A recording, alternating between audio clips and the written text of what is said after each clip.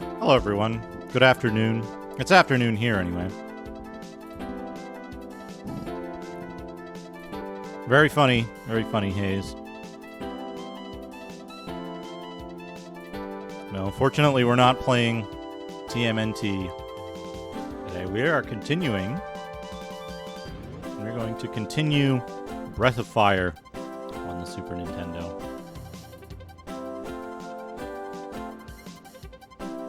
Which is a very good game, unlike TMNT. But Breath of Fire, yeah, one of the best RPG, one of the best console RPGs I've played in a long time. I remember liking it as a kid, and it really holds up. You know, it certainly holds up. But yeah, let's get started. Everything working? It might be. I gotta determine the era for the Super Nintendo Gamekeeper. It's all about peak. When was the system's peak? Right? What was the peak of hype for that system? Yeah, that's enough messed up MIDI. That's enough messed up MIDI. We can move on to this. Breath of Fire. Bronchi the Bronchiosaurus. That sounds like an excellent game.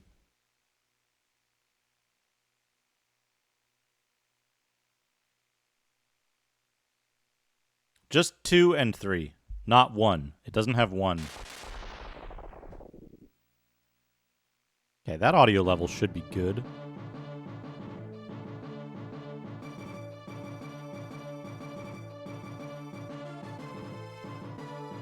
Wait. What did that just remind me of?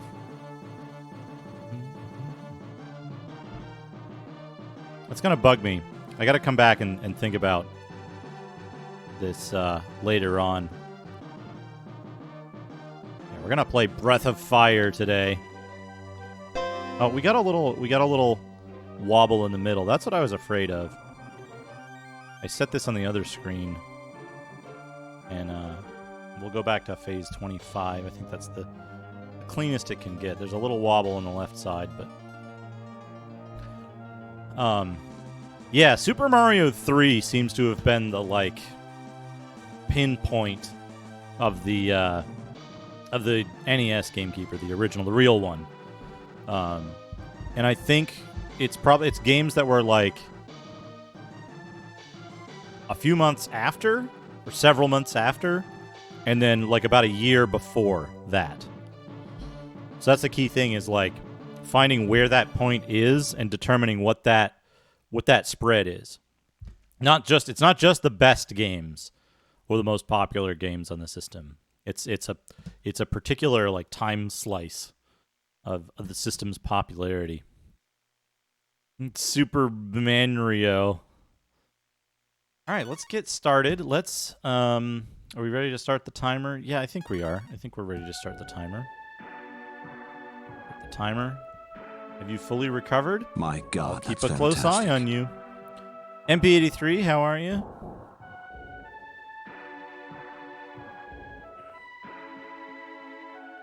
Who's all here? Ashen Circle, Lawn Dog, MP83. Nice. Glad to hear you're fully recovered. Dude 2010, Cuba, Hazemaker, Hiriana, Chubo, Yesopi, Floor is Lava, MP83, of course. Welcome, everybody. Thank you for the host, MP83. Hey, Stuck Thread, how's it going?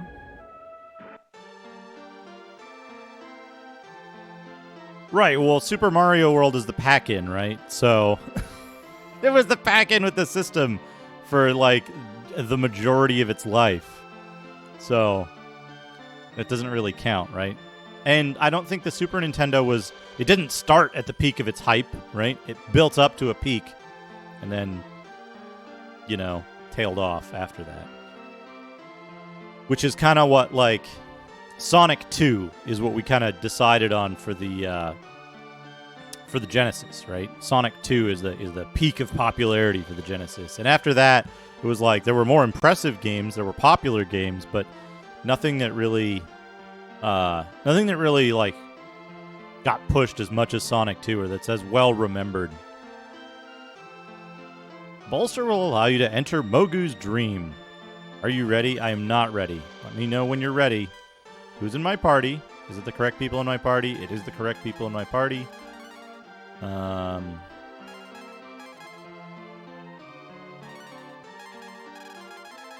What does the Dream Ring do? Why I have the Dragon Sword, but I don't know what it does. I have the Maestro and the ring. I probably still have fishing shit equipped on this guy. Yeah, put the Dream Ring on and the regular ring, I guess. Whatever those do. Ooh. You ready? Yes. Go! May success be yours. Here we go.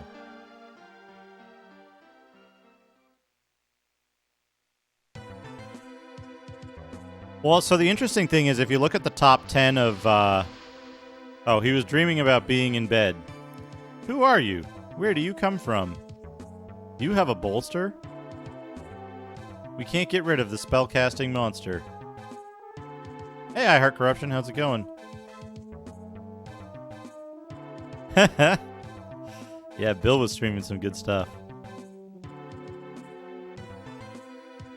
What's going on outside? I think there's like super wind outside. The monster is in the North Tower. Please rescue Mogu. Hey, DNA, how's it going? Well, so if you look at the top 10 games on NES, it's actually not the top 10. It wasn't the top 10 games. It's specifically not the top 10 games that were in the Gamekeeper, right? I think out of the top 10, it's like maybe Super Mario 3. I don't know if Super Mario 2 is even in there. If you look at the top 100, I think maybe it's most of them, but they're further down. Have fun tonight, Mr. Donut Duke Dozip. Duke Dozip. Way Out West, thank you for the 250 bits. I'm Mogu's anger. I can't help you because anger can't solve any problems. Duke Dozip. I'm Mogu's humor. Don't worry, be happy. Ha ha ha. I'm Mogu's reason. Mogu will be whole only when we are all united. There's another one. Yeah, over here. Hey, our hero Jack, welcome. I am Mogu's fear. I want to destroy the monster, but I'm afraid. Yeah, I don't know about that, Hayes. I don't know about that. I don't know about that. There's kind of two peaks, though, I would say. There's like 84. Look at this. Look at this. He's got paintings of Arthur in his dreams. There's kind of two peaks, it seems like, with the C64. There's the early one that's like maybe 84, and there's a later one that's like 88, maybe. From what I can tell. I am Mogu's sorrow. The absence of courage has separated all of us. And again, you only pick 10 games for the base, and then it's 10 games of any era, whatever you like, to fill in the blank 10 pages. That town looks like a pressure. How's it going? How does he hold the cup? Maybe he's not holding the cup. Maybe the cup is on a surface, and he's leaning down. He's leaning down in towards it to smell that delicious coffee. Yeah, we can fight these guys. The D Knight.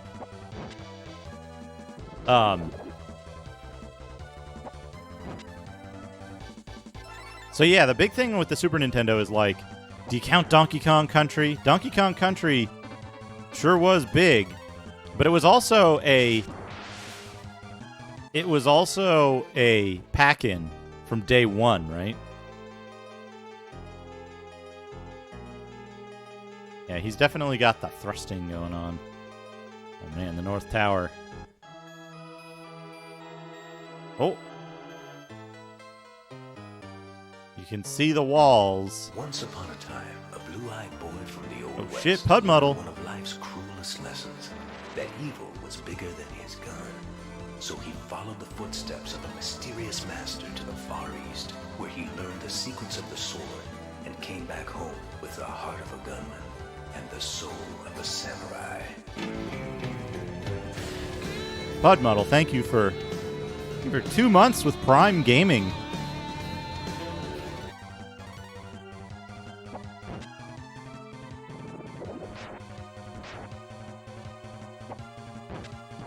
Appreciate that. Enjoy the emotes. We got the new emotes down in tier 1, thanks to some incredible generosity. Last stream, I think it was.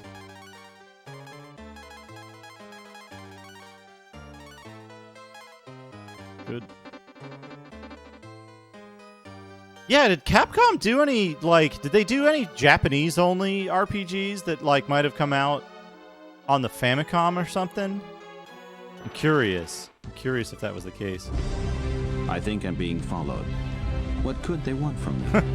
Clark Mark IV, you would follow. Yeah, I know little about this dungeon. I remember doing it. I kind of remember the... Squaresoft published this in the U.S.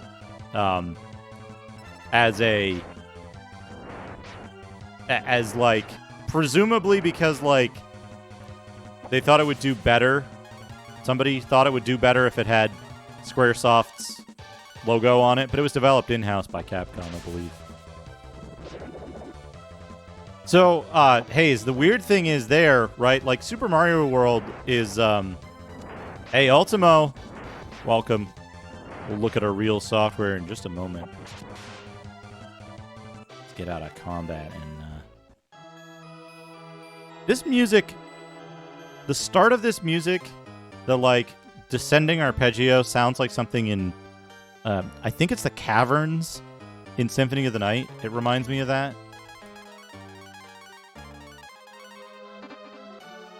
Okay, let's...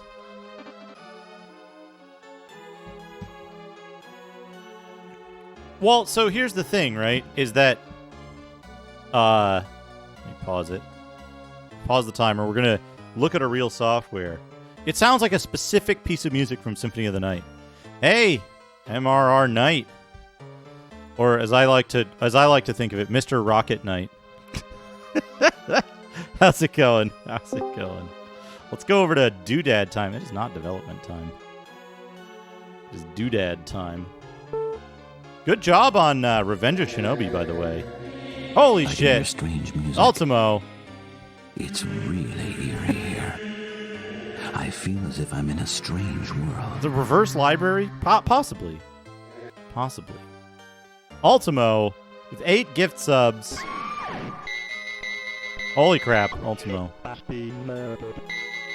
Jamie VX, Mr. Radon, Tracker, Menafee, Douthie, Somniatus Streams, Elena Ray the Gaming Cat, Austin Coolston. Enjoy your subs, enjoy your emotes.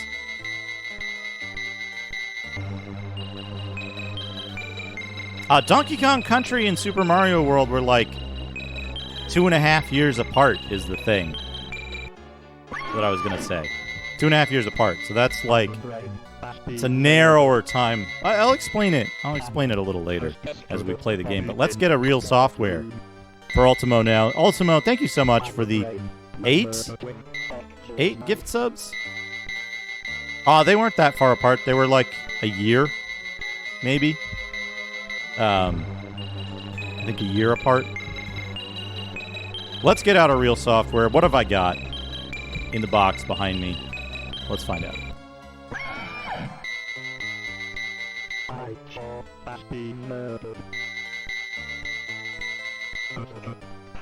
Goal! We got Super Mario World. We got a very dusty, dingy Super Mario World. This is the one that came with my Super Nintendo. It's impossible to focus on it. Yeah, this is the pack-in. This is the original pack-in. I can hear strange music. Focus. It's really eerie here. I feel as if I'm in a strange world. This is Super Mario World. This is an incredible game, by the way. Incredible game. I've had this copy since I got my Super Nintendo. I got the Super Nintendo a little late, I want to say. I didn't get it right away. Because... Right, didn't I? I don't know. I know when I got it, I had Super Mario, F-Zero, and I rented Pilot Wings.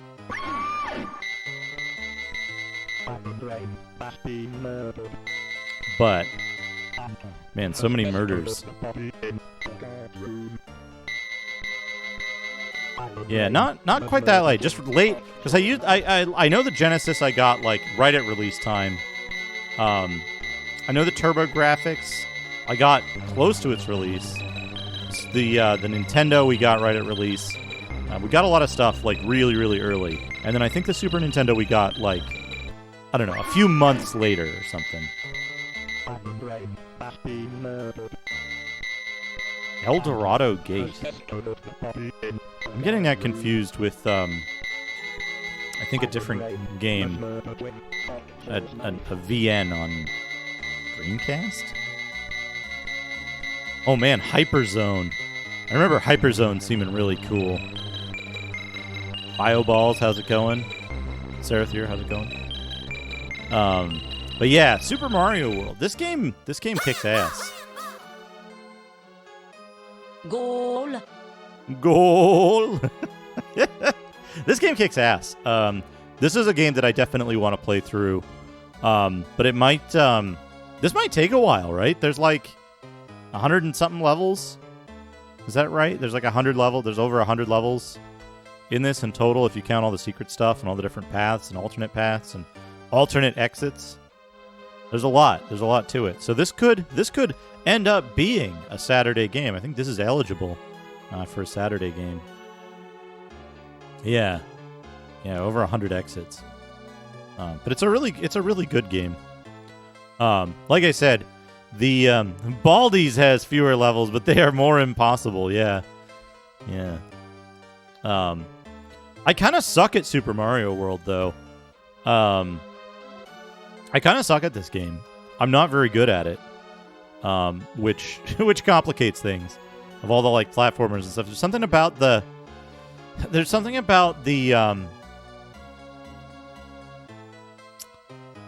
physics of it that I just like cannot process. I think it's better than Mario 3 personally.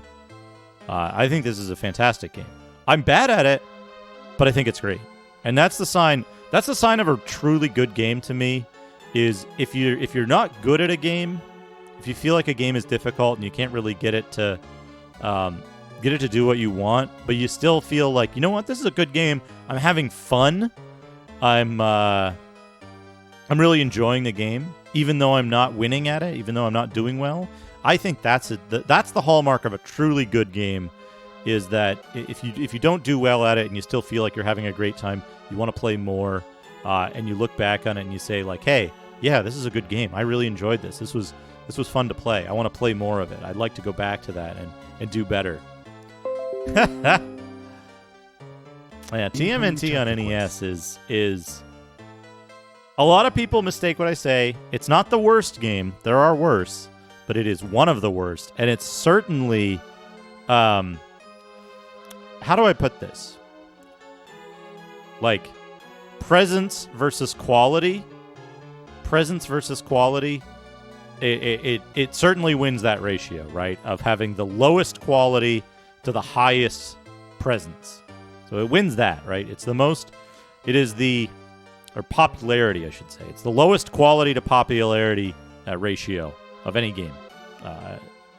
Possibly any game for any console. But yeah. Yeah, Nightshade looks like it has incredible combat. That's like the worst game everybody had, yeah. And I think, Chubo, it was something you said, which was, it's bad in uninteresting and mundane ways. What could they want from me? Skeleton Stickbug, thank you for the follow. Yeah, there's a quality that some NES games possess, which is worse than Ninja Turtles. It's the dividing line, I think, right? It's the high watermark of terrible quality in terms of presence and popularity and stuff like that. So you can rate a game very clearly. You can say, is it better or worse than than TMNT? And if it's worse than TMNT, it's an awful, terrible, real shit game. If it's better than TMNT, it could still be bad, but it might have at least some redeeming feature with regards to the game and functionality itself. Anyway, Super Mario World, better than Mario 3, I'm pretty sure. It was first for TMHT. I was gonna say earlier, Hayes, you can't say that TMNT was a pack-in. It never was. Teenage Mutant Ninja Turtles was never a pack-in game. The NES was the first system to get that particular iteration of a Teenage Mutant Ninja Turtles game, MP. Who designed it? They never admitted it. There are no credits for the Teenage Mutant Ninja Turtles NES game. Yeah, Mario 3 is a great game. Mario 3 is fantastic. Super Mario World, probably not the most impressive game for the Super Nintendo, but it wasn't the same game, Hayes. It ran in 50 hertz. It was shadow designed by Mark Flint. The jumping isn't interesting enough in it. It's broken in less interesting ways than if it was a Mark Flint game. But yeah, here you go. Here's your real software. It's a disgusting copy of Super Mario 3. You can see all the dust and dirt and grime on it. But it's one I've had around for forever. What is that, like? Was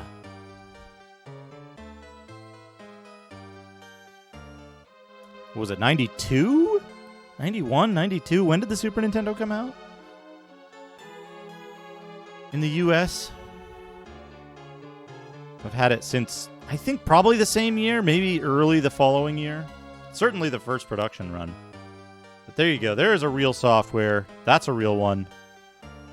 A real old software. Let's get back to this dungeon. Start the timer back up. Out of the menu. Here we go. Here we go. This is just a big old labyrinth. We don't know which way we can go down here. But we can hit this and we can go back and check.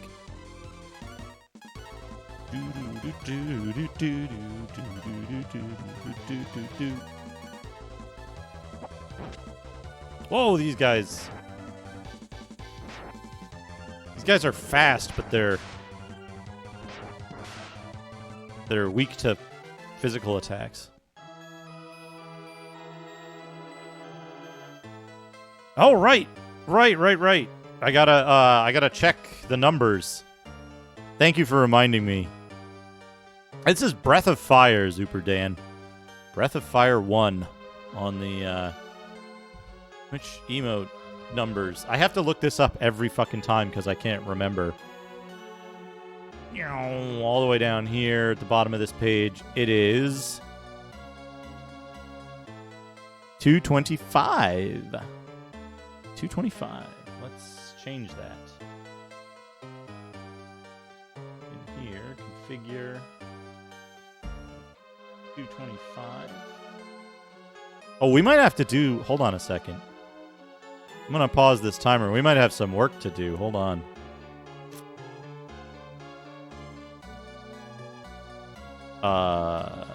Preferences? Partner. Fuck, I navigated away from the Stream Manager page. I hate when I do that. It clears chat and everything. Right, right. Middle click. That's what I wanted. Emotes. There we go. There's the 13th slot. Hold on. We got work to do.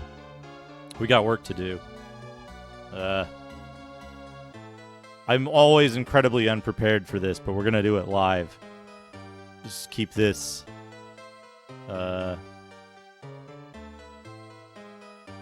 Don't do that because it'll probably crash stuff. You got to move windows over. Dragging a window across something else.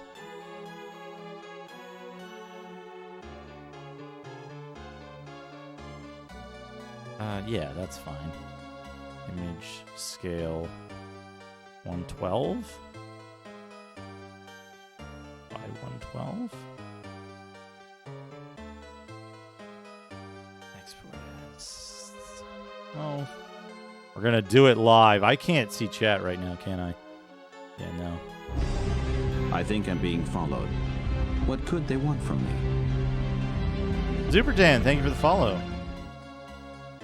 Export.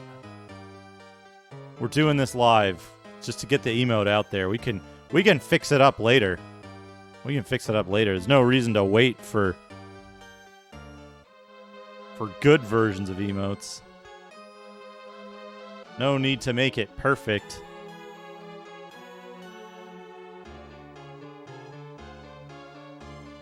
Scale image 28. Hell, it doesn't even need to look good.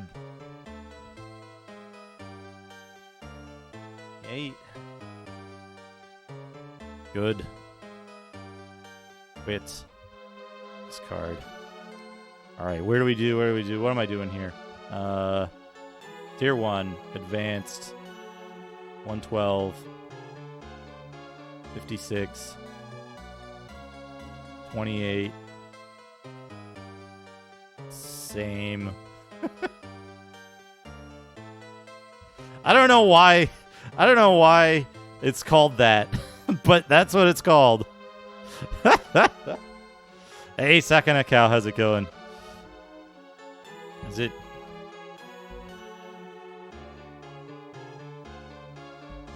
Is it live?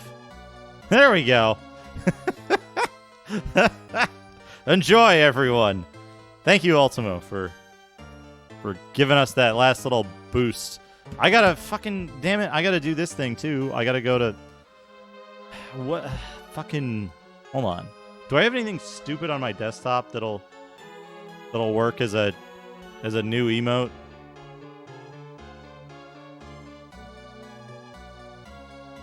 Yeah, sure I do. Let's put it in. Let's put it in because it's stupid. Yeah, none of this.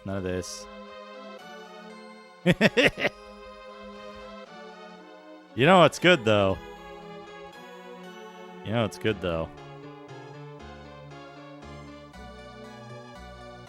Hold on a second. I need to make sure this works at 28 size.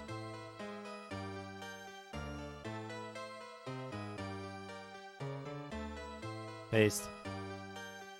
Image. Scale image. 28 by...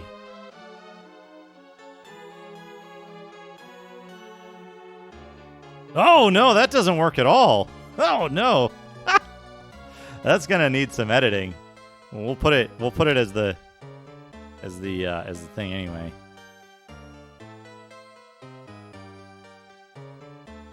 Yeah, that's good. Let me do a little cleanup here.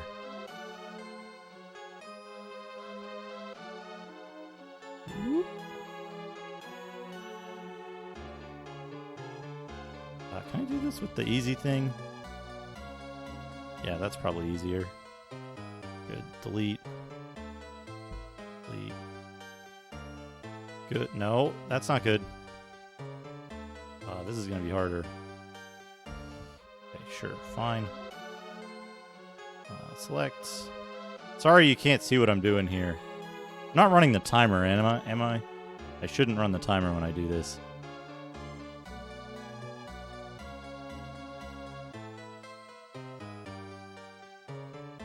You can just do a rough job. It's not like we're going to get 25 no, extra subs this stream, so I don't have to make it like final quality. We'll be getting it sometime later, I'm sure.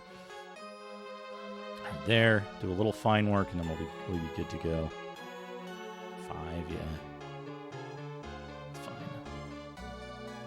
Fine enough. Just doing a quick edit. Don't worry, folks.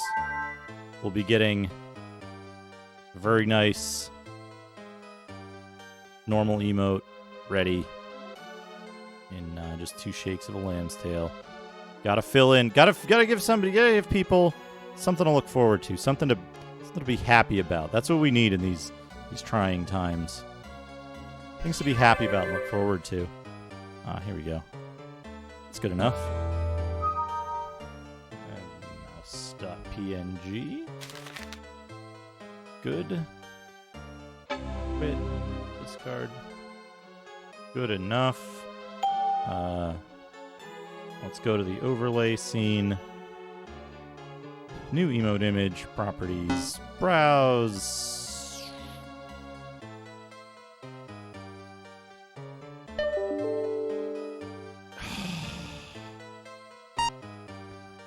I hate this about GIMP. It has a default save location that is nowhere you ever want to save anything. Let's export this again to desktop.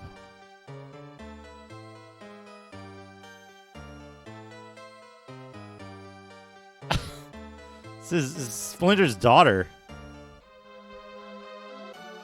There we go.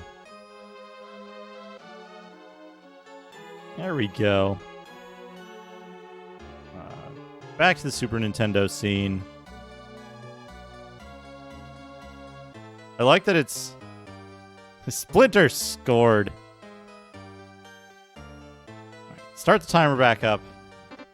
We're going to walk left. Oh, right. Yeah, we saw this. There's some kid there. That's fine. Doo-doo.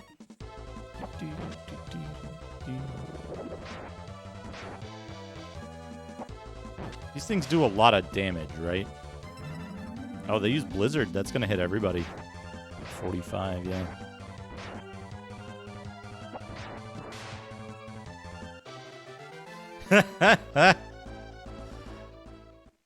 That's a good mouse. Well, we might find something. There's probably some... I'll be honest. There's probably something better from Mouse Police that we could put in there. But that's the placeholder for now. When we open up the slots, I'm very... That's what I'm looking for. I'm very, open to filling in better emotes.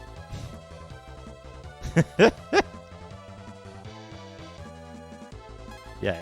GIMP saves to, default directories that you, cannot get to. It's like a documents folder, but it's your local documents or something. So it's not actually the one that clicking on documents takes you to. You're probably going to do more damage with the Rage Hammer. Although she's been doing good damage with... Oh, yeah, this thing is strong against physical, so 60 is good there. Oh, she got hit real hard.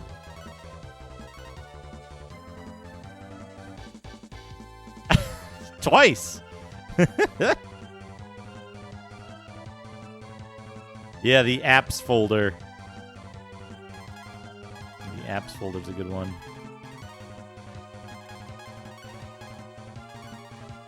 Yeah, no one will find it. No one who has local access to my computer. I think I'm being followed. What could they want from me? Sacrifice GGTC. Thank you for the follow.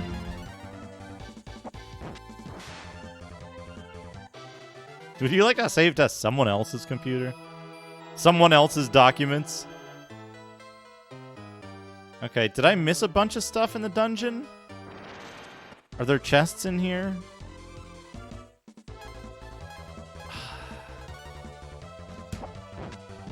Get to the chopper. Get it? These guys are called Chopper. Hold on a second. I'm gonna look this up.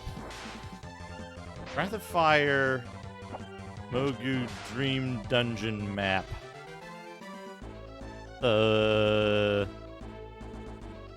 Mogu's Dream map.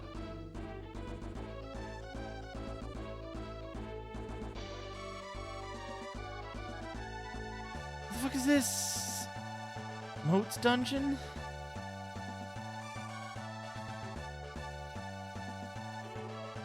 Hey, Top Boss, how's it going? You want to know if there's a chest in here that I'm gonna miss, right? Lake Cave Moats? North Tower?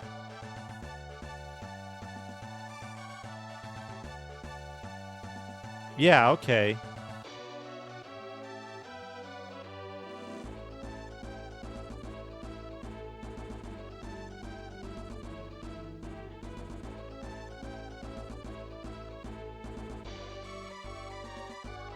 Okay.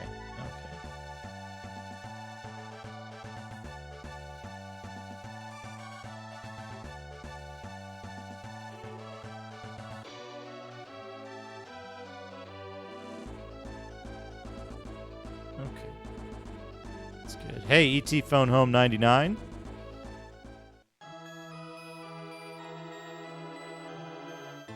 As long as Mogu's senses are scattered, you won't have a chance against me. Do you want to fight? No. Run, coward. Ha ha ha.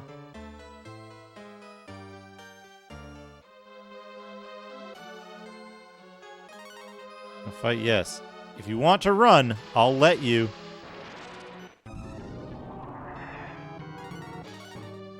Oh, man. Mothro. I bet Mothro has unlimited hit points. Timeout. Miss. I bet we can't hit at all. Yeah.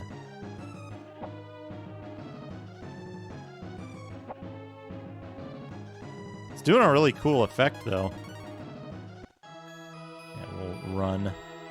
Run, coward. Ha ha ha. Okay. Miss Lady. You? Exit. Yeah, he's Sinistar. Okay. Can we warp here? Can't use this right now.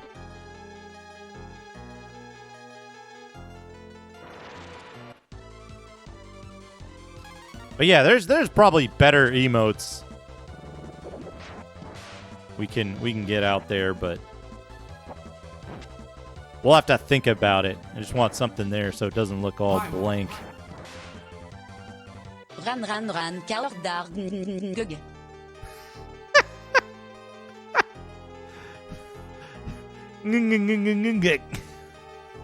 Also, thank you for the 100 bits.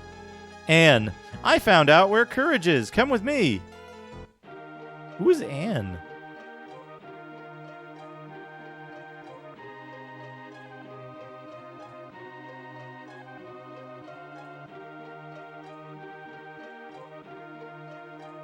She goes into the town and disappears. Oh, here she is. Very wise man fixed the bridge to the south. Okay. A road to the south is impassable. Literally impossible to pass. Yeah, we got the mouse emote. Welcome to Item Shop. How can I help you? Okay, yeah, we can buy all kinds of shit here, which is good. Acorns restore MP. Yeah. Welcome to the inn. It's 10 GP per night. Cheap inn. But they still charge, even in the dream world. You enjoy your stay? Please visit us again. Oh. Save it. Tell me your story. Yes.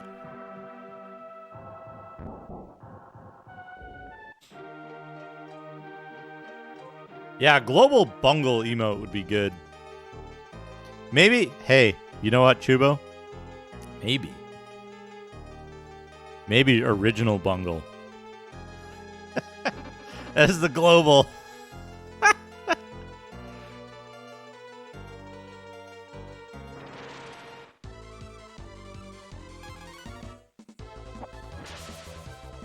Do I have bungle? I should have bungle on here.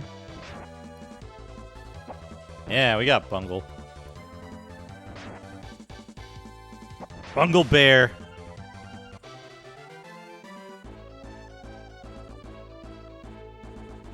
Nonsense. Original bungle is just a regular old bear. Oh, like curious, clumsy, lovable bear. The bridge to the south. What are they talking about? He's just a regular, normal bear.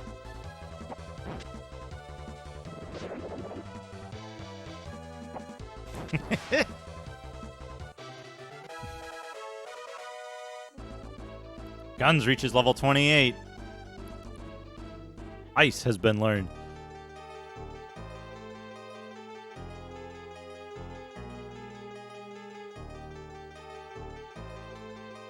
The bridge to the south. Is this one of those non-Euclidean things where you have to, like, go to the south here? No. To be able to sense courage, since we are both parts of the same mind. We know where courage is. Everything will be okay. If only courage was with me, I would have strength. The monster thinks we can't do anything without courage. That makes me more angry than usual, but it's true.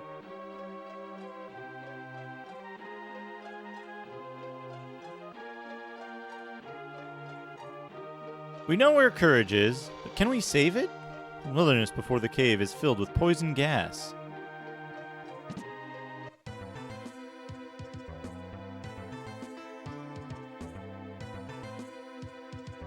Oh, it might take a minute to sync. We just added it. We just added it today. Hey, Shadrock, how's it going? Oh, that's not a good kind of magic. Yeah, it showed up on stream. With the 5 attributes, our people can break free of their dreams. One of the attributes, courage, is being held in the South Cave. Okay. Very wise man, fix the bridge to the south. Where's the bridge? My God, that's fantastic. Lightspeeder, thank you for the host. Welcome. Welcome. Bungle Blooge. Oh, no.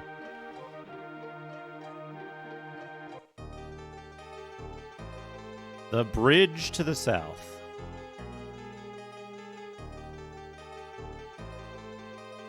There it is.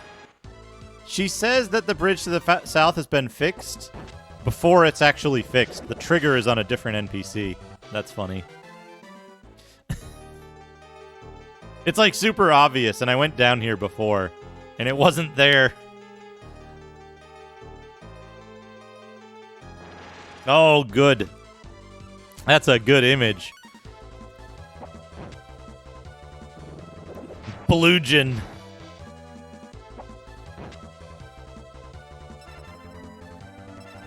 Deflect. What does deflect do? It doesn't deflect them getting owned by beef. Bam. Oh, you know what I'm excited for? I'm excited for tomorrow as well. We're going to play Might and Magic 6 tomorrow. That game is fun. That game is fun. This game's fun. You know, this is a good game. This is a good game. I need to go over there.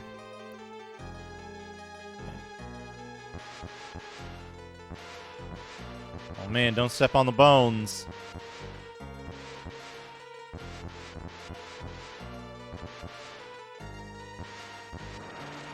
Ah, 6 is Mandate of Heaven. It's the one after Zine, the first 3D one.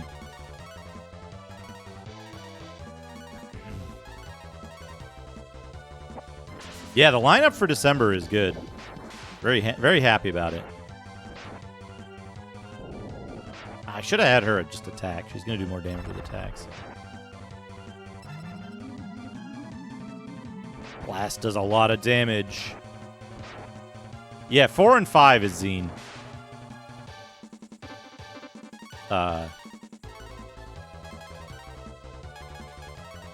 6 is Mandate of Heaven. And then, what is 7? I kind of don't know what their titles are after, Blood and Honor. And then isn't 8 like the World Destroyer or something?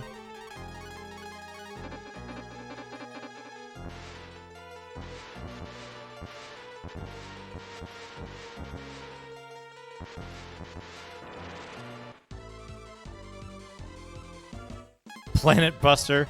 Oh man, what do we got here? Warhog X. Yes, Warhog X.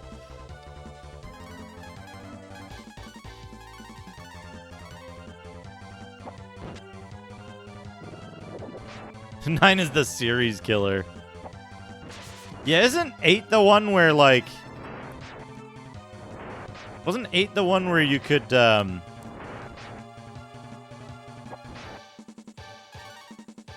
you could get a dragon in your party right at the start of the game, and then you never had to worry about, like, getting flying or fighting anything because the dragon was, like, just impossibly overpowered.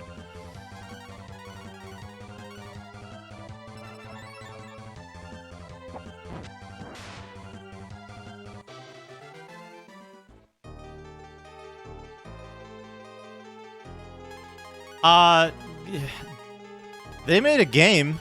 They made a pretty decent RPG game, but I wouldn't really call it a Might and Magic. Although to be fair, playing it, I see how like the Might and Magic series was just like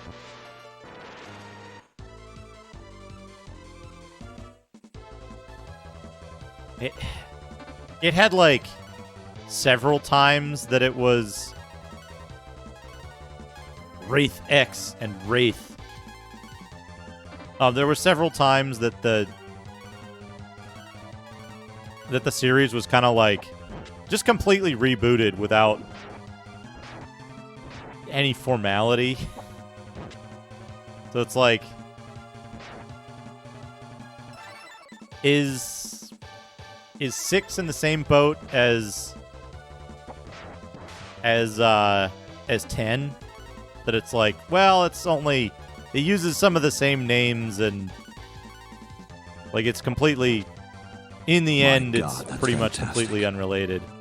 D, thank you for the host. Welcome. But 10 is a different game. 10 is a different game, but it's, to me, it's a passable, you know, tile-based, turn-based RPG, which nobody was really making at the time that it came out. It's not great, but it's not like total shit. But it's also not great, fantastic. That move's supposed to have a how much chance to fail?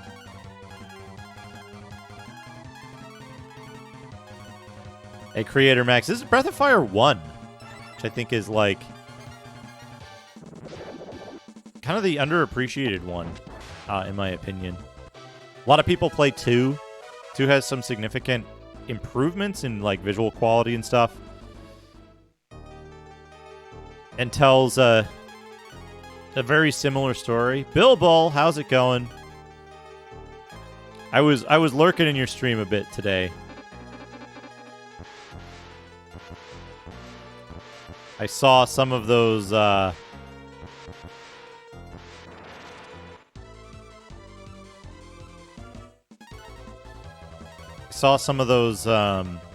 business management screens. Always good.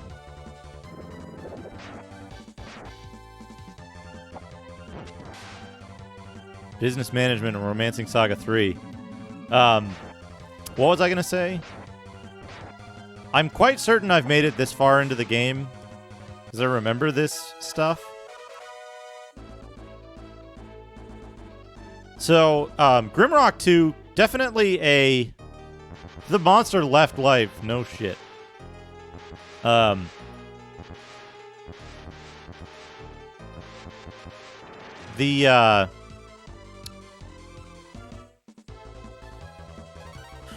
was I gonna say?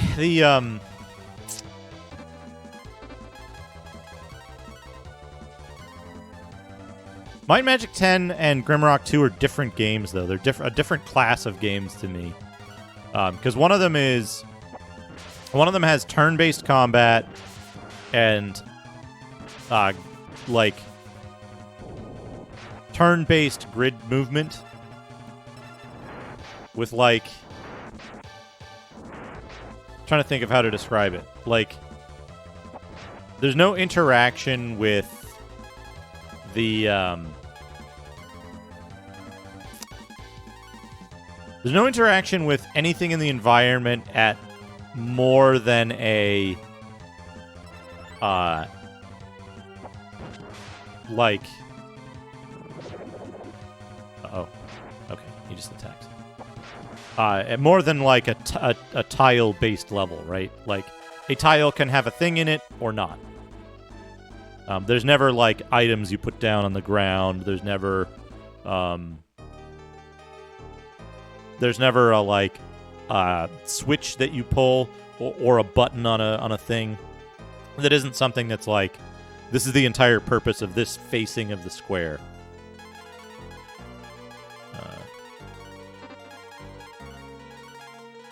You know? Oh, yeah, who got Char? Somebody got Char. Oh, she got Char. 36.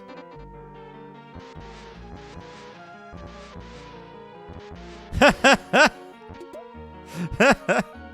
got the light shield. You can use the light shield with a life armor. Icy shield. You can't use the light shield, huh? Yeah, I haven't been using blue because she's a pain in the ass to manage. Because she runs out of attack magic, so like... Lady guns! Okay.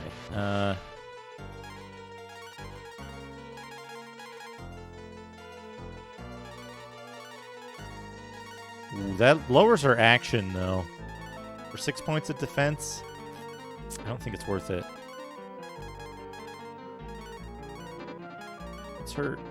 What's her act? 61? Yours is 80? Yeah, you can take that. Yeah. Guns gets all the best attack magic. But it's a pain in the ass to manage because, like... No! I didn't want to do that. Fuck. Did I poison everybody? No. We just took damage. You can get acorns. Which makes it fine, but it's like... Do I want to just, like... Wait, does Fort X do the whole party? Yeah, that's good. That's a good thing. Attack up, Dad.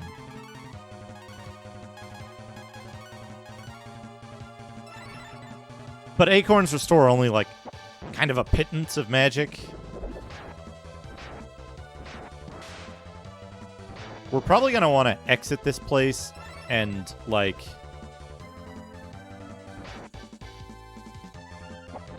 He's dead. Just auto-battle this guy down. Yeah, it's weird. Like, this one I like because it's, like... It's relative simplicity compared to a lot of other RPGs. It doesn't try to be too big. It doesn't try to, like, push too big of an idea in terms of its plot. It's like there's bad guys. You fight the bad guys. You know, it's very straightforward in how it addresses some of that stuff. And I kind of like that. You know, a lot of times I don't want to think too hard about who's the bad guy and, you know, why your characters, their struggle is so human. Sometimes I just want to be the good guy, you know? Oh, he got zombied. And then killed instantly.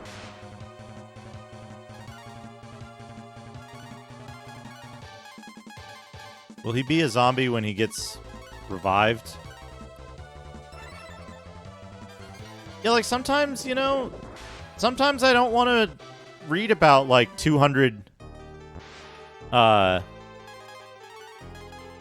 don't want to read like 200 pages of fucking political intrigue about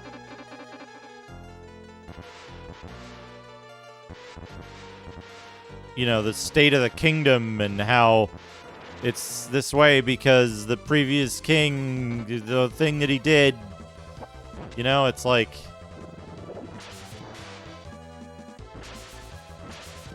sometimes I just want to be the good guys, Just have a good time and kill some monsters. Right? I don't know what TLOU 2 is. Sounds complicated. Do I have some acorns? I do have some acorns. It's restore 20. Oh, I don't know anything about The Last of Us 2. Seems like a fine game. High production values. Seriously? It's a fake open spot that you can't go through over there.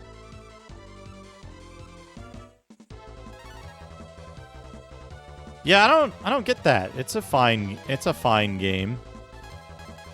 Like, I don't know why anybody's upset about it winning Game of the Year.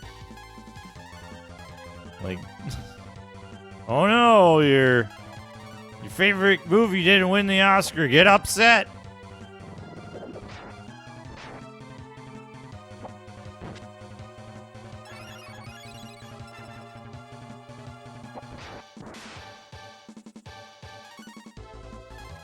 I don't even know what the voting process is, or like...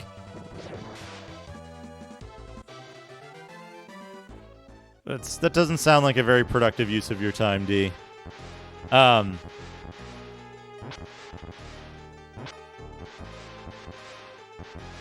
What's the opposite of fantasy walls?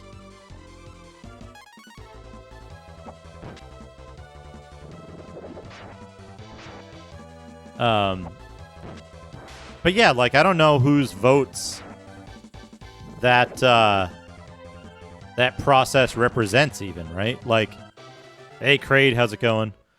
Like, I can look at the process for how they select wasn't fantasy walls?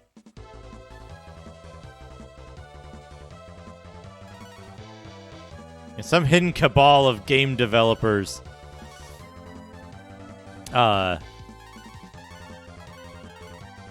Developer is like interloper.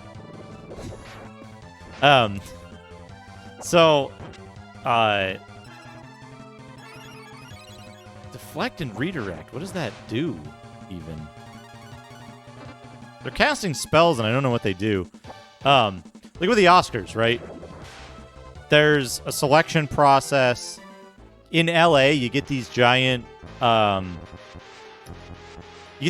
billboards, right? They put up these huge billboards advocating people to vote to nominate specific films for the Oscars. So it's just a thing where, like, if you're a member of one of the guilds or whatever, you get a form and you're like, yeah, okay, this. You could write in some stuff, but it's like mostly based on stuff that's selected by the Academy.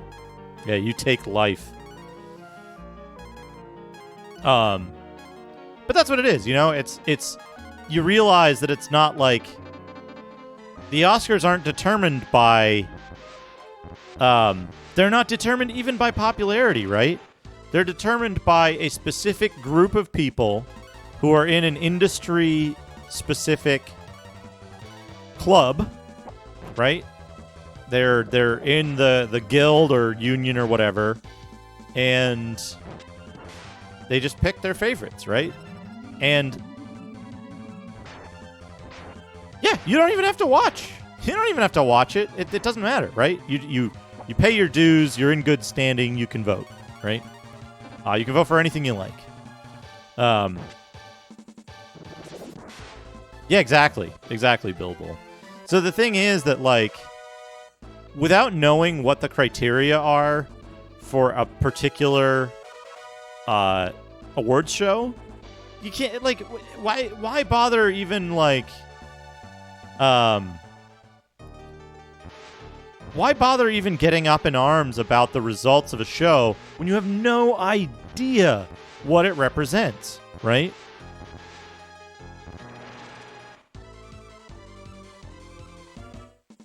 Right? Like, it's really just an opportunity for people to advertise some good films, get a little boost to a film they thought was good, or a video game they thought was good, that's already probably one of the most popular out there, right?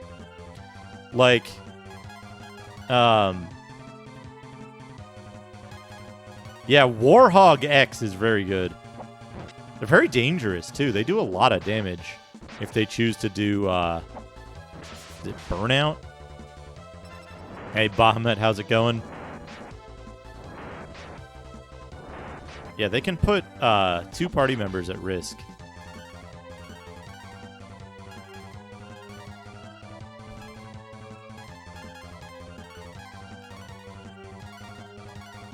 But, yeah, if you don't know, like, if you don't know who the voting population is for a particular game, or for a particular awards show, then, like, why even bother, like, getting even the least bit involved in it, right? Because you're like, you don't know who the game is popular with, right? You don't know who thought the game was really good, right?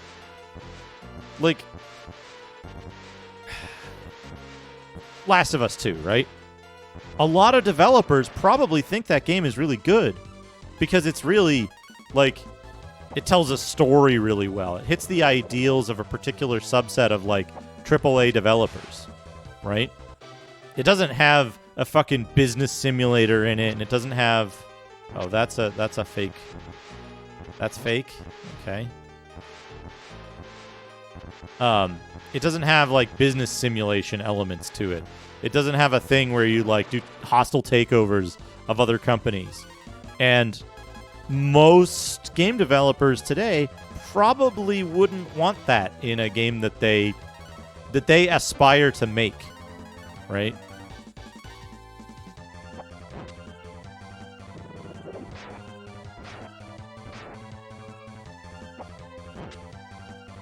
But the key thing there is that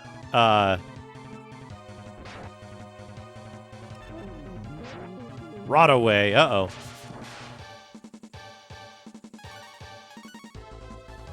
Attack, cast, heal? Does heal zombie?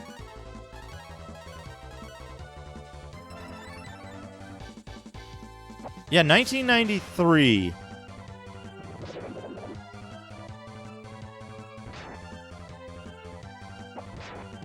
What would have won 1993? Probably not Doom, actually. I feel like Doom had a bigger, had a longer ramp up to being so popular. 1993 video games.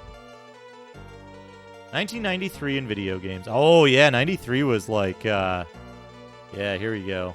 Notable releases. Let's see here. No, maybe. No.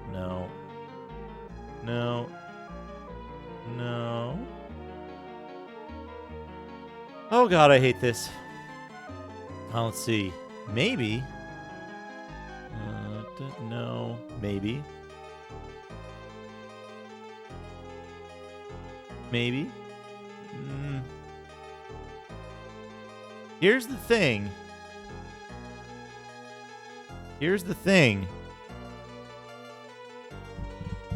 I bet in 1993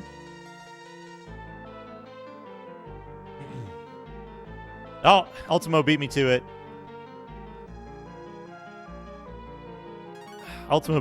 I bet in 1993. It's not. I bet in 1993. Oh, this is annoying.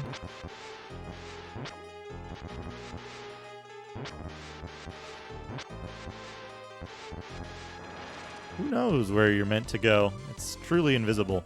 In 1993, I'll bet that most people would have awarded something like Myst Game of the Year. Return to Zork, Myst, another like CD title with FMV. Yeah, Seventh Cast maybe not, but yeah, it's a good dungeon. But it would have been some bullshit like hypercard game with FMV in it. But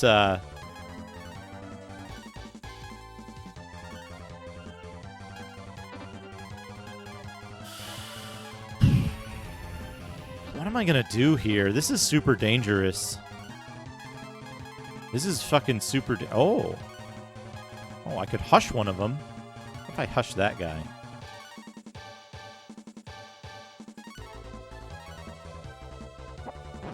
But, like, Doom was big later, right? Doom came out in, what, March?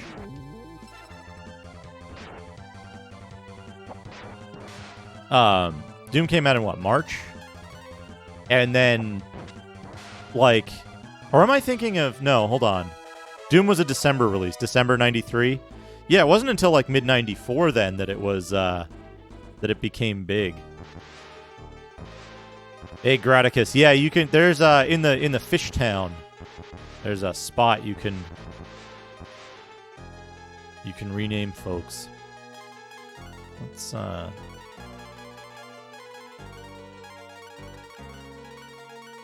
Let's just use up a whole stack of acorns. We can buy a new stack later.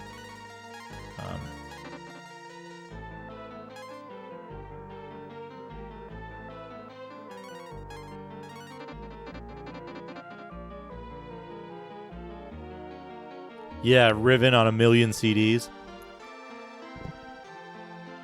Nice. 1993, Game of the Year, Bubsy. Right? Bubsy. I told you Bubsy was super fucking hyped. That's why it's gonna be in the fucking... It goes in the Genesis Gamekeeper, right? Bubsy goes in the Genesis Gamekeeper, not the Super Nintendo one. Abs Nerdity, I think you probably... It's like between you and Sharpie to decide who gets Bubsy. Look at this guy, the fucking king of fruit here. Courage. You're looking for courage. But it's not here. What you see is only form, not substance.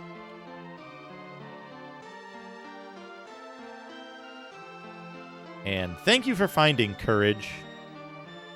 Wise man, courage is depressed. That's me today. Courage, snap out of it. You're still powerful. Live your life to its fullest. And you'll give it meaning.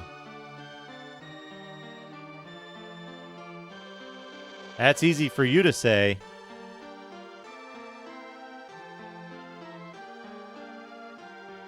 You're the embodiment of courage. Act like it. Don't upset him, courage. It's bad for his heart.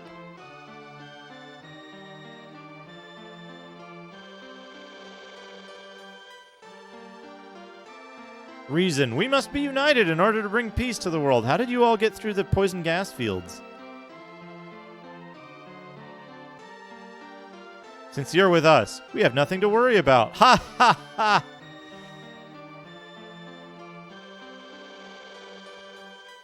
It's in my nature to be distressed, but not yours.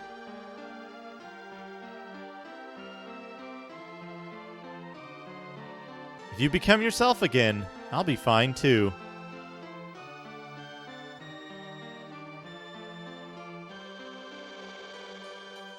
Let's beat up that monster.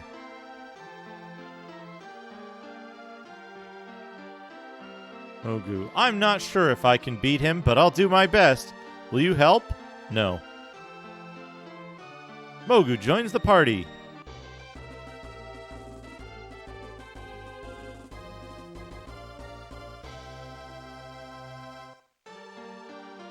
Okay, who gets ditched for... Oh, he just... Those fucking bedroom eyes. Look at him.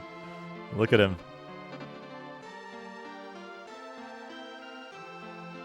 I like that he's just in the back. He knows his place. He's not a jerk. You really have to go through this again, don't you?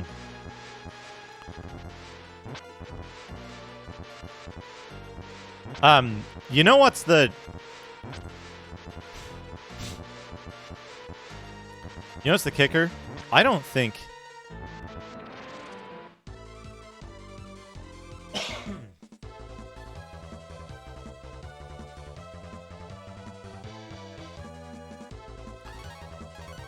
I don't think that Bubsy is as bad as TMNT. Honestly. From what I've played of it. Granted, I haven't played the later levels.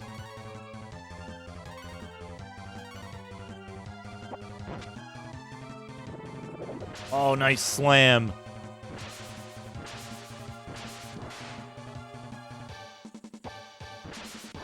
I will play Bubsy, though. Bubsy's going in. It's going in one of them. It's going in one of the gamekeepers, because that game was fucking hyped to death.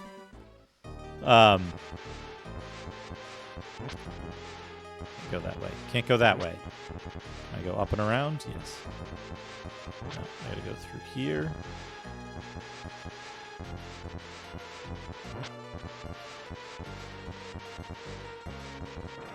Does Bubsy make you start over every time? Does it not have... Does it have limited continues? There are passwords for each stage. The game doesn't give them to you. Good. Is it limited continues and like start over from the beginning every time?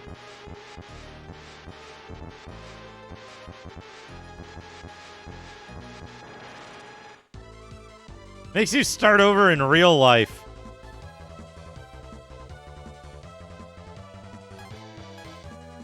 It's like a Hydra, but for butts. There are passwords for every other level.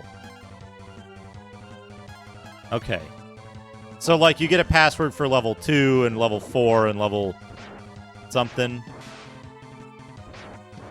So far. Now, I am happy to be proven wrong by this. But, so far, I have only found 2 instances of last password is for the second to last stage. So here's the weird thing. Otter Chop, what you're talking about there. There have only been 2 documented instances where fear of rentals or fear of games being too easy has figured into the design of games as stated by the developers of the games. In a lot of other cases, it's assumed, but there's no proof. There's no actual link that says that was commonplace. Oh, they just killed him. That's 100% effectiveness for that spell this playthrough, this session. There's no indication that it was done except for in the case of the Lion King with the monkey level, and a vaguer statement by the creator of Echo the Dolphin, that he was afraid that the game would be too easy, so he made it harder. which doesn't actually tie into rentals directly, but it is a case of like a developer explicitly stating that they made a game harder on purpose because they thought the game would be too easy to finish. The people would finish it too quickly, is what they said. But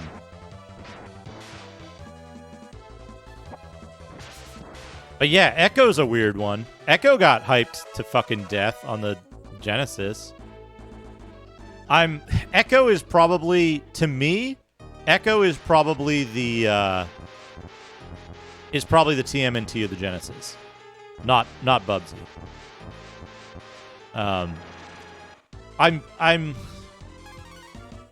It's either Echo or fucking Jurassic Park. It's one of those two. Is the TMNT.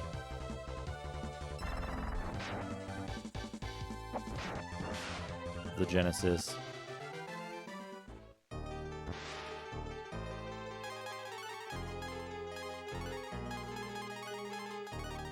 As far as I'm concerned, Echo is a literally impossible game to finish in terms of like a human being finishing it and determining that it is still a game and not a torture device afterwards.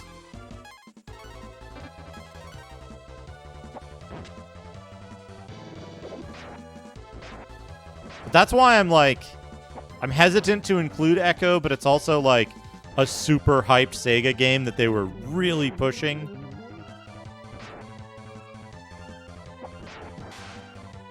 So it's like, yeah, it should go in there. I don't want to play it. I think I'm being followed. What could they want from me? Green Dog, the beach surfer dude. SEH9138. Kid Chameleon is a strong contender, but I think Kid Chameleon is a little too early, right? Kid Chameleon is, I don't think it did. I think Fido Dido might not have come out.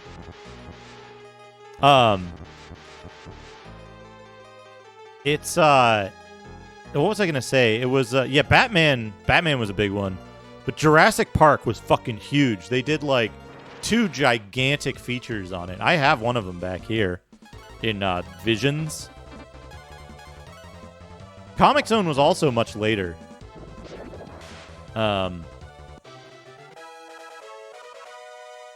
Mogu, level 23. Right? Yeah. Yeah, Jurassic Park is one of those everyone had it games that that might not be good. I kind of remember not liking Jurassic Park on Genesis. Feeling like it looked really good. And they certainly like That's good, Ashen Circle. It was extremely hard for, like, if I remember correctly. Again, I haven't played it in a long time. It was extremely hard for reasons that I associate with bad games, right?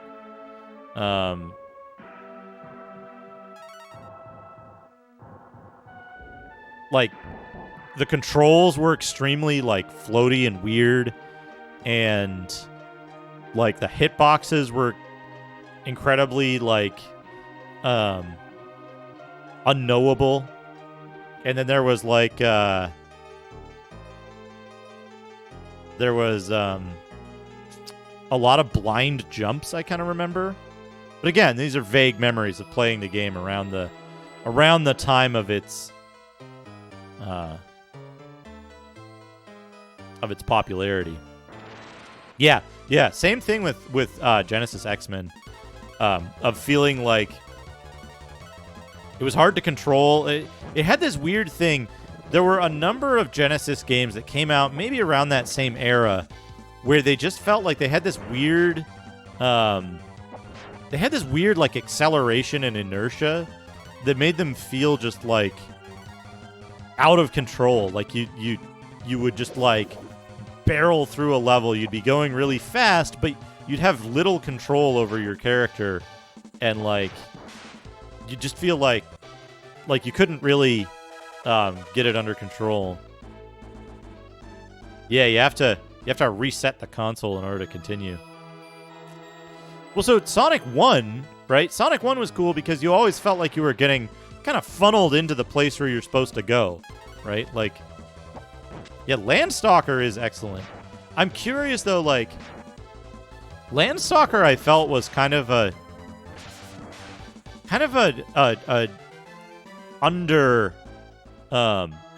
underhyped game, right? Like, I saw it and I was like, hey, that game looks fucking awesome, but I can't remember a single, like, full page ad for it or like anything about it other than just like seeing it in a in a video store and being like, this game looks cool, I want to try it, and trying it out. But again, you know, we look at the Gamekeeper, and it's like the Gamekeeper is mostly games that were like popular, or not necessarily popular, but like it's what was being pushed at a specific point in time. She should use the thing. It was like, you know, it was games that that Nintendo thought people were excited about, right? Or wanted them to be excited about. So it's weird. Like, you can look at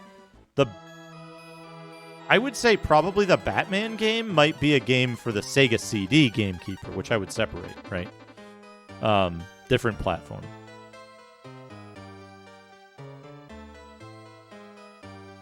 But, you know, like,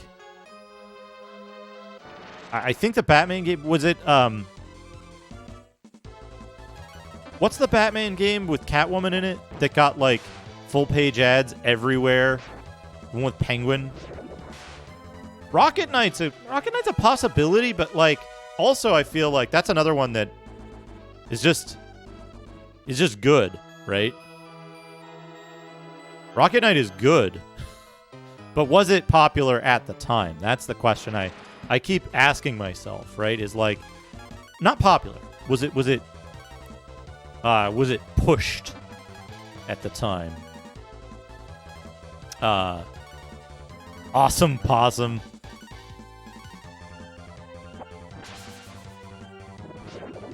Was it something that, like, was, like, used as a kind of, like, yeah,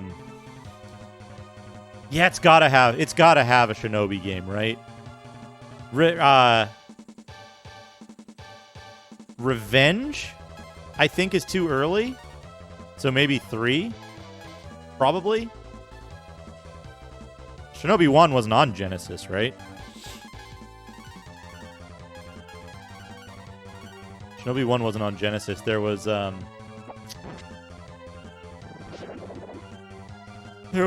Revenge and Return and 3, Shadow Dancer.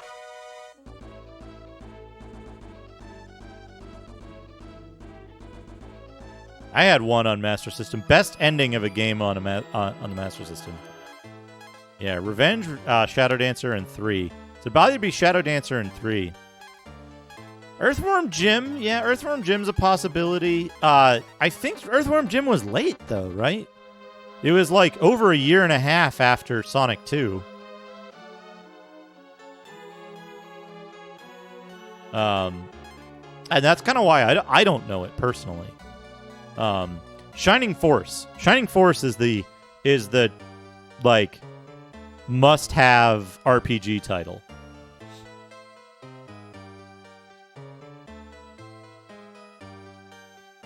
Huh. Yes, of course.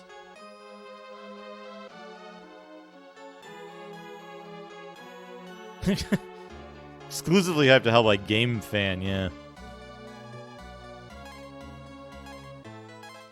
Yeah, Shining Force 1, I think, is the right era.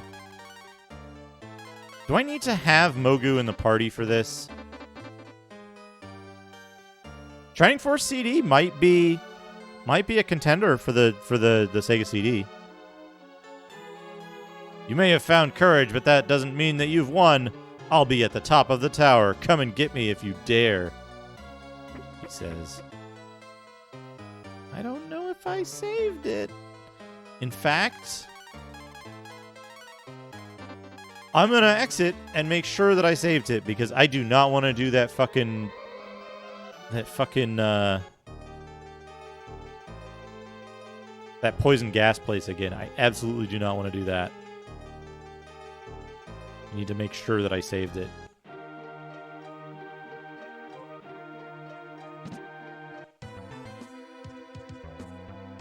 Yeah, Earthworm Jim is weird to me because, like,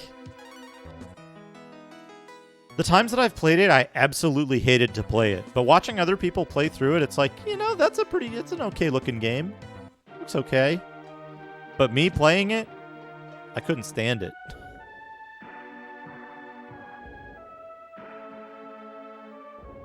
You're telling your story, yes. But Earthworm Jim, I think, is a little later, right?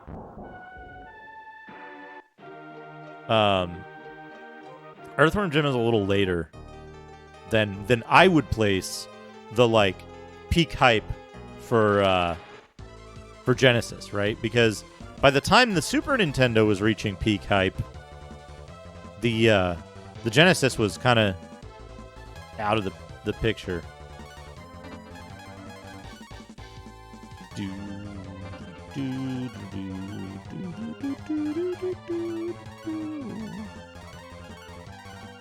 I would say SNES was like, 94? 94, yeah.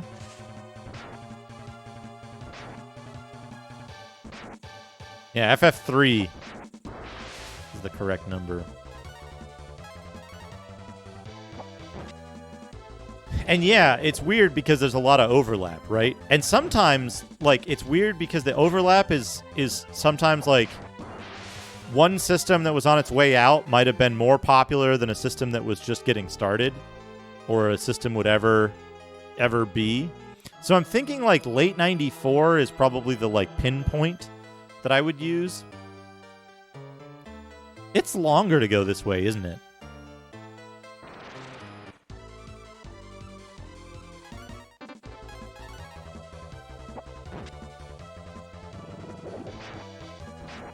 PlayStation is weird, right? Because PlayStation 2...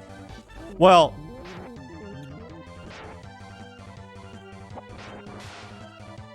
Yeah, like...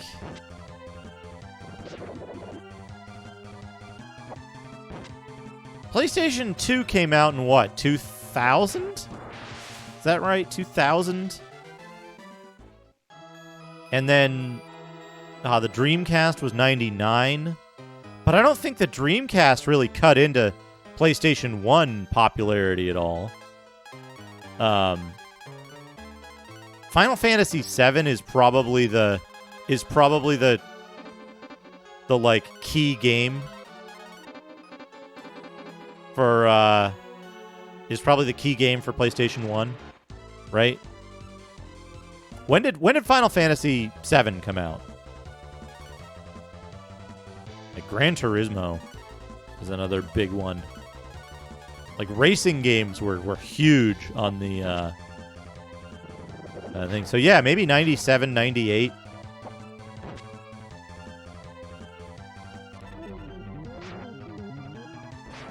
Retailers didn't want to have shit to do with the Dreamcast because of the shit that went down with the Saturn, and then a repeat of that again with the Dreamcast, where a bunch of retailers got snubbed. It was just like,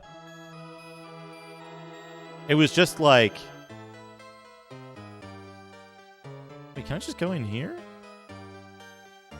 Oh, that goes around the bottom. We don't want to do that.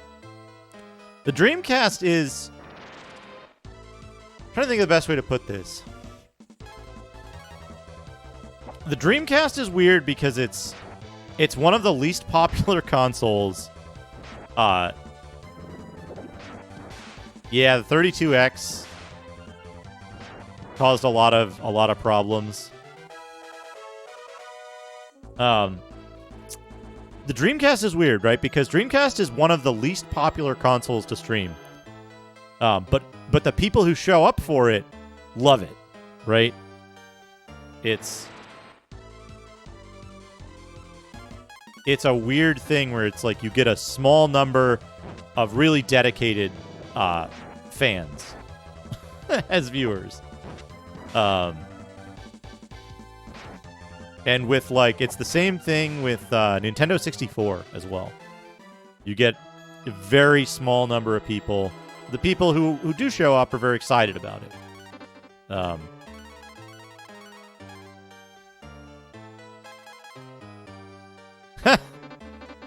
You know what's great? You know what's great is the official Sega emulator, the Sega Genesis emulator, the official one on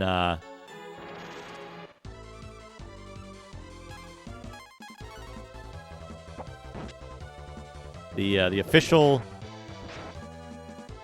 Sega Genesis emulator on the Dreamcast. Oh, that's not good. That's not good at all. Peak PS2 game. That's an interesting one. Because, like, by the time the PS2 came around, I was interested in doing a whole bunch of other stuff. Because, like, I became allowed to drink and go out to bars a year after I got the PS2. So it's like, my gaming kind of...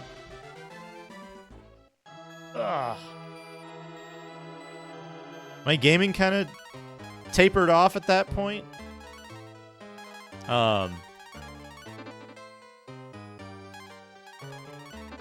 There is so much weird shit on the PS2. Wait, no, I'm lost. I go this way.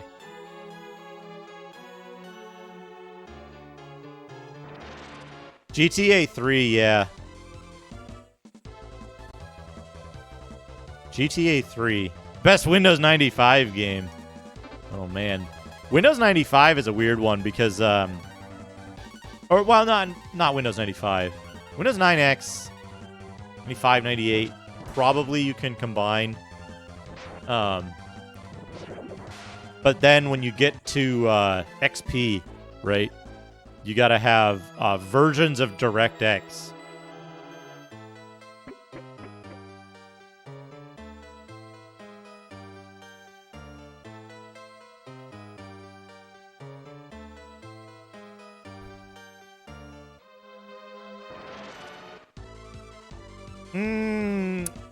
Here's the thing, though, is that by the Kingsfield 4, by the time San Andreas came out, right? I don't think people were like super excited about the PS2, right? It wasn't like, wow, holy shit. It was like,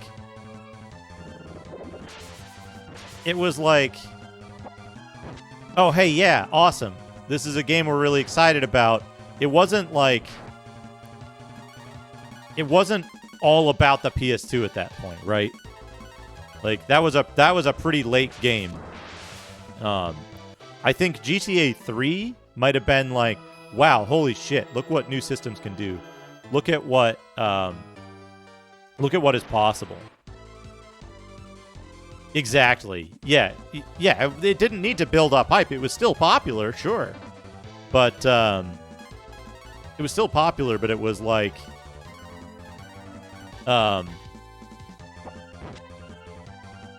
it's so weird, right? Like the DVD player. Because it was relatively as expensive as a purpose-built DVD player and just as good, right? Like a purpose-built DVD player didn't do shit extra for you.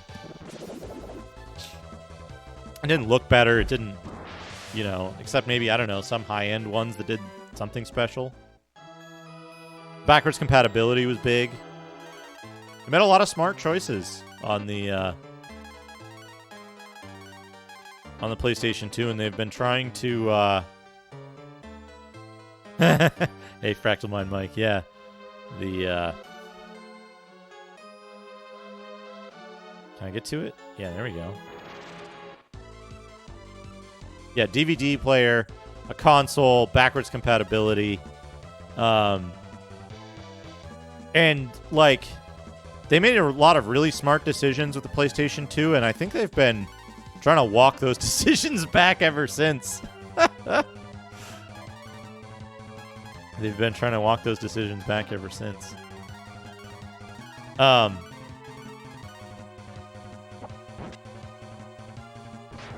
it should be... Dad should go next, right?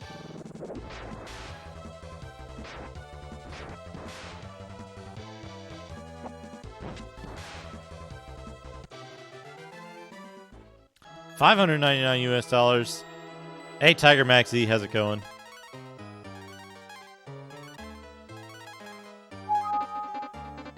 Remember when Macaw 40, an unknown YouTube creator, what did an unknown YouTuber named Macaw 45 posted a meme video of $599 US. You just order component cables for your PS2 and a component splitter. Oh, nice. Bill Bull, that's awesome.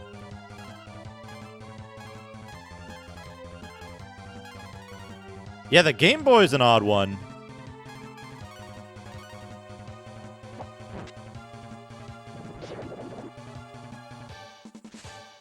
Game Boy's an odd one.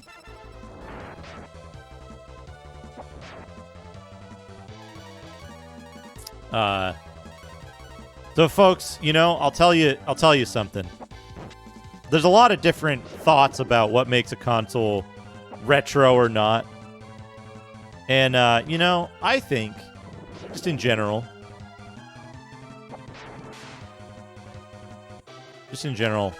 my approach to it is I feel that if a console were to be a fine red wine, a good red wine, which again is also subjective, if it was ready to drink, it's retro, right? So you got you know, the standard tasting window for a good red wine is like what is it? It's like 10 to 12 years, maybe 14. Hey, Taters Games, welcome. Good evening. You know, 10 to 12, maybe 14 years. Depending on like how long it takes the tannins to mellow and such.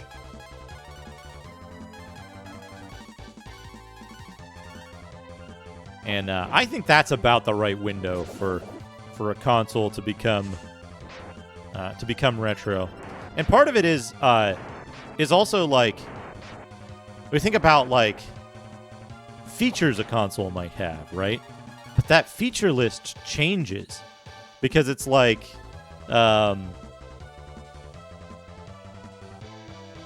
it changes, right? So like I think the PS3 actually straddles the line right now, you know? Xbox 360 and PS3 straddle the line that there's some stuff on it that's very decidedly not retro, and there's some stuff on it that certainly is retro because types of games like that aren't made anymore. The style and approach to making video games has changed, and it's not the same as it was before, but there's certain games on there that are very much the templates of modern games. But that's the same as any console, right? Like, they still make Mario games that are platformers, right? They're never going to stop that. So saying like, oh, you know, this had Mario platformers on it, isn't? But they still make Mario, so they still make Mario platformers. So this you know, this one isn't this console isn't retro because it has games that are still made today on it.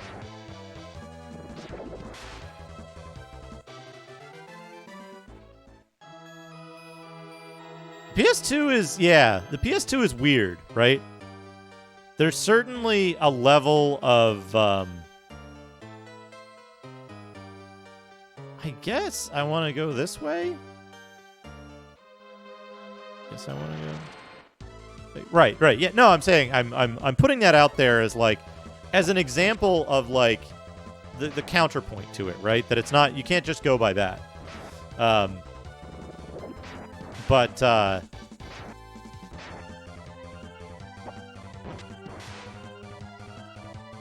oh man, there's I want to do another PS2 exploration stream. I've got fucking right there.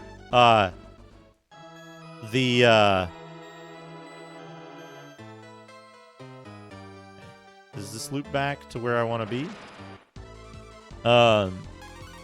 There's so much weird shit on the PS2. Oh man, Evergrace, Bilbo. I can't wait for more for another season of Bilbo PS2 streams. Did I like...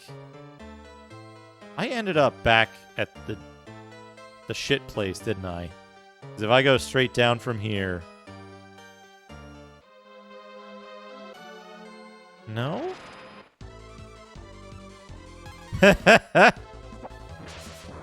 That's the next emote. Or something from Mouse Police. If I get to 225...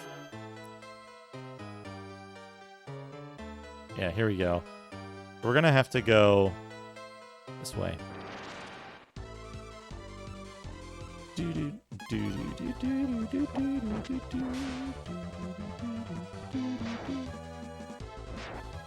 Yeah, I'm really excited for another season of Season 2 of Bilbo PS2 games. Oh yeah, the game is barely a game, right?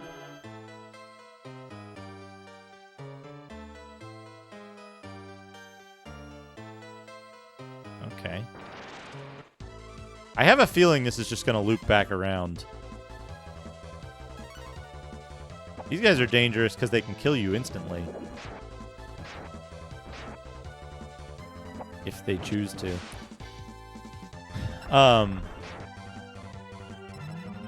Yep. They can do that. That's a way to kill you.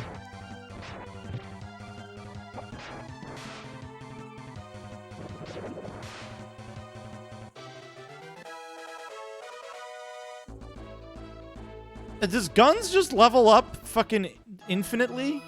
She's leveling up so fast.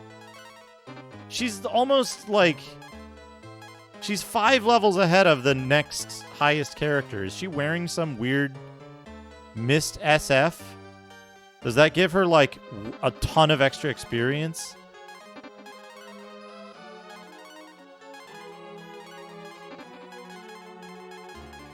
She did get Drain just a few levels ago. Does Drain give her, like... Does Drain give her infinite MP because you can drain MP from enemies? Yeah. That's what I was kind of thinking it might be. Yeah. Hey, Duck something 11. This is Breath of Fire. This is the it's the first Breath of Fire game on Super Nintendo.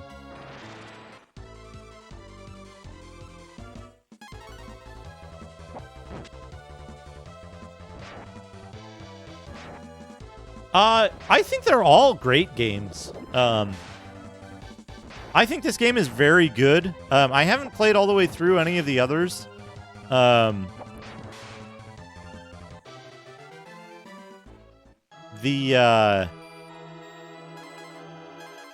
what am I doing? Yeah, she might swap in to replace Thoth for this boss fight.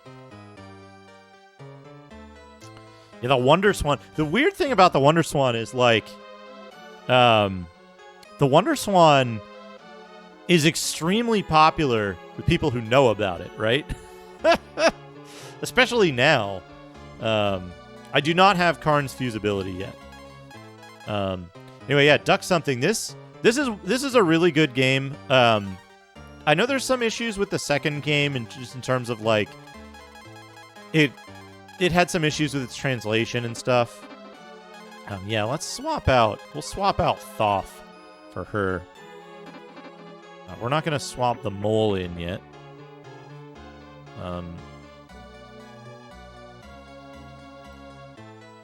This is pointless.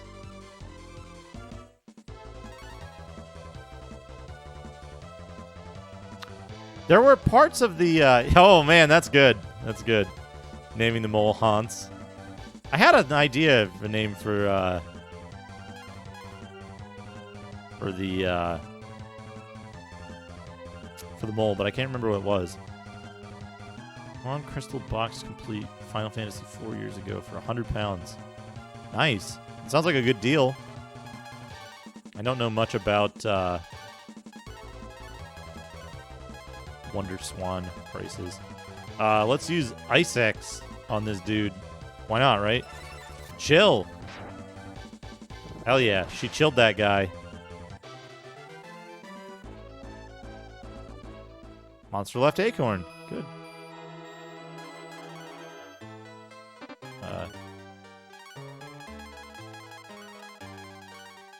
You just fill her MP back up.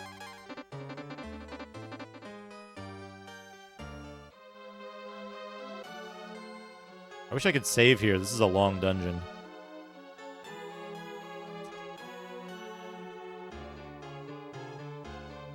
Fighting in the dream world is not the same as it is in the real world.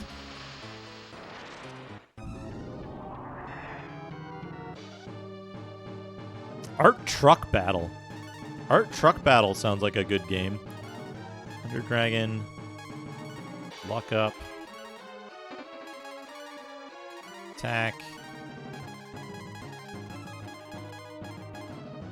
I don't know that it does. Fire X. Why is Fire X so much less expensive than Ice X?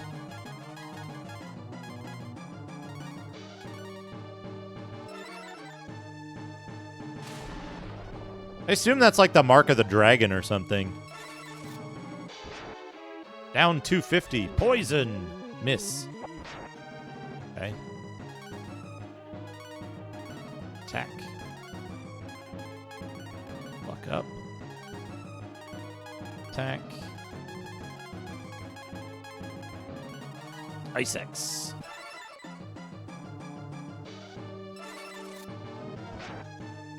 Certainly not Mothra.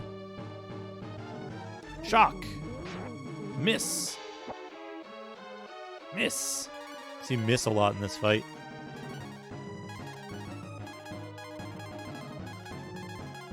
Vortex. Fight. Ice X. Petrify. We've petrified everyone. Oh no.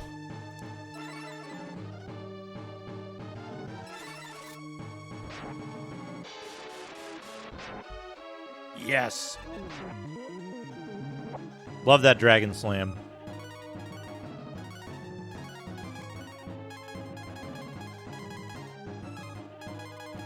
Can I hush him? Oh, you're thinking of... This isn't Mothra. This is Mothro, who is friends with Godzilla. Godzilla.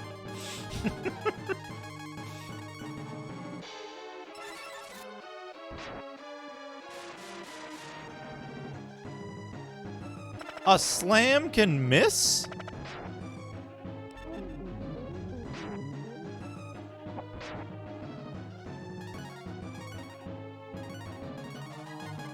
I didn't know a slam can miss.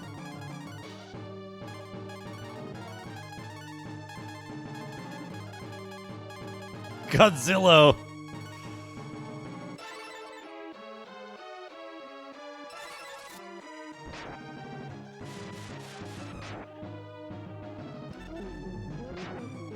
I'm glad Shock is missing now. Wow, 125.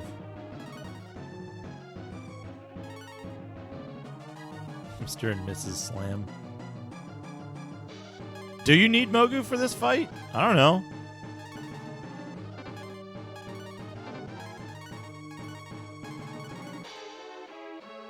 I guess the question is, like, if I can just run away easily.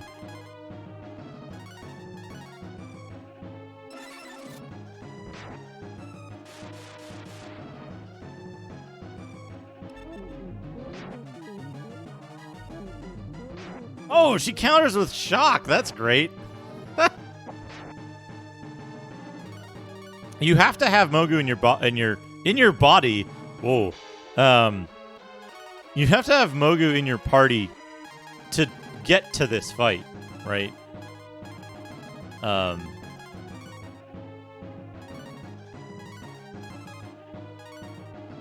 Yeah. But I don't... It doesn't seem like he's necessary to be in the party. Who knows, though?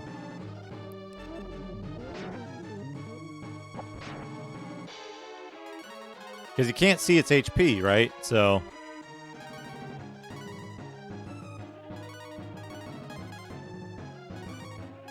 Cast. Drain. Absorb. Miss.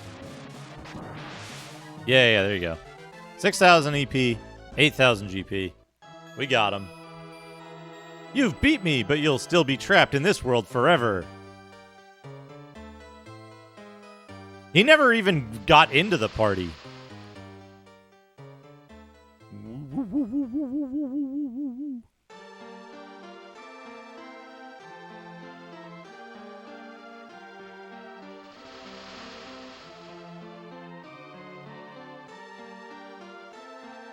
Mogu, look!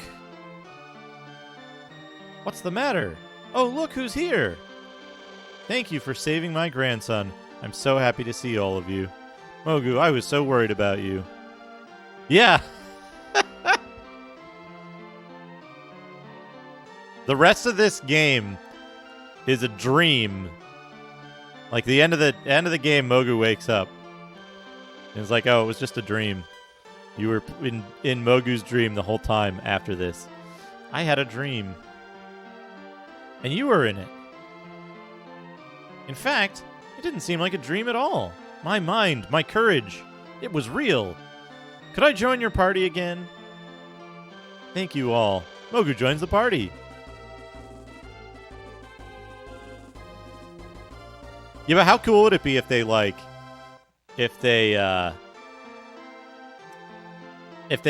years later, they're like, yeah, Breath of Fire 1 never ends. Like you're trapped in the dream world. Be nice to my brother. Please look after Mogu. I'll say the same thing.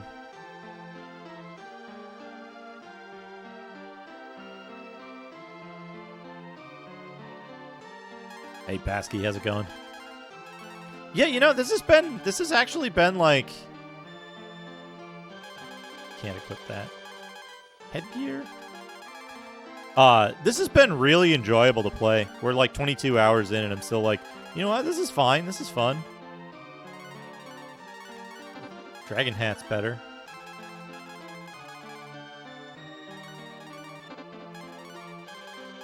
Once I finish it, I don't know if I'll be like, yeah, I want to go back to it. Why is Blore in the party? Just put this on him. Yeah, now we can go get like claws and stuff. I don't mind the cadence of it. I think it's okay in terms of just like, you know, you're not signing on to play through like a quick game, but it's enjoyable all the way through. Let's save it.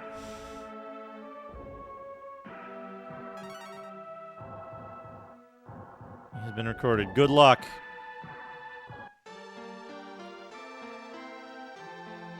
Speed runs of this. How long is a speed run of this, I wonder?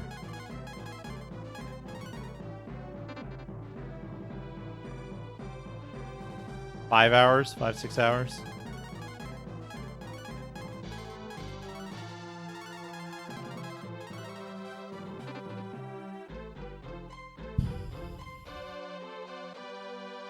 Yeah, I see the Mickey Mouse, but he's got those fucking like he's got that sexy suggestive look to me, which is a little unsettling, a little bit. All right, now we need to warp. Where do we need to warp?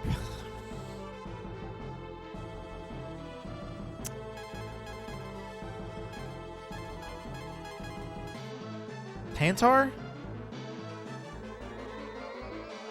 Tantar, maybe? Like west of Tantar, maybe? Warriors, our fate is in your hands.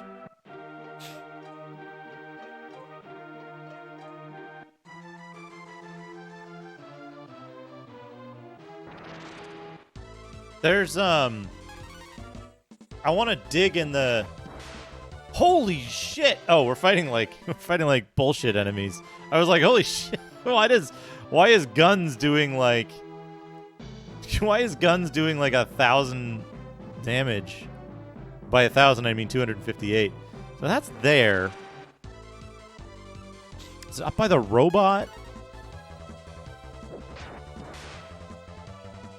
There's a bunch of dig spots that I want to hit. I think I've fished all the wells that I have access to at present. Your CD's done. I think I've fished all the wells that I have access to at present. I think there's a dig spot somewhere up here.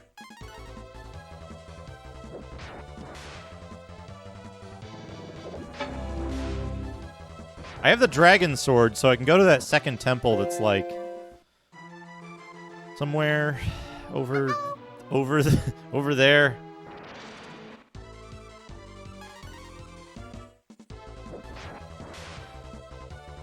Look at a doodad, Tiger Mag Z. This is a perfect time to look at a doodad. Let's go. Where can we warp? If we warp to Romero, I think. That is the. I think that's a Mac OS. Uh-oh. Oh, ICQ. Yeah. There you go. Oh, we got to look at a magazine as well. Pud Muddle. Stay at the inn. We're going to save the game, then we're going to go back to the inn for the excellent music while we look at all that stuff.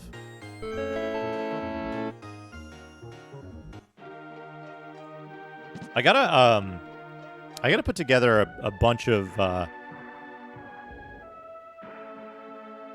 Tiger Beat magazines.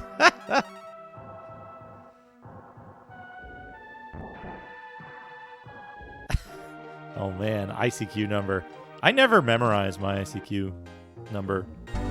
Here we go. We'll pause the timer here. This is good. This is good doodad and magazine music. Well, let's switch scenes over here. Incoming chat request. Incoming chat request. Let's see. What have I got for a doodad? I think I still have some that we haven't looked at. I think so. Let me look.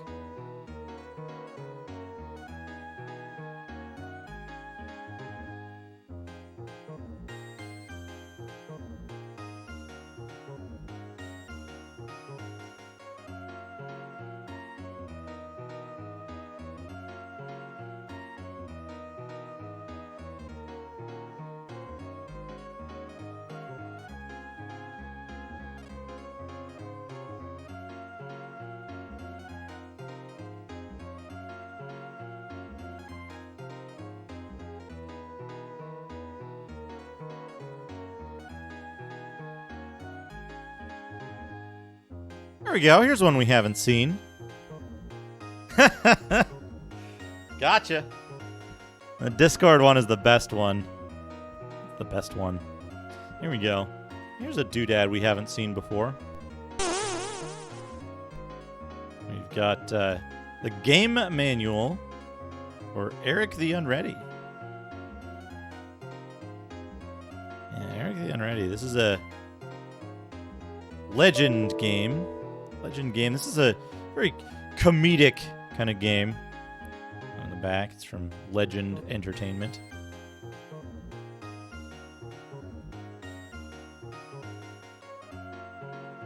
And we've got some stuff in here. So it's an interesting game. I've played this all the way through, and I'm not sure how I felt about it. But I don't know. It was entertaining to me. What is a Legend adventure game? In an adventure game from Legend, you become the main character in an evolving story that takes place in a world populated with interesting people, places, and things. You see this world through your main character's eyes, and you play the game by directing his actions. Like a book or movie, the story unfolds as you travel from location to location, encountering situations which require action on your part. you can think of each of these situations as a puzzle. The key to solving these puzzles will often be creative thinking and clever use of objects you have picked up in your travels. You will get points as you solve puzzles, and your score will help you monitor your progress. Throughout the game, the richly textured graphics, prose, sound effects, and music will draw you into a spellbinding adventure that could only be brought to you by the master storytellers of the Legend Entertainment Company. We've got what is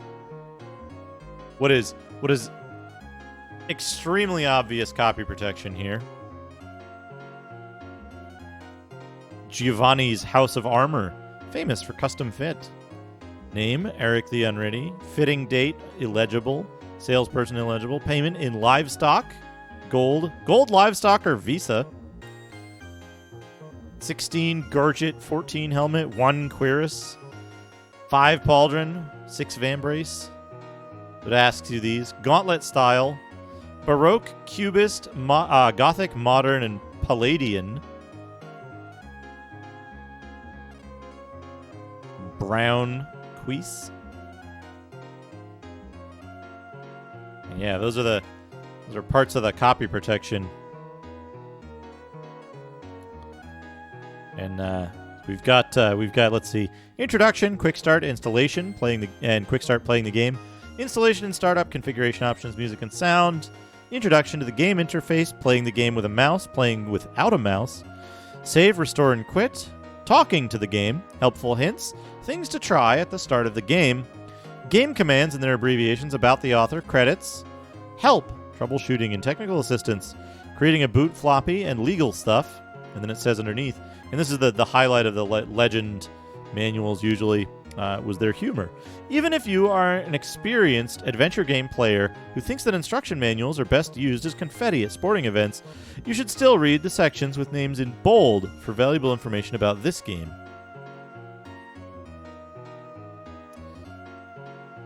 Here we go. We've got this introduction to Eric the Unready. And then a blank page here. Let's see, Eric the Unready has some new features that make playing the game easier than ever, especially if you're using a mouse. First of all, talking to the characters is a snap. Simple double-click on the person in the picture window, bring up a list of questions you can ask. Click on one of these and the character's response will appear. You can achieve the same effect without the mouse by typing Talk to Character. This will bring up a list of questions, which you can then move through by using the arrow keys on your keyboard. When the question you wish to ask is highlighted, press Enter. Secondly, virtually every input you need to solve this game can be made with a mouse from the main screen. The verb menu has been revised so that the first page will always include a verb that can be used to solve the puzzle. In addition, all of the important non-inventory items are shown in the picture window, and the object menu has been shortened as well. The result is that you no longer need to scroll down through menus to build your commands. Finally, if you would like to bypass the game introduction or other non-interactive scenes, press Escape. You can also use the spacebar during these scenes to make messages go by faster. We hope you enjoy playing Eric the Unready. We love to hear from the people who play our games, so if you have any suggestions or comments, please drop us a line at the address at the front of this manual. Quick Start, installation, and Quick Start playing the game. We've got the instructions here. Make backup copies of the discs. Folks, make backup copies of your discs. Make sure that you have at least 7 megabytes, or 7 million bytes of free space on your hard drive. Huge game. Insert disk number 1, then type install. You have a mouse. Make sure you've loaded the mouse driver. The installation program will create a batch file named legend.bat. To start the game, type legend. If the above makes no sense to you, or if it doesn't work, or if you just like to read manuals, then turn to the installation and startup section on page 8 for detailed instructions. In addition to this manual, the game package should contain the following elements. Set of discs, either 4 3.5-inch discs or 5 5.25-inch discs. A warranty card. Quick Start, playing the game. We have some example commands here. Examine the rope. Take the rope. Put egg in backpack. Talk to Howard. You can simulate a mouse by pressing Tab.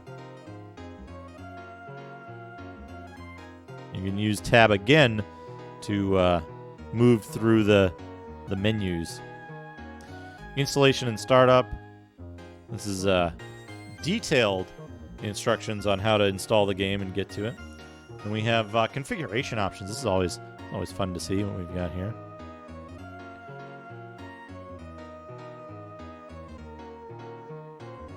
You can type Eric followed by separated options here, so we can get EGA, VGA, SVGA for EGA, VGA, or Super VGA graphics.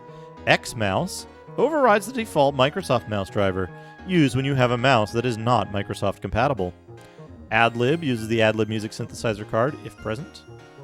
Blaster causes music to be played through a Sound Blaster card if present. You may set the IRQ or I/O address for your Sound Blaster card by entering them. MT32 causes the music to be played on a Roland MT32 or compatible sound module if present. You may set the IRQ and the I/O address. No Cycle disables color cycling animations for computers with EGA and VGA adapters and color monitors.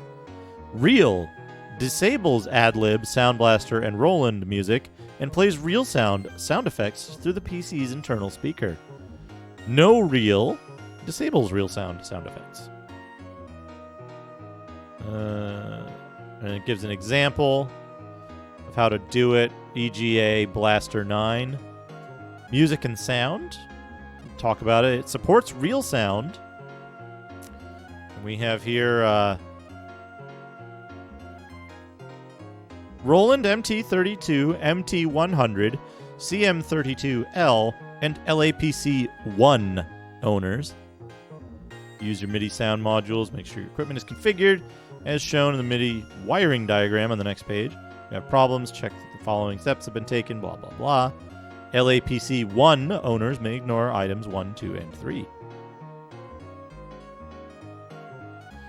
Yeah, excellent. Excellent. Look at this. Look at this. We've got an example. We've got a MIDI wiring diagram.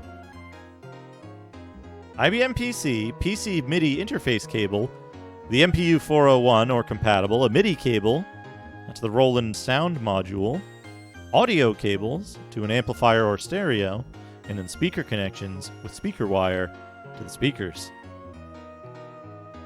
That's very good. And then we've got an example of the screen here.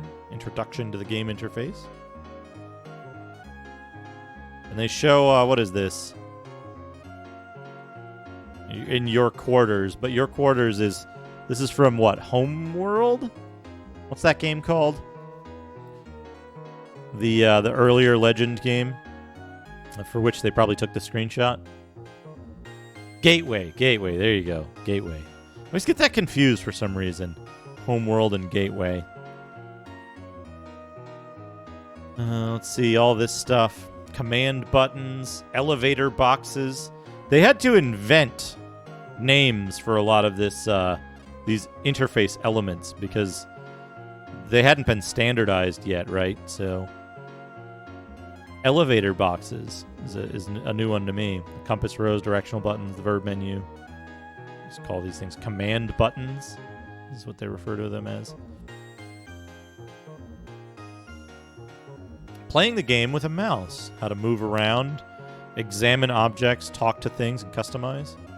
Oh, Gateway 2 Homeworld is the second game. That makes sense. And then Homeworld is a series that's like an RTS or something. I want to say Homeworld on its own. That's not Gateway 2. Building commands at the menus, finding words quickly.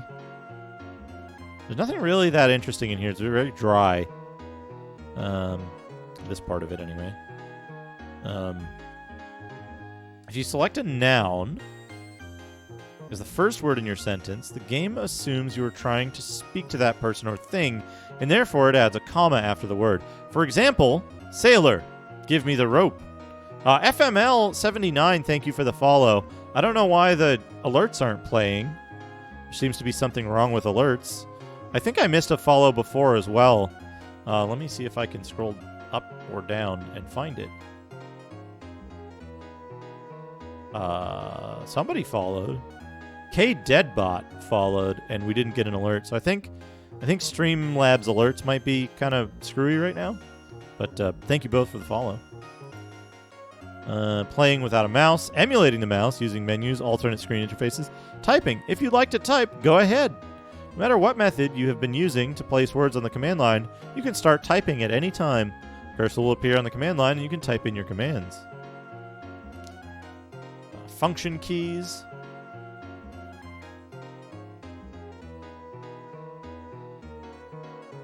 Function keys that do different stuff.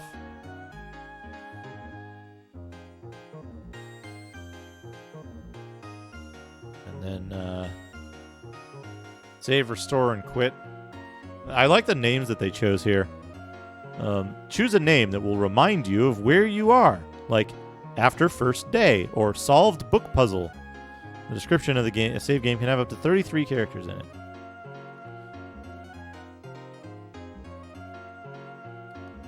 Talking to the game. You talk to Eric the Unready by telling the game what you want Eric to do during each turn. You do this by typing your input on the keyboard, or by clicking the mouse on the menus, the compass rose, or the pictures. The simplest inputs will be directions moving around from place to place. North, down, SW. Equally simple are inputs that are just verbs. Scream, dance.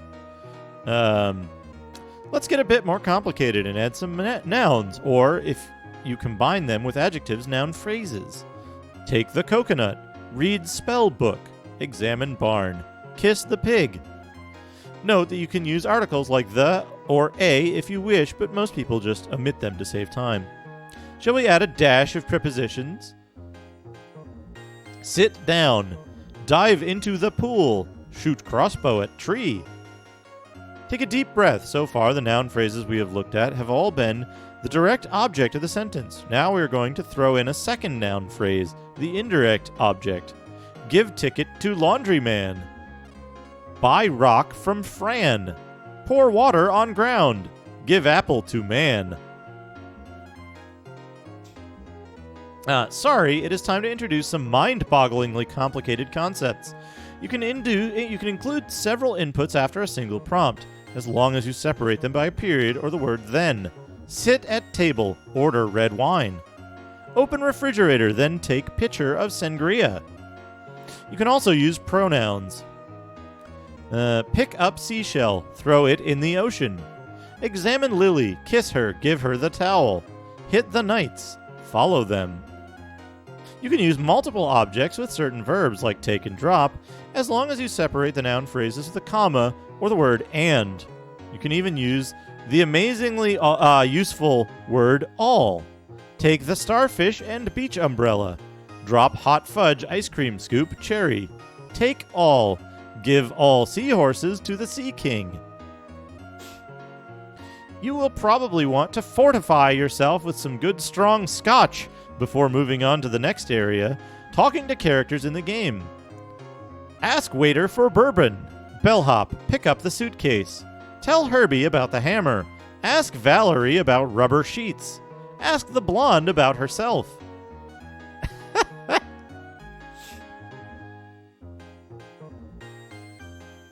Here we go. Helpful hints. We got another blank page, intentionally left blank. Helpful hints. Helpful hints. 10 helpful hints. Let's see here. Here are 10 pieces of advice for novices, or even old pros who are just plain stuck. Number 1, crime pays. Take everything that isn't nailed down. 2, keep your eyes open. Examine things that you come across. You'll get extra tidbits of info. 3, 2 heads are better than one. Play with a friend, relative, spouse, lover, etc. Even your pet cat may think of something that you've overlooked. 4, Jesus saves, and so do all the apostles. When they're playing a game as dangerous as Eric the Unready, save early, save often. 5, if at first you don't succeed, if you get stuck at some point, don't go away mad, just go away. I think I'm being followed. What could they want from me? Davgra04, thank you for the follow. Looks like alerts are back. Come back later with a fresh mind. 6, draw a map. Although there's an on-screen map, your hand-drawn map can include other information, such as what things are found where. 7, we didn't create this manual to support our local printer. Read all the documentation, especially the sample transcript. 8, take it slow, read all the text, and examine the pictures carefully. 9, try weird stuff. Sometimes trying wacky things will pay off with a clue. At the least, you'll probably uncover some wacky responses. 10. It never hurts to ask. Many computer magazines and bulletin boards will run tips and hints for Eric the Unready, especially if you ask. Things to try at the start of the game. And we have, it's basically a spoiler-free walkthrough of stuff to do, but the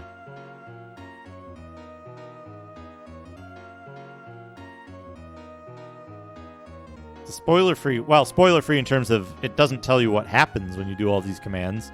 If you are really stuck, try these 16 inputs right from the start of the game. Spoilers ahead, folks, if you're going to play Eric the Unready. There's the first 16 inputs. Talk to farmer, examine barn, west, open chest, look at bottle, take all, east, talk to farmer, enter privy, take newspaper, read it, tie rope to hook, down, examine pig, give hog wild to pig, up. These are not necessarily the correct first 16 inputs. Many other inputs are possible during the first 16 turns. Game commands and abbreviations, and then this is just like a list of like specific configuration commands and stuff like that.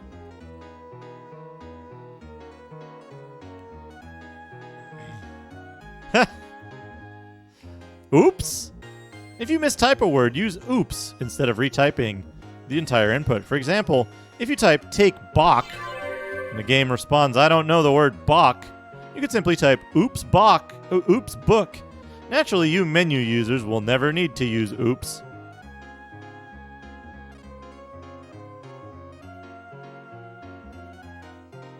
Unscript. Stop sending the text output to a file. That's interesting. You can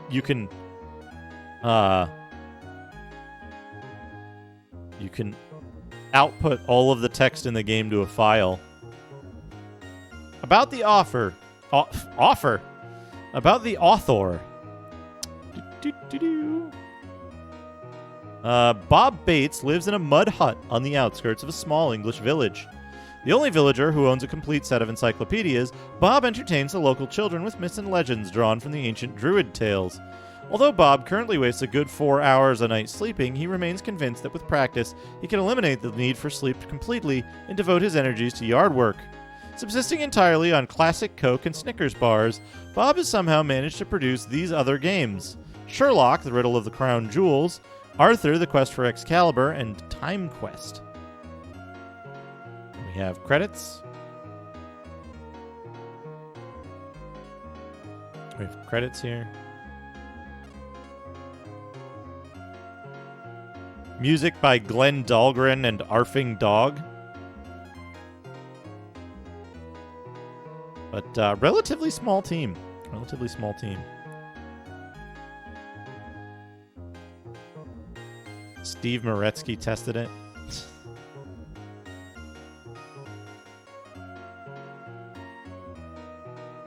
Help, troubleshooting, and technical assistance.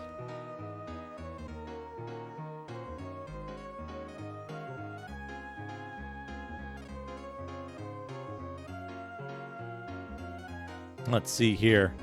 I've got an MT32 and I do not hear any music. I'm getting a low memory warning.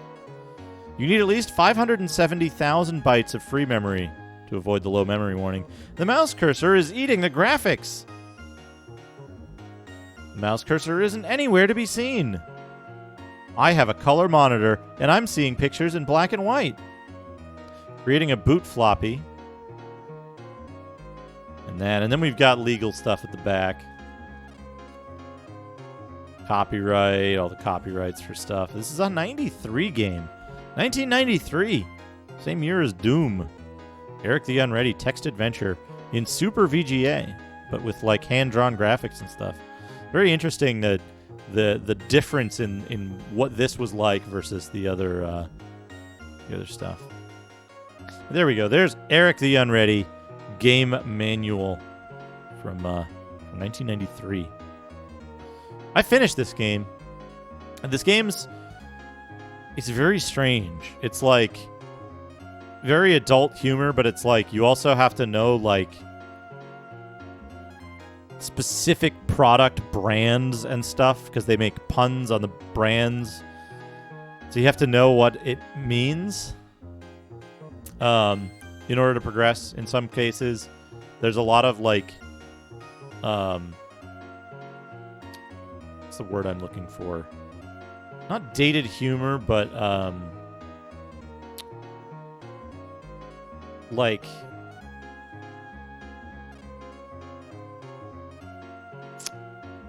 you have to be familiar with the tropes of the time to really to do well. Not like Working Design's humor necessarily, because it actually has a plot. It actually has, it's well written. It's meant to be comedic. It's original material. Working Designs was just doing a really bad job at localization. Yeah, references that might have drifted into obscurity with time. So you have to think like it's 1993 to be able to solve some of the puzzles. But like the one that I remember is they had there were some bottles that you could find. The Hog Wild being one of the bottles, but one of the other bottles was cow pectate, and I believe that is a pun on kaopectate, which I don't know if they still manufacture. I don't remember what it does. It's some like intestinal thing or something. Hey, Speedy Bray, it's fine if you enjoyed them. As long as you're okay with my opinion that Victor Ireland dealt more damage, more lasting damage over time to video game translation as a discipline than any other single person in the world. Yeah. Yeah, it's a brand. Yeah, it's a brand of something. Helps you poop. Yeah. But I didn't know what it was even at the time. Like in '93, I was like, "What the fuck is this?" Okay, I'm just gonna try everything and see if it wins, solves the game. Eventually, I got through it. Right, I just brute forced most of the puzzles. I did eventually get through. Not a bad game, but it is a weird like late text adventure. So that's interesting, but it's fun. It's a fun little game. It's not very long. It's not very long. The thing about Working Designs is, I guarantee you, if Working Designs hadn't fucking mangled a whole bunch of games, we would have gotten those games eventually by somebody who would have done better at it. And then we wouldn't have had like an era of like Western people don't like these games stuff, right? We would have gotten better translations. We would have gotten higher quality games, and they probably would have done better, in my opinion, right? It's not like if Working Designs had never existed, like those games would have had no interest in the West. It would have still been as interesting, and someone else would have had the opportunity to translate them well, is the thing. Yeah. And the other thing is that the reason why I say Victor Ireland as the head of Working Designs, the people under him at Working Designs, which he probably like personally picked, the people under him at Working Designs were also to blame for it, right? They went along with it. But the fact that anyone can defend shit like what Wild Bill does with fan translations today is a direct result, I think, of the acceptance that Working Designs translations had to have because they were the only option, right? It normalized it for people. So Wild Bill can kind of fall back on that when he pulls the shit that he does, right? So I think that's the big problem of it. So, anyway, we got a magazine to look at too. But there you go. There you go. Tiger Max Z. There's your doodad. It's the manual to Eric the Unready. We're gonna get out a magazine for Pud Muddle. I don't have... I was going to do the Fun Club news in order. I don't think I have issues 2 and 3 handy. So we're going to skip to the next one. Next one I have. Wild Bill is the shithead, racist, crazy-ass fan translation guy who puts, like, anti-Obama messages into a game for kids. So, fuck that guy.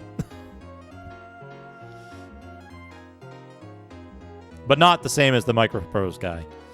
Not the same as the Microprose guy. But, we were talking about Victor Ireland and how, like, yeah, far right-wing propaganda into the translations. And I think that Victor Ireland's work and result of his, like, the result of his style of translation being an accepted commonplace thing and normalized led to people thinking that it's okay to do that, to mangle translations in that way. Yeah, Wild Bill's a piece of shit. It annoys me too because, like, there was a fan translation effort for Shinseki Odysselia, which had Wild Bill working on it, and it's like guess I'm gonna learn Japanese instead because not supporting that. Anyway, on to a magazine. Working Designs mangled the shit out of a whole bunch of JRPGs that would have been better served being brought to America by other companies. And they would have been if Working Designs hadn't been in that space, causing problems.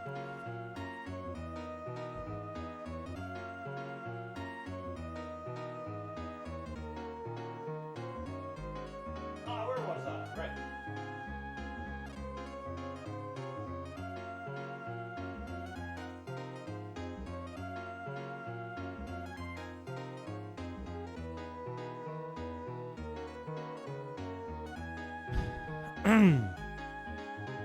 Yeah, there's a bunch of people.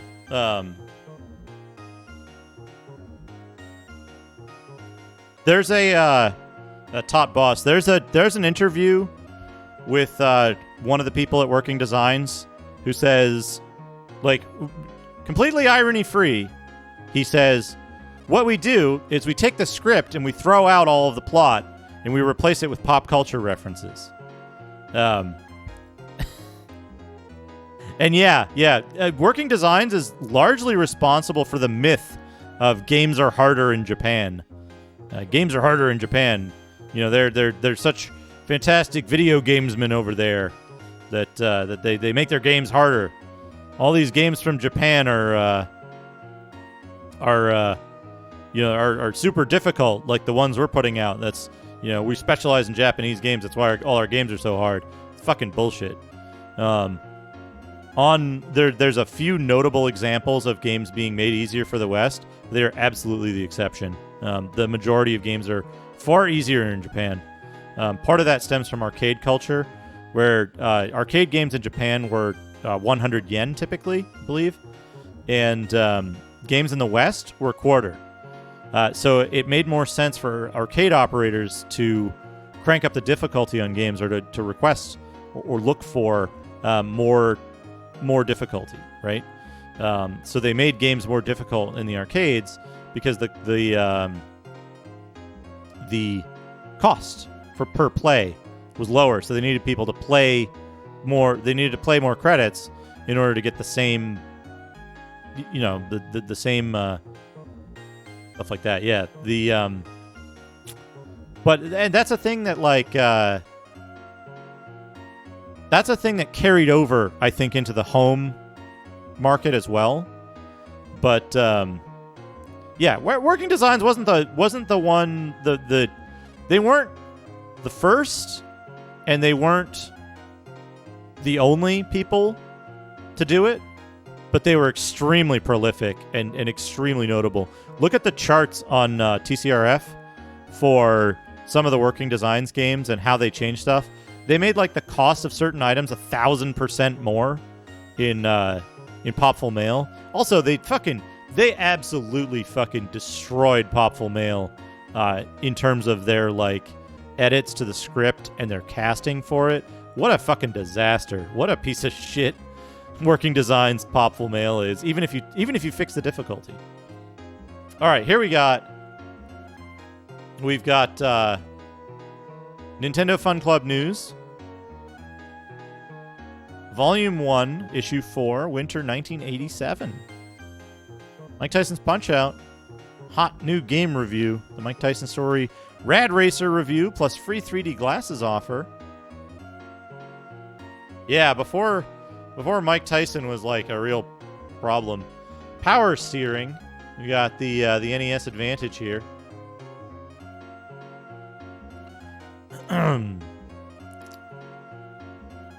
We've got Ring King is undisputed. Says Ray Leonard Jr. Ray Leonard Jr. knows what it takes to make a winner. With Ring King, you can have all the action of a great fight. Hooks, jabs, uppercuts, and combinations with super lifelike characters. You would build your own champ and give him a name. Challenge your friends or your computer to the Data East Championship title bout. Hey, Eli Naomi, how's it going? Thanks for popping in for a moment.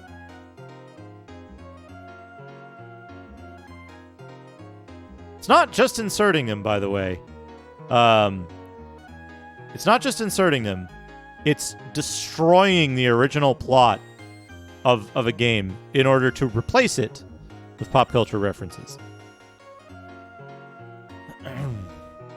Yeah, bungle game. Yeah, we've got Prez says, this is our most ambitious issue of the Fun Club News yet. It's bigger, more colorful, and has more news, tips, and things to do than ever. Mike Tyson's Punch-Out feature review, the Mike Tyson Story Rad Racer feature review, free 3D glasses, the Adventure of Link sneak peek, Pro-Am Racing sneak peek, Dragon Warrior sneak peek,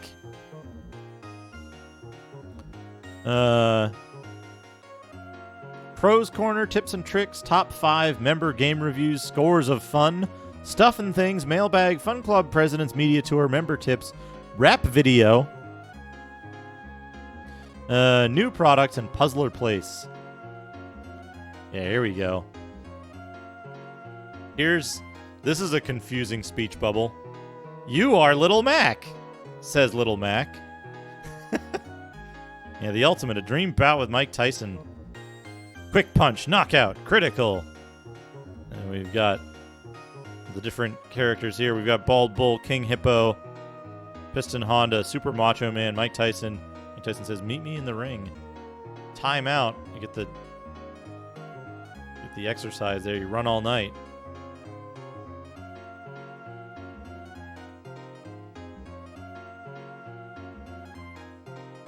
They sucked at translating and didn't care, Tot Boss. That is exactly the reason for it.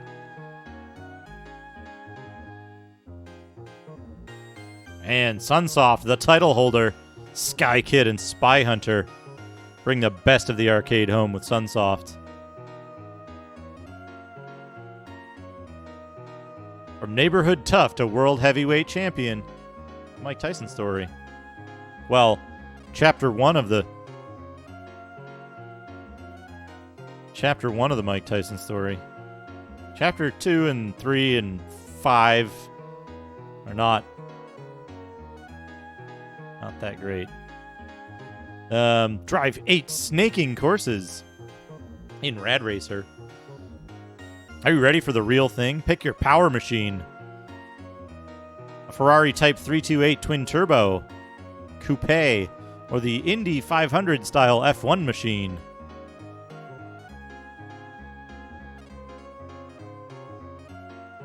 The A button is for gas, B is for brake, and G is for the guts it takes to hang it out in a full throttle power slide or a rapid deceleration brake job to avoid a slow-moving opponent. Yeah, Working Designs is like... A lot of people like them because of the argument, well, we wouldn't have got those games if Working Designs hadn't done it. We would have. Somebody would have done it well. And yeah, like, people just didn't know. They were like, Working Designs produced these games. So people don't think about what we could have had if Working Designs didn't mangle them. Or, you know, we see the Japanese games these days and we're like, oh, wait, the Japanese version has like 1,000% less grinding than this one for like a light comic action game. Drive 8 snaking courses. Can you make it to the city in the dead of night? Come out to the mountains and put the pedal to the metal. Wind through Athens, city of white temples and fast drivers. Don't let bright lights fool you. There's bad weather ahead. They tell you how to do the power slide, how to corner. We got an ad for Renegade and See in 3D free. Add a whole new dimension of fun to Rad Racer. Gameplay with free 3D glasses from Nintendo. Get your glasses, cut out the UPC code on the back of Rad Racer box, and send it with 1 or 2 tips written by you on how to play Rad Racer to Nintendo Fun Club free glasses. Allow about 6 weeks for delivery. What do you think? Do you think that the 3D glasses and a copy of Rad Racer complete in box with the UPC cut out is worth more than an unmolested copy of Rad Racer complete in box with the UPC intact and no glasses? What do you think is worth more?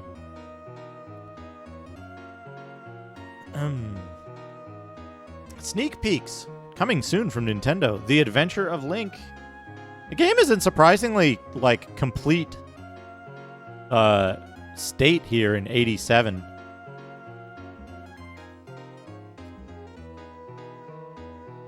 Surprisingly complete.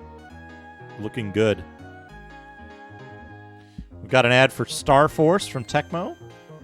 They talk about the overworld and the different areas you can go, but they don't actually show the overworld here. And there's like Ganon's penis in the corner of that cut in there. We've got bosses, palaces, Horsehead, and like Gossamer? Is that the name of the red thing from is it the name of the red thing from Looney Tunes? Oh man. Energize your excitement. We got Pro-Am Racing, which would later become RC Pro-Am. Crash, hazard, parts, weapon. And look at this. Look at this. Mega Man. Look at that Mega Man. And also Captain Commando with the fucking gigantic bling. I wish it would focus on him. But yeah, Captain Commando. Remember him? Remember Captain Commando? Oh man, you don't just live him. You don't just play him, you live him. Look at this. Look at this kid getting all fucked up by his video games. Yeah, Captain Commando. That's what Capcom is named after. Dragon Warrior. Battle an evil dragon in a role-playing game as challenging as The Legend of Zelda. And this is the, Oh, man. Man, look at this. Look at this. We've got, Oh, look at this. Free poster offer. I should have taken this offer up. Look at that Castlevania poster. Look at these fucking the cool-ass fucking Gradius poster. For $6 for this entire set. Those would have been so cool. I should have sent away for that. But yeah, you can save your place in Dragon Warrior, but you have to get the mantra of resurrection to do it. To do this, just ask the king residing in the castle of Radalome. Can you find it?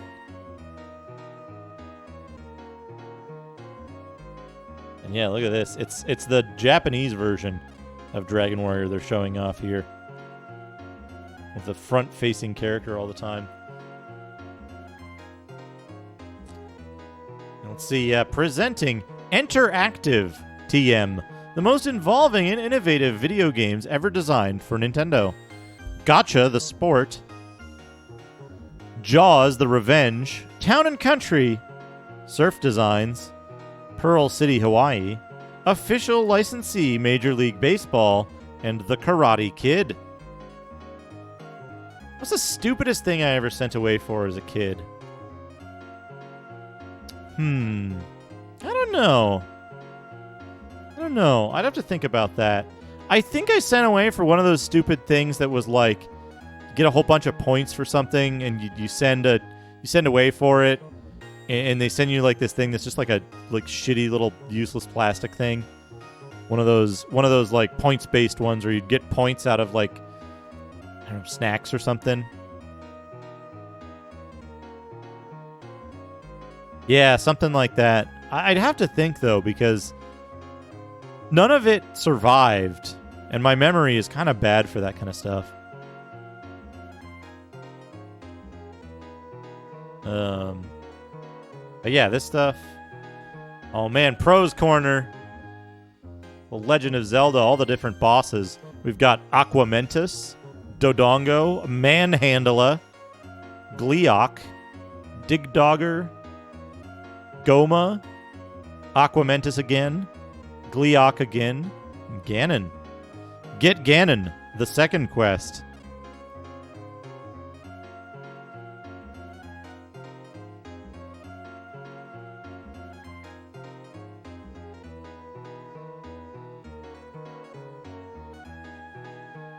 Yeah. Everything was tiny if you sent away for stuff. Well, I guess that's a reasonable trade, I suppose, for regular Joes if they were out of stock. I mean, we got ads for Tiger Hellion, Wizards and Warriors. Look at that barbarian man. That's what Wizards and Warriors is about. Tips and tricks. Metroid: The Bridge over Torian. They tell you how to freeze an enemy and get into Torian early. High jump trick without the high jump. They tell you how to bomb jump there. Rapid fire trick without missiles. Push B. Push B and select simultaneously for rapid fire. You can only do this when you don't have missiles. There's another way to rapid fire. Hold the B button down for continuous firepower. Crawl up wall doors. They teach you how to do the wall thing. Big success in treasure rooms.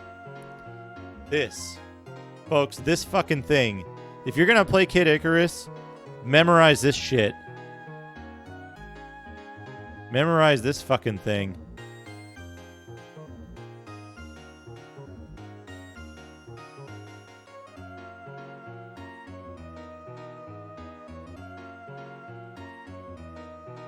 Yeah, you shoot 1, 2, 3, and it tells you what the pattern is. There's 2 patterns, and it tells you how to It tells you how to get it every time. Pros Corner Rad Racer course selection trick. The ending scene. Hint: can you guess how many times you have to push the B button to see one exciting end of Rad Racer? Super Mario Brothers. Invisible Mario gets coins.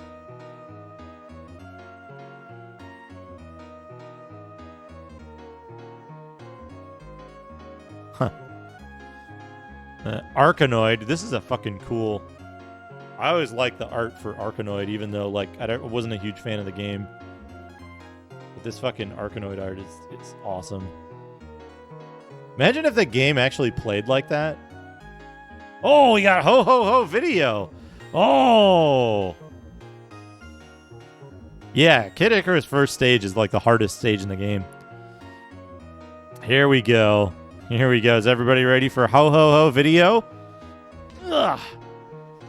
Get your laughing suit on. Get your laughing suit on, folks. It's Ho Ho Ho video. All right. Here we go. First one. Question: how does Thomas greet Mr. X? How does Thomas greet Mr. X? Hi-ya. That is how Thomas greets Mr. X. Second, what is Ganon's favorite food? What's Ganon's favorite food?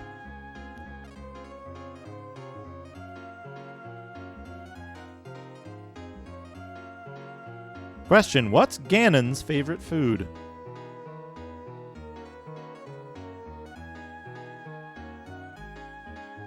Sausage.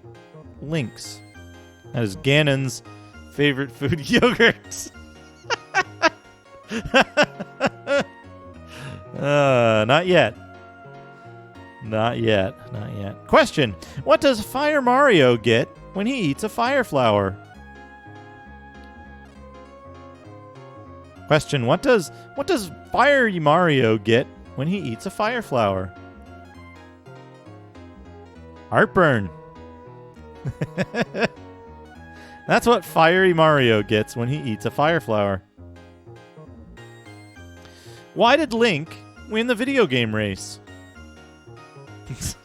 Diarrhea. Oof.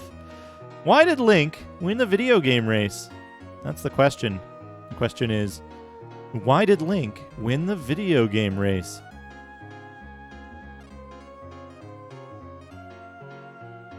The answer is because no one was Ganon on him. No one was Ganon on him. That's why Link won the video game race. Hey, we've got some hot hits from SNK. Hot hits from SNK. Akari Warriors, Athena, and Alpha Mission. The goddess of wisdom has grown weary of life in the castle. A fantasy world of boundless adventure awaits you.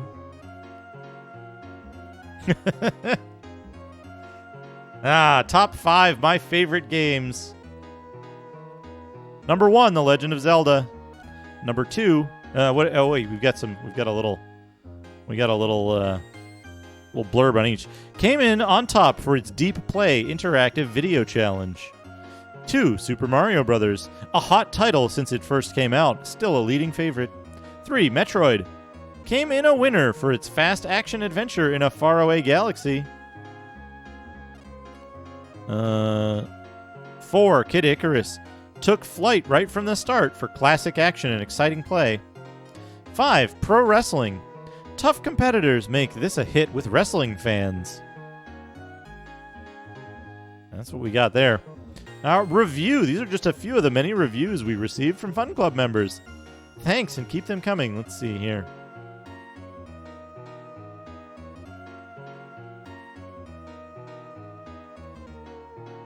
We go, The Legend of Zelda. The Legend of Zelda is my favorite because it has action and excitement and a bunch of secrets to use to get Ganon. I tell you, it is hard to make it to Ganon. The graphics of the game are the best of all the graphics in the other games that I have played. The save mode is neat because you can write your own name in and even anything else you want to write. I like the end, the sound, and the stuff you get to hear and see. It's cool. Super Mario Bros. Let's get to the point. Super Mario Bros. Is great. It appeals to all ages with its bright graphics and enchanting music. I have had this game for 1 year and still enjoy it. In my opinion, the game gets 10 stars. They're already using the numerical review system here. Metroid. My favorite game is Metroid because you can't whiz through it in 2 days. You get your money's worth. It's not just horizontal playing, it's vertical. You also have a wide arsenal of weapons, but you have to work to get them.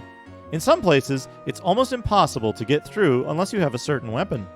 I especially like all the different creatures and making my own maps. Keep those great games coming. Kid Icarus. On a quest to save the Princess of Light, Palutena, Pit, a young brave angel, battles many fearsome creatures. He runs into merchants selling goods. The gods are nice to Pit. They give him arrows and training to help him defeat Medusa and an enemy army. Kid Icarus is a fast-paced adventure. Russian Attack. TM Star Konami registered trademark. This game is a definite must for your Nintendo Entertainment System. The main thing I liked about it is the music, especially on the 6th level. The ending credits were really neat, too. I give it a thumbs up. We've got the Bandai Family Fitness power pad thing with hurdles, animal trail, dark tunnel, hop-a-log, and rafting. Scores of fun! Everybody's just fucking maxing out Super Mario Brothers at this point. 9,999,950. In pro wrestling, somebody got a KO in 23 seconds. Somebody beat Puma. And in Excite Bike, somebody got 55.63 on track 1 and 56.72 on track 4. Whiz Kids Get Ganon, 2-time Ganon beaters. Hot players send names for Kid Icarus and Metroid. 2-year-old scores 47,550 points. Stuff and things. We got the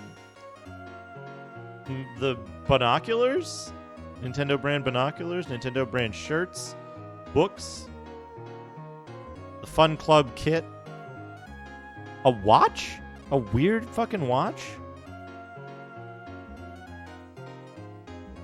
Look at this. I don't believe I've ever seen this watch.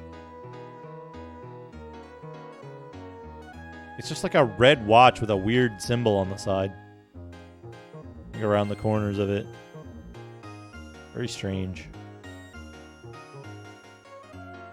Oh, also we've got this fucking spirit of poverty or whatever. Is it still focused close? But that's the spirit of poverty from Kid Icarus. Excellent drawing of that.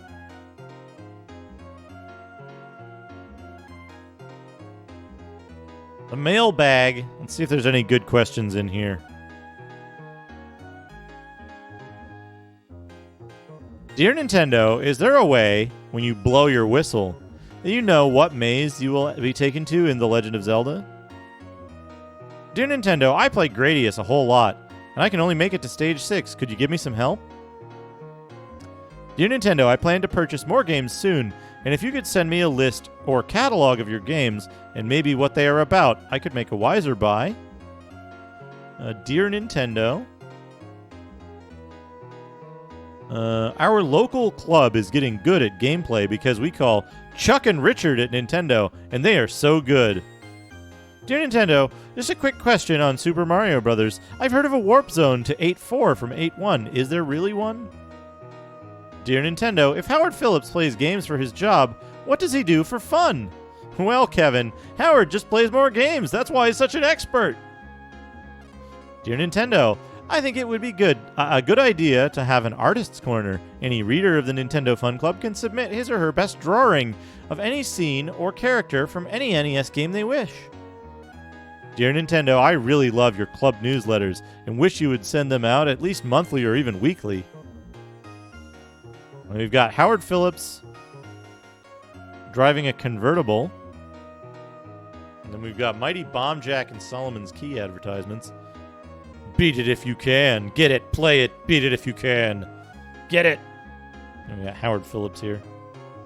With his purple scarf. That's a kind of awesome purple scarf, actually. I want one.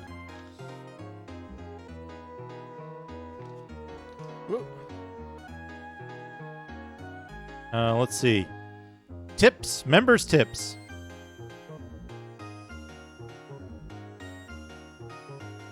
On level 1 of Kung Fu, if you stand belly to belly against the stick man, he cannot touch you with his stick. Every now and then, take a step back and punch or kick him. You should be able to win with practice. Gradius, try going through the broken volcano for a big 5,000 points. Mario tricks. As you come out of a flower pot, you have to be big. Press and hold the A and B buttons at the same time. You will do a jump and then slide on one foot. This only works on certain pipes. When you climb a beanstalk, try to stay on and go all the way to the top. You'll do a little dance. If you fall off, don't worry. Just jump back on. Try to find a balance beam anywhere in this game. Jump on one and ride it all the way down. Just as it breaks, jump to safety, and you earn 1,000 points. This is from David Dr. Nintendo. He's given himself a nickname in his submission, Dr. Nintendo. On 5-1, jump on the first Koopa Troopa and kick him to the right. Then run fast using your B button and follow it. The Koopa Troopa's shell should kill the first 6 enemies. Then let the Koopa Troopa's shell go a little off the screen. It should bounce off a pipe and come back at you. Jump over it as it hits the last 2 Koopas and gain 1 extra player plus over 20,000 points. For a wrestling trip, throw your opponent out of the ring. Have your opponent's back facing the crowd. Push up an A, and you can do a forward somersault. Oh no.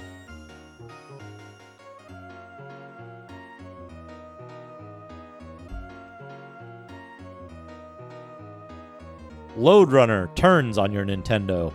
Over 1 million copies sold. Also, we have the video wrap, which I'm not going to repeat. But if it'll focus, you can read it yourselves. Take a screenshot.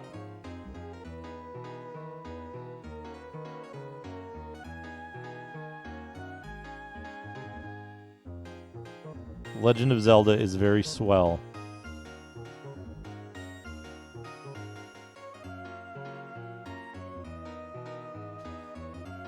We've got, this is awesome. This is an awesome thing, is the hands-free controller. I do like the fact that Nintendo, like, that they supported accessibility from such an early time. I don't know how well this thing actually worked, but it's cool that they were trying to make these kind of devices for accessibility. I think that's really cool. The hands-free controller, which had like a, I think it's like a chin joystick and then a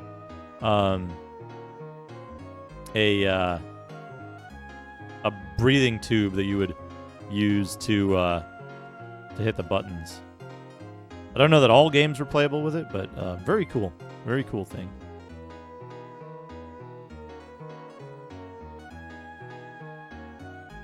Oh, man. Yeah, the name scramble game. We already completed this as a kid in pen. Oh, shit. Lunar Pool.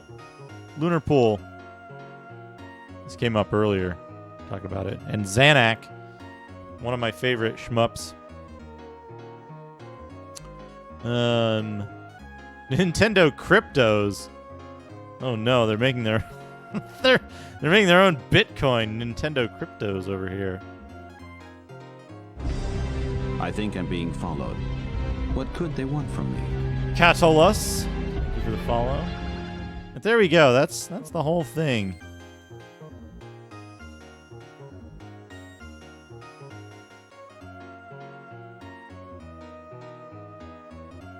That's the whole thing.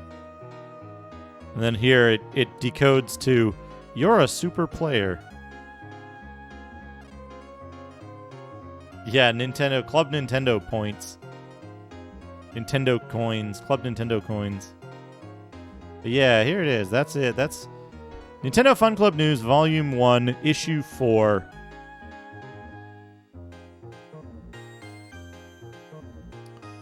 Issue 4. There we go. Let's set that aside. I need to take a short break. We'll leave this good music on. And I'll be back in just a few minutes.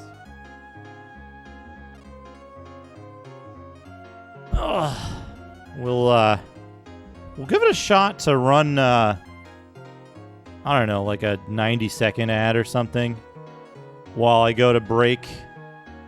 I need a few minutes. I need to grab a snack to get ready for another couple of hours of solid video gaming. So how do I do this? It's like commercial and then a number. We'll say 90, right? It's 90 seconds, not 90 minutes. Yeah, I'll be back in just a few minutes.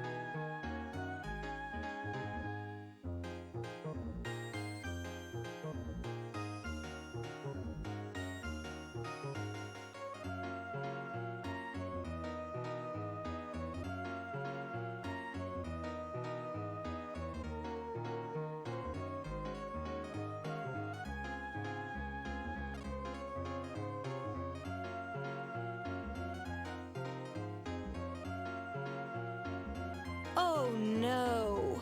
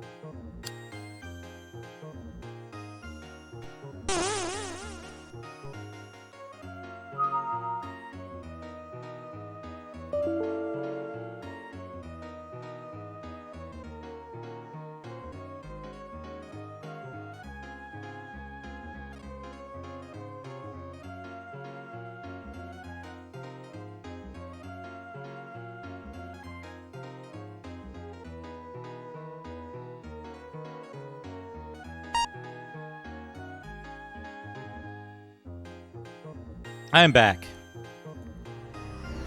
I'm pretty sure the commercial break is over as well. Now we can get back to the game. I hope everyone got really good commercials like condoms and 5 gum and Amazon television shows.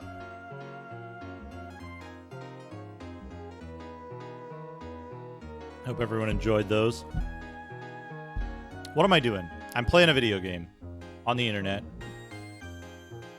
Did I save this? Yeah, I must have saved it. No. There we go.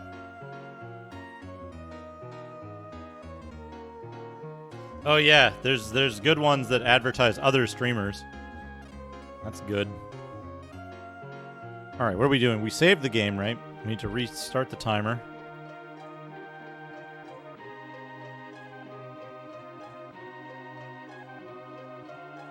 Stinky glitch. What?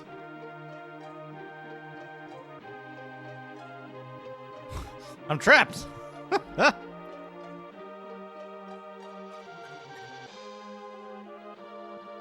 Okay, where are the fucking things that I need to get here?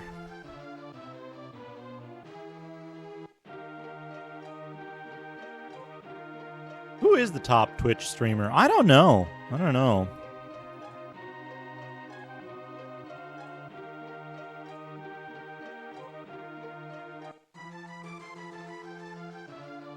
This goes here. I don't want that though. We want to.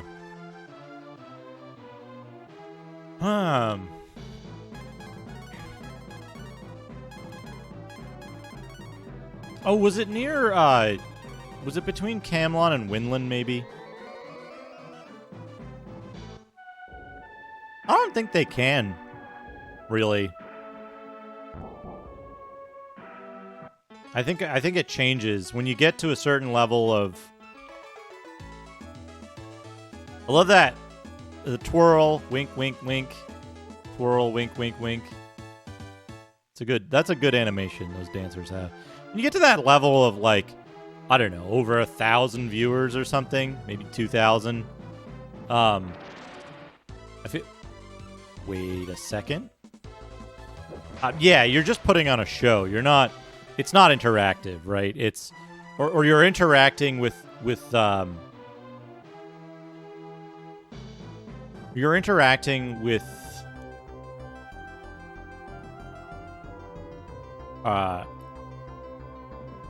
odd. Why is this here? You're interacting with chat as a crowd, right? As a group. So you can gauge a group's reaction to something by, like, emote spam and shit.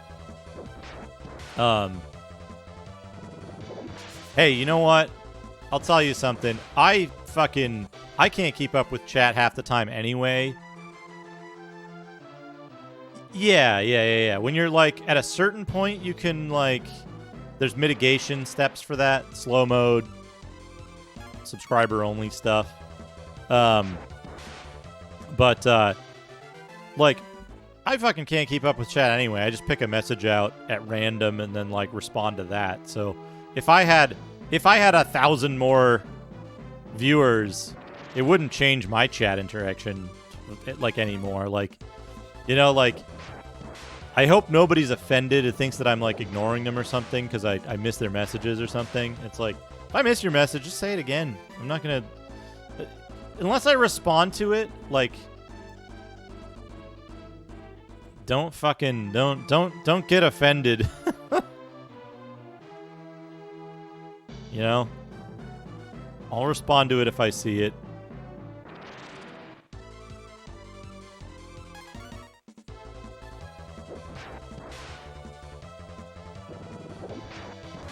I've put channels in emote-only mode as a joke before. It's funny. It's a good joke. Because it doesn't harm anybody and you can revert it easily. It's pretty good. Hey, Reg. I don't get it.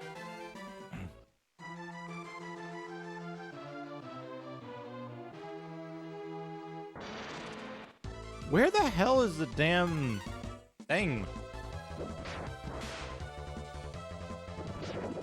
Yeah, crowded chats are like wild mosh pits.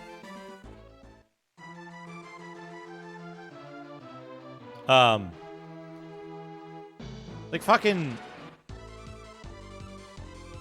big chat is like, you go like, hey, we're gonna try to make the jump, and then you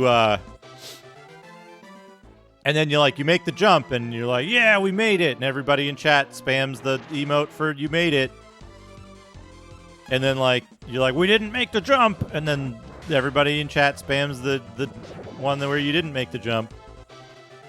Yeah, you did it. Do I not have you did it? I need to check my Franger faces and see which ones. I do have it.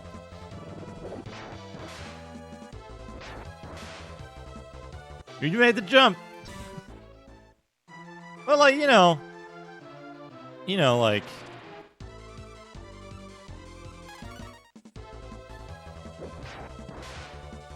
I should swap guns out for someone slower.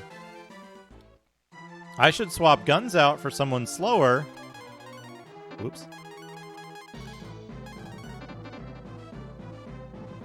So that... Oh, for fuck's sake.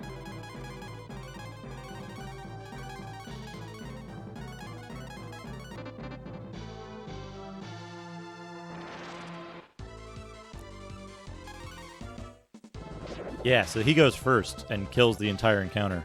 We don't have to watch two attack animations.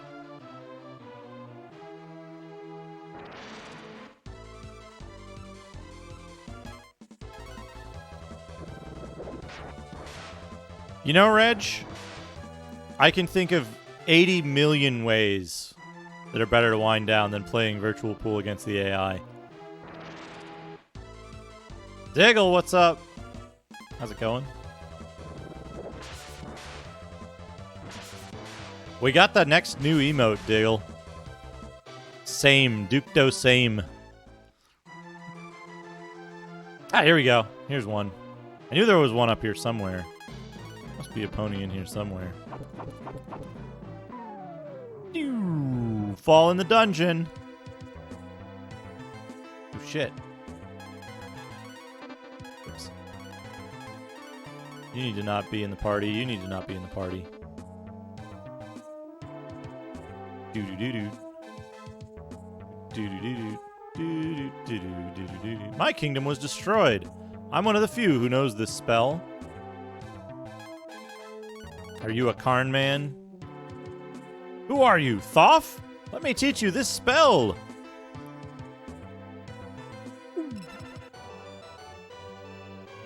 That's a good combo, Flora's Lava. The knife. As I expected, you learned the spell. You are a member of my family line, Thoth. This spell is now yours. Thoth learns the spell of simulation. He's now part of the problem in unpacking what FPGA actually means. Doof! Thoth uses a spell to simulate a super form. Yes! Now we can put... We got the one who... We got the only one we need. Right? Yeah, look at him! Look at his fucking... Look at the fucking horns and the armor. Doof.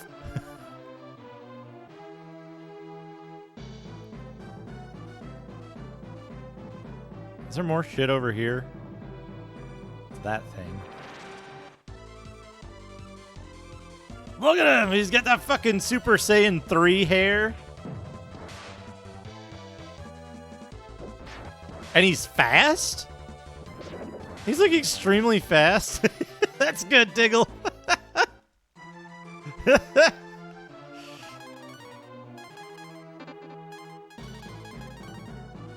Like, he's still got the fucking stats of this dude, but he's got like 1,000,000 attack power. Yeah, he fucking kicks ass. I guess we can't go through forest with him. Where are the other, Alright, is there one... I mean, north of Aurea? The one that's, There's one that's, beef and jerk, right? There's one that's beef and jerk, isn't there? That's really good. Oh, is he the one that can, oh, is that Puka?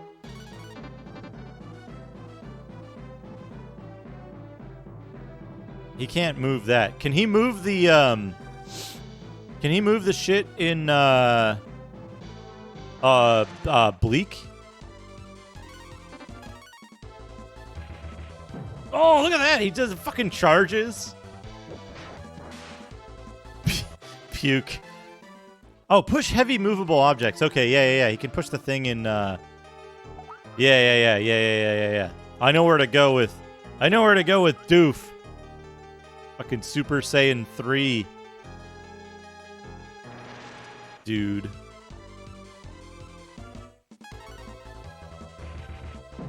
He's also super fast, which is great.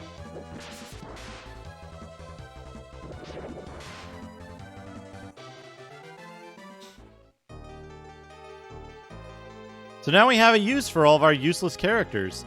There should be one fusion that just fuses, like... It fuses Karn, Bo, Jerk, and Hans. Rankuru.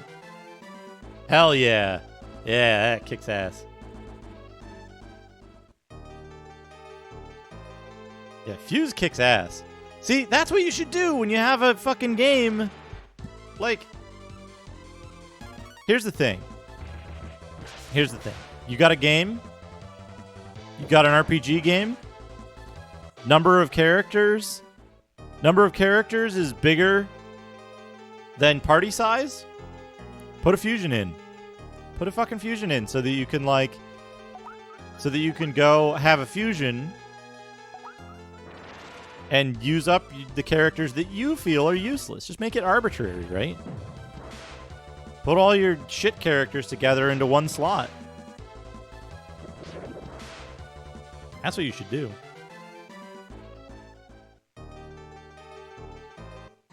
And, like...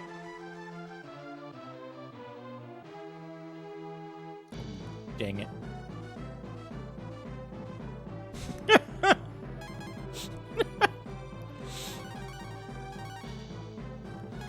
Three idiots in a trench coat, except magic. Yep.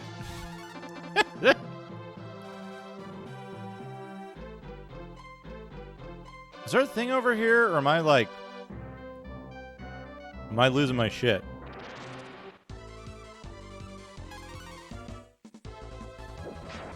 Damn it, I put blue back in the party.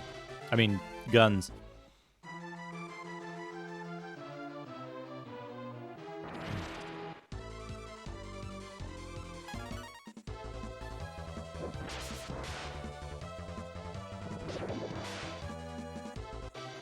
Blurb is a good enemy name.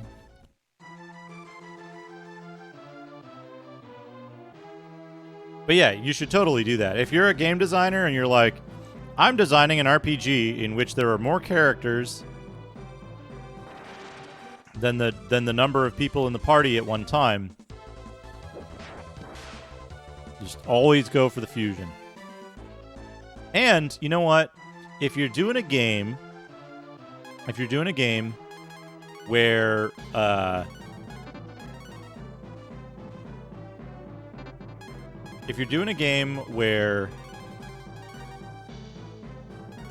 you if you're doing a game where it's like 3D and you're like, but we can't model all of these characters, just average it. Average the vertexes or vertices. Warhog. Average the vertices. Average the textures. It's fine. Or like pick it randomly. Whatever.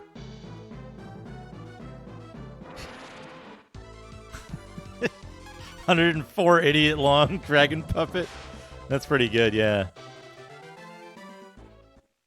It's like, you know, oh. Do I have marbles?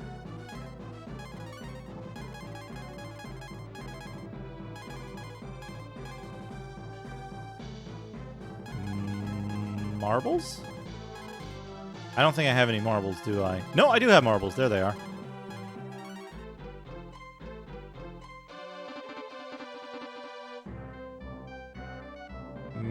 I'm not going to be able to get you, am I? Gotcha. What? What? You cheater. You cheating fucker. Well, now I'm going to have to shoot you just on principle.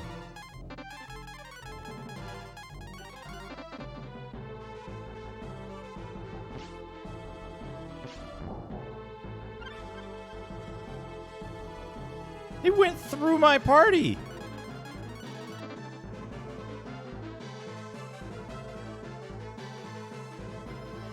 Cheating goddamn deer.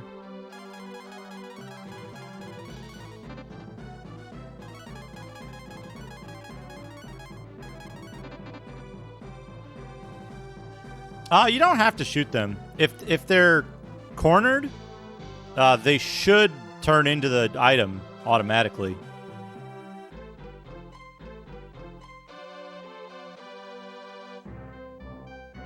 There we go. Look at this. I can dig it. I can dig it. Hell yeah. Marble 3 no longer works. Whoops. I must be getting close to the end of the game now, huh? Right?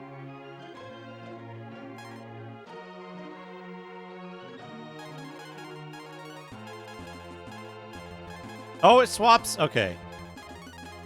It swaps characters in. You take a potion. I should use a potion, shouldn't I?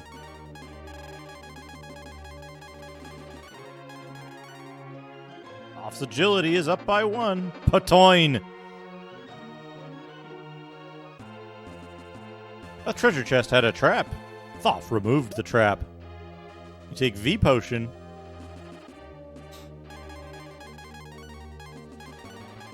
Pretty sure I'm gonna keep, well, yeah. Ladies' Vigor. Went up by 1. You take clog. What is a clog doing in this game? The agility for the character wearing this item will increase. Oh, that's good.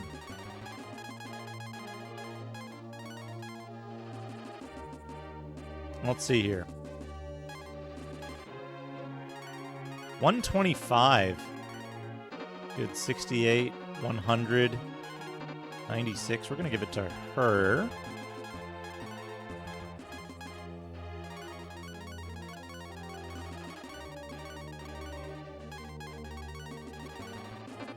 What does Silver BR do?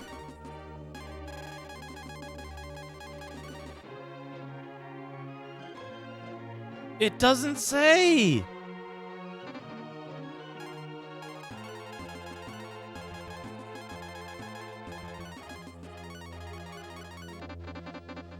What does the Silver BR do? L potion. I mean, it's clogs, right? It's clogs. Ah, shit. Why did I give that to Lady? That should have gone to fucking, that should have gone to Dad. Alright, there's two. You know what? I'm going to look up a map of this stuff, because I can't remember where any of this shit is.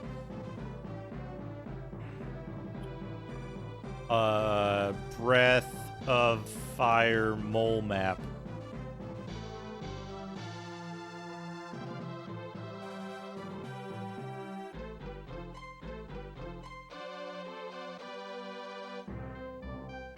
That's not helpful. A regular map. That's the map of Mogu's bullshit.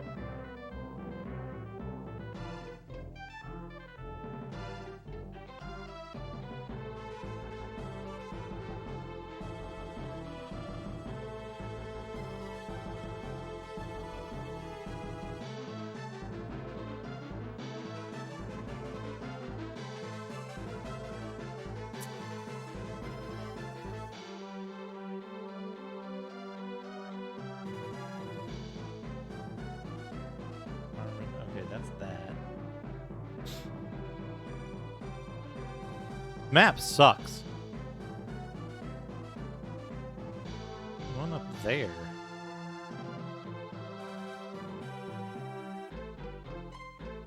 Northeast of Romero. See, I thought I looked there.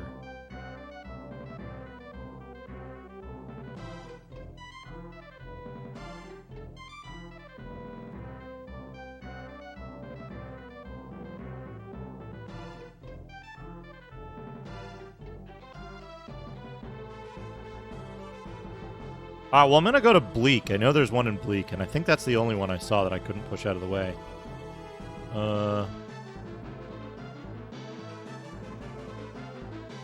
Yeah, north of Romero. Let's go to Bleak first, I guess. That's easy.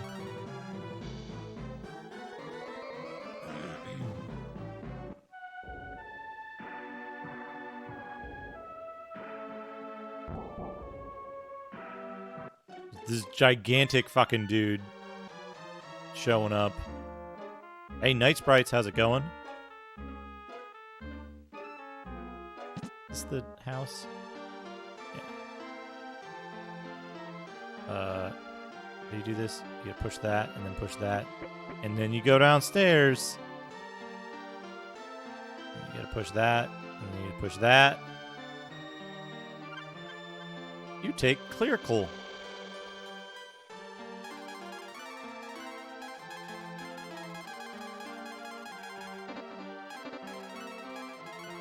Can use the Clerical.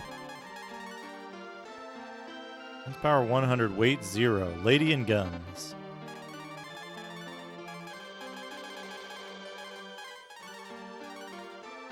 Her defense is 200. Her defense is lower.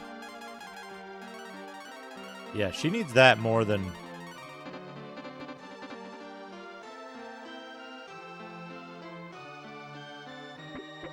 Wait, is that guy a...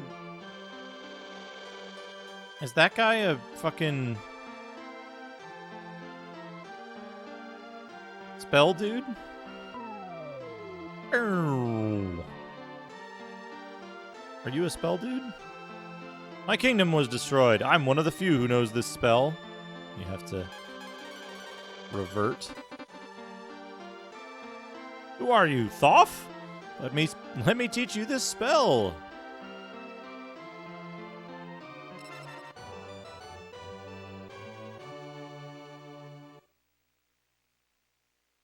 As I expected, you learned the spell. You are a member of my family line, Thoth. This spell is now yours. Thoth learns the spell of simulation.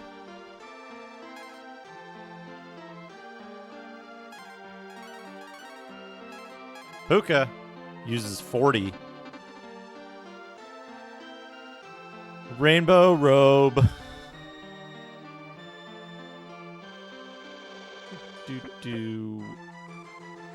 Alright, we're here. We can go to Marrow. Oh yeah, Puka opens the dragon doors, right?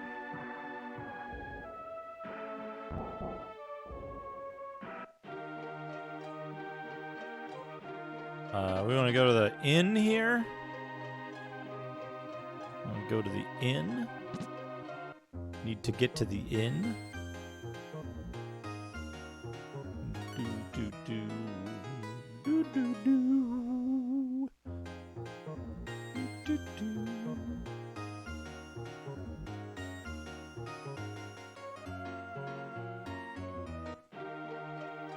Yeah, there's two other fusions. We'll get those in a minute.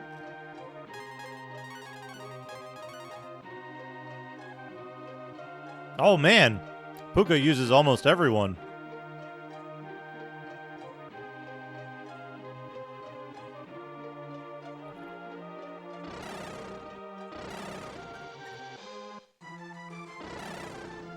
A freaking duck.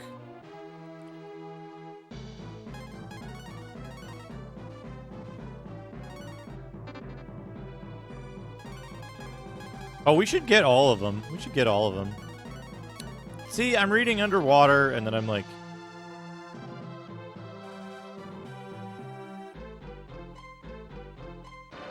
What the shit?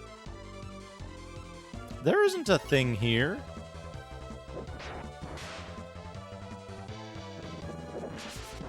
What the shit are they talking about?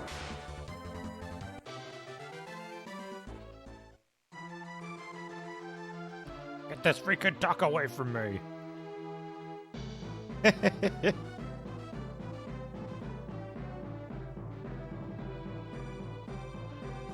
Oh, there it is. How do I get to it? Do you have to fly to that one?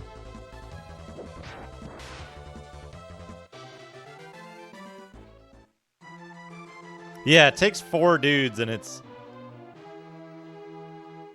Yeah, you're gonna have to... We're gonna have to fly to get to that. It's only after Nina gets her flying ability.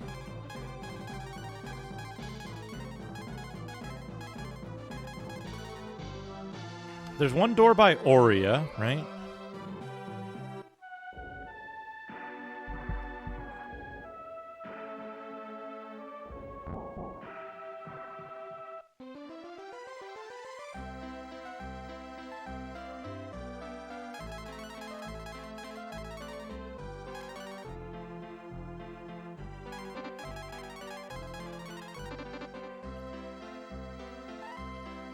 I think that's 2. I think that's 2. I think I've played 2 that far. Hell yeah. Hell yeah, Duck Dragon. You take Dark Burr.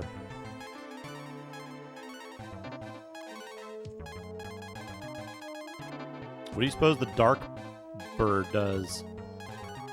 I think it tells you? Only Thoth can use it. So we're going to have him equip it.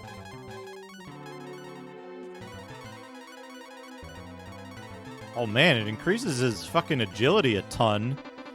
And his fate, whatever the fuck that means. Yeah, it's really good.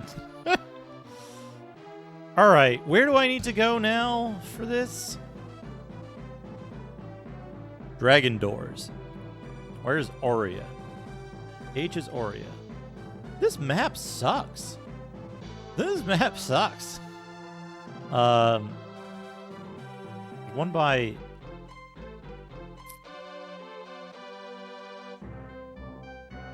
Greymore and Spring.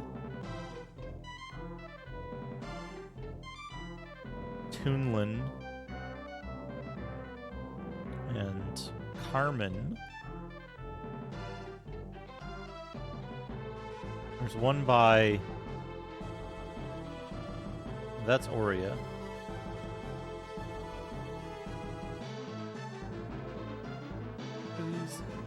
Breeze.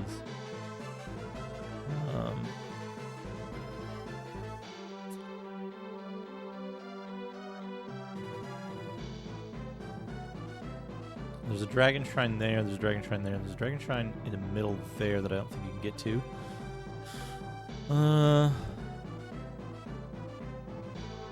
This B is Gust.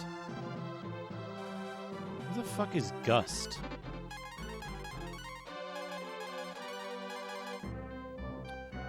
Oh, right. Okay.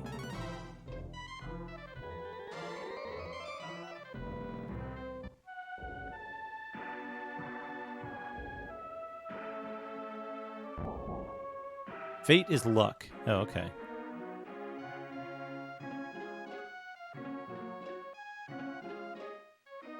You gotta go through here, west, and then down. Right?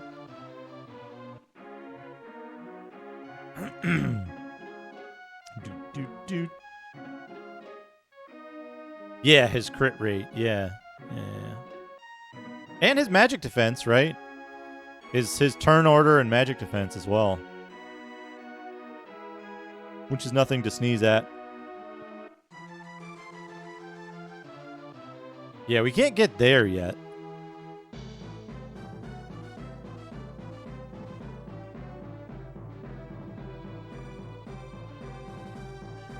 Did we fish this well already? According to this, there's a dragon door down here.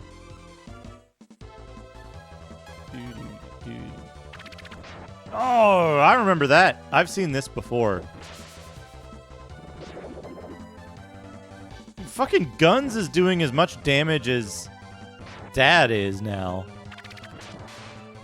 810. Look at that slam.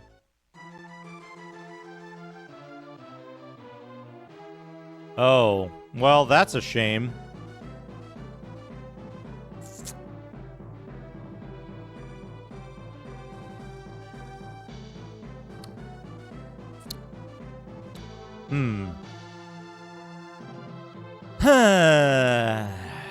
And the well is is completely surrounded by mountains, so you can only...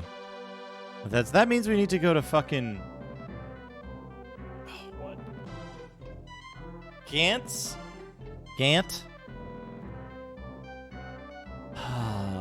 We gotta be a fish.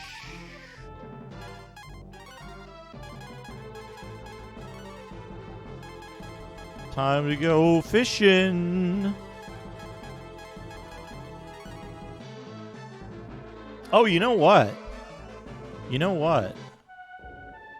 Where is fucking...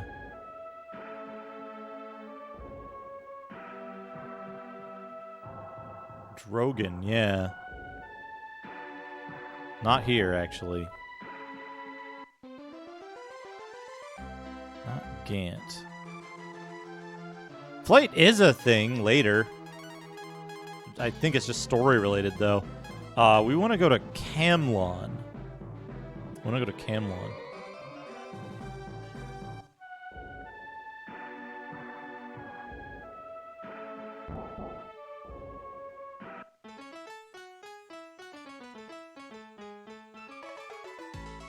They got the music.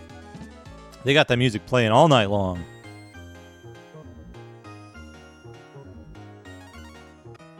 They still charge you for the inn. 1 gold, but they still charge.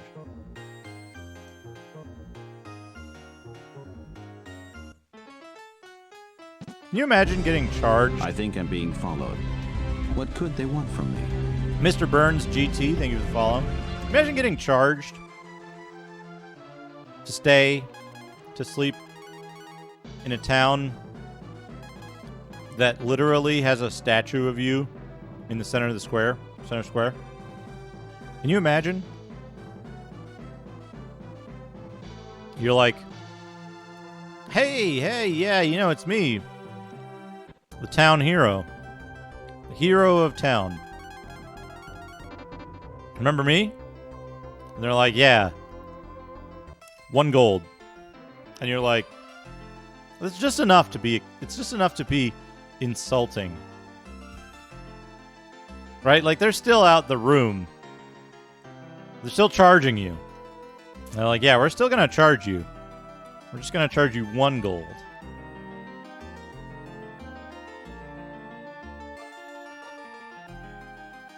Do-do-do, do-do-do, do-do-do. What's funny is it's basically just a giant head. Right? It's just Jerk's head.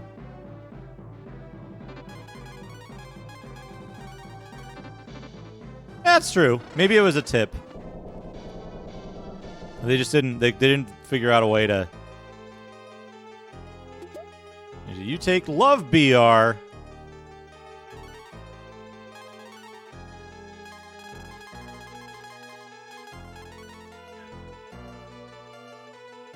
Lady and guns. All right.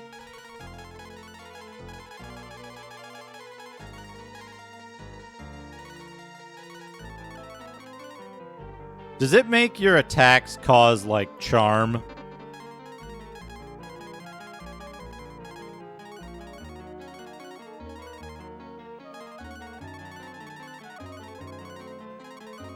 Restores 1 HP per step.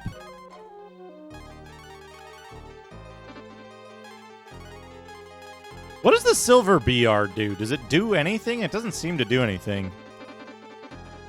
But the special items in this game are so obtuse.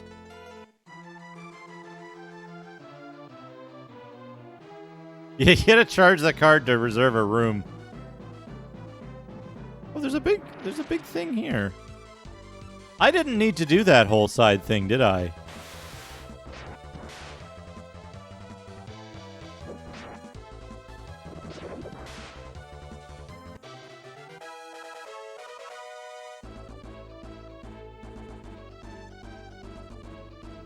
Bolt X has been learned. Oh, good. Yeah, I didn't need to do that whole fucking roundabout fish thing, did I? Fucking goddamn it. Alright, where's the other one here? Oh. Which is Toonland.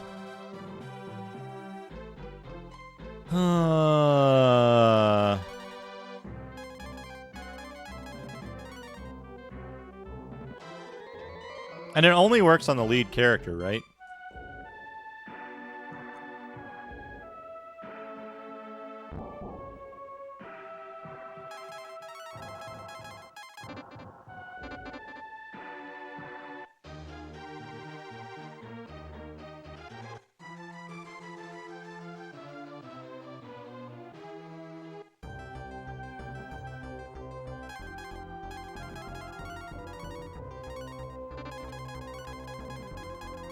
You know, for the amount that you have to do it, I'm glad they made swapping party members around, like, pretty straightforward. Yeah, we're just flying. We're flying around in his big fish head.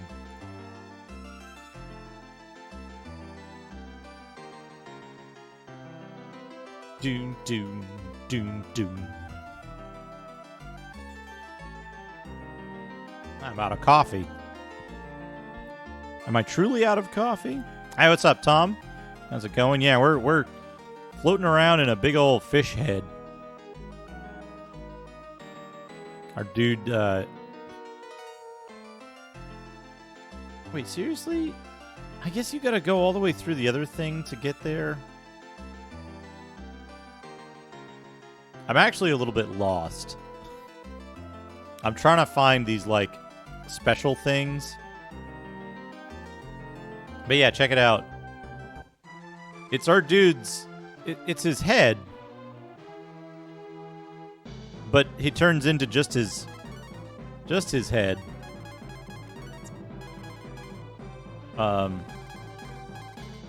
Spring? R is spring. Carmen. I haven't been to Carmen yet. Q is grammar. Got that one.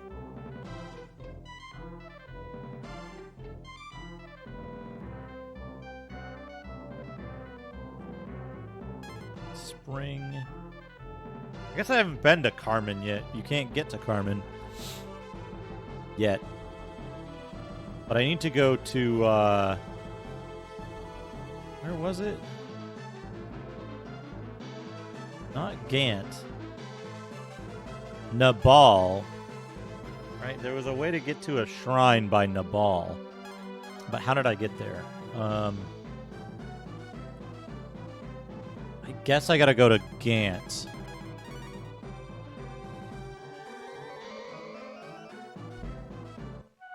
Yeah, it's cool how they did the, like, the various races and stuff, and, like, really, really cool, really cool,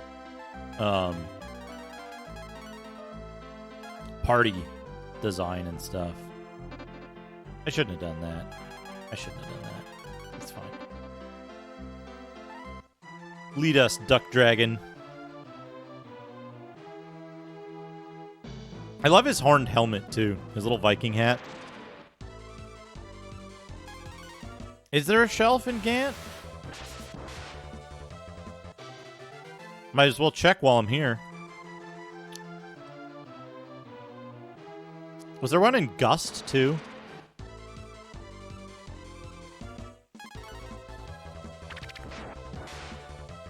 Is there one in Gust as well?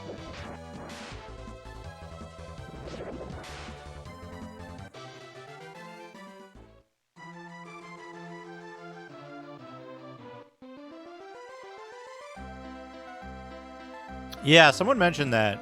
And there's definitely a little reminiscent of that.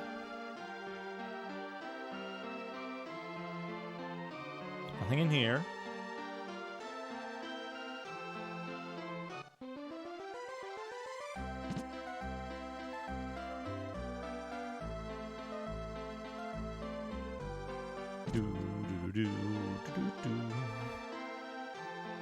Nothing in here.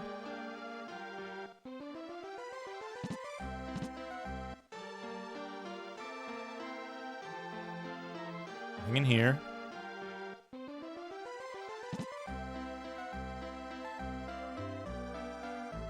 I wonder if any of the, like, dialogue of these characters changes after you come back. Nothing in here.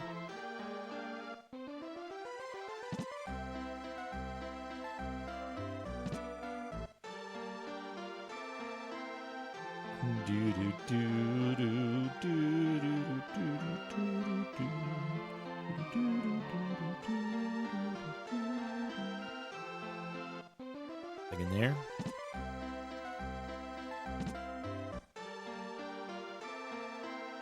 Nothing in here.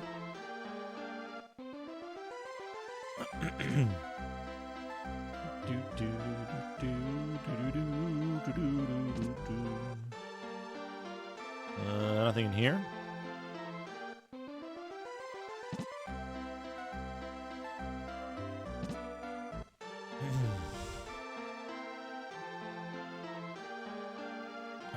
Let's see here. Oh! Look at that.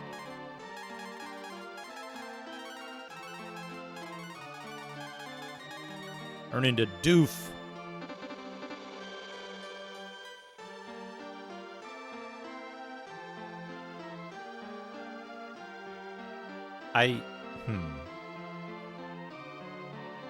Thoth can't break the wall. We have to revert, right? And put regular... Yeah.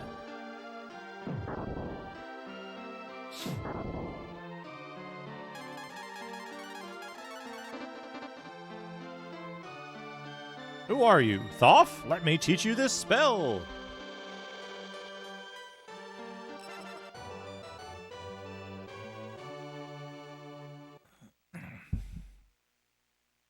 As I expected, you learned the spell. You are a member of my family line, Thoth. This spell is now yours. Thoth learns the spell of simulation. Oh, you can just push that normally. I just never thought to try. Well, could have learned fusion way earlier. Could have learned a fusion much earlier. Like right when you arrive, right? Oh. Right.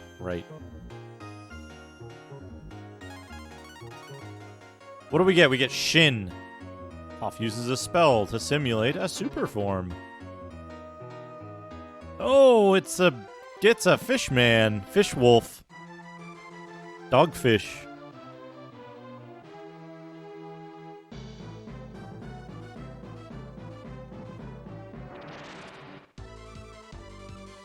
He's got a bow.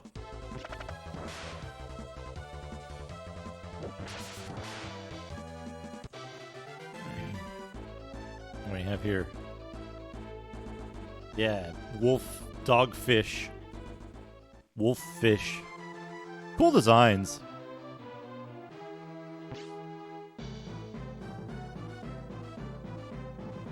Yeah, Almatia's got these all queued up.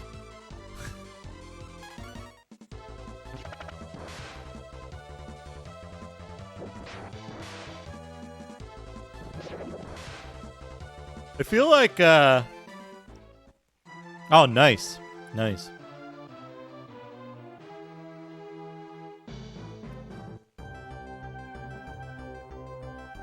He needs a bow underwater, though. We need to do something, though. We need to revert. To put Jerk in the party. Jerk raises the sphere and yells. Yeah, long-range fast shots. I was noticing that. We got something to do, though. We gotta go to the scribe.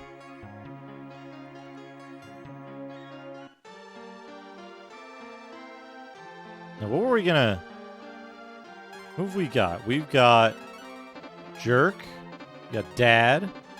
We've got Lady Doctor.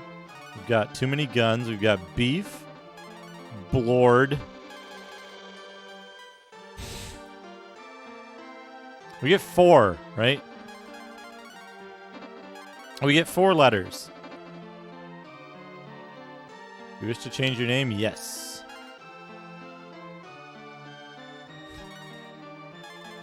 What are we going to name Mogu?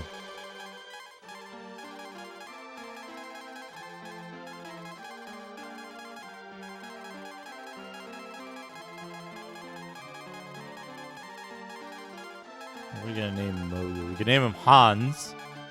That's kind of funny.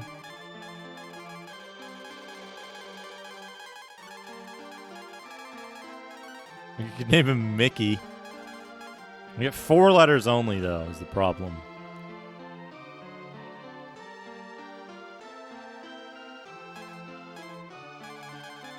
We get only 4 letters in this because of the limitations they put on it for fitting in the English text into the...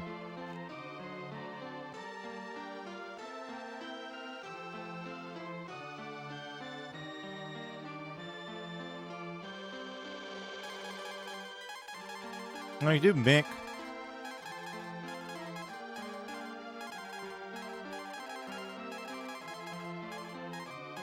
Oh, I know. There you go. We'll name him Mouse. Mouse. That's good. We can always change his name later.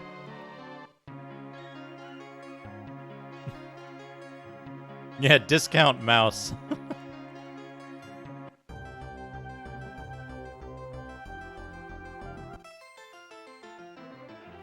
I do like that they gave Jerk a free underwater travel ability.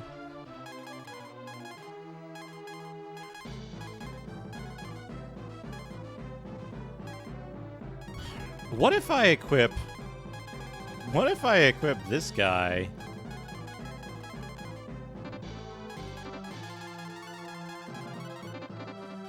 The Silver BR. Now there's something, it's either down here, around somewhere. I think I'm being followed. What could they want from me? Grumpy Gramps, thank you for the follow. Welcome.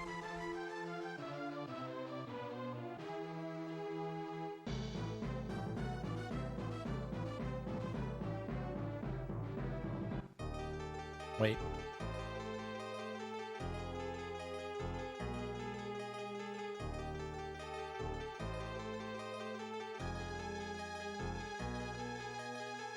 This isn't right, is it?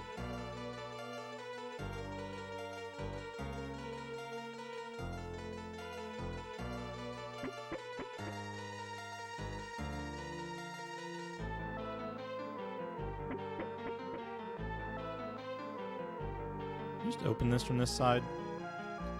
Love to open that.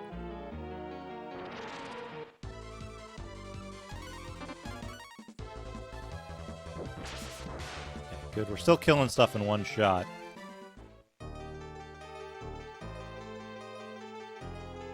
Right? And then how do we get through this area?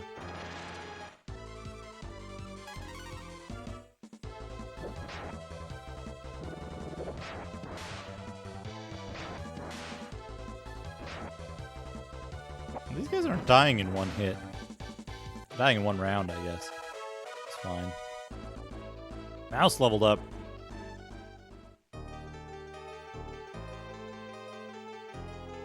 Right, we gotta go up there.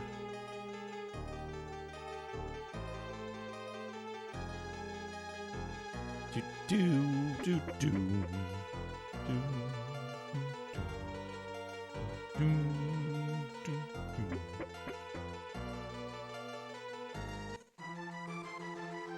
Okay, so then we go this way, right? And this way leads us all the way around to a shrine or some shit, I want to say.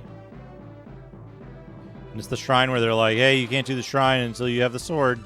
We have the sword now. Slam that chimera.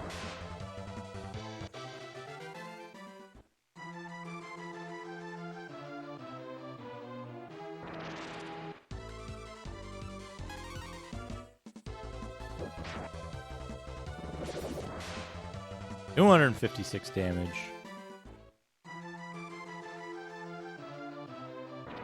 Yeah, there's the shrine. That's the one they won't let you. You can't participate. Hey, Pressure, how's it going?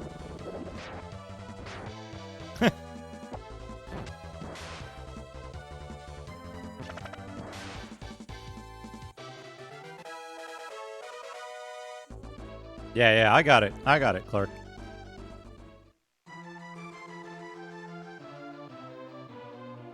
Oop.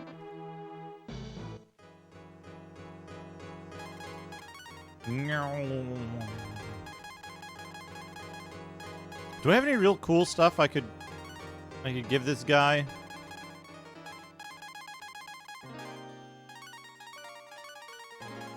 Before I do this, that would make it easier. I guess with the fucking... yeah, Pressure. Might Magic 6 tomorrow.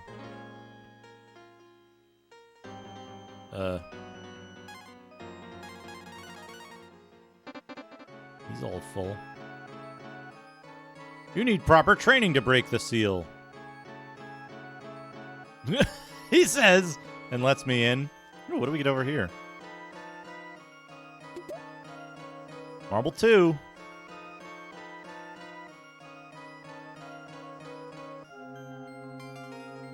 You'll have completed this step if you can survive this test. Now, do I want to fight regular or do I want to fight... I thought that said brain. Do I want to fight regular or do I want to fight dragon?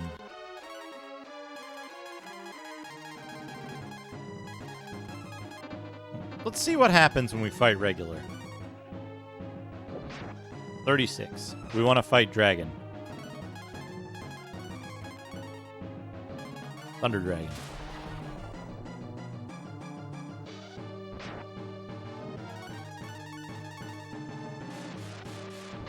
Yeah, 130. There we go. And he does little enough damage that... Unless he has a second form that's like... mega damage, I can just heal with what damage he does.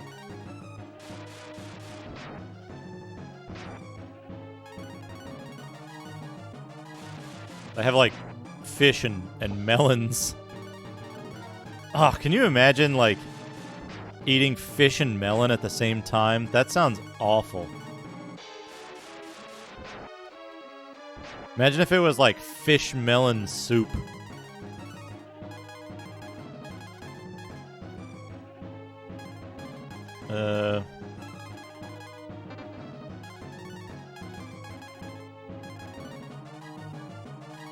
Yeah, we can just use a melon, right?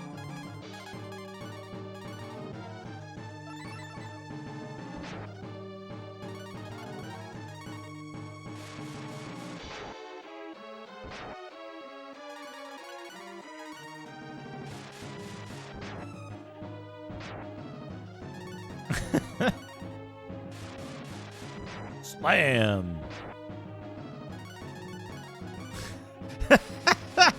One fish melon soup, one beef slam, no mayo.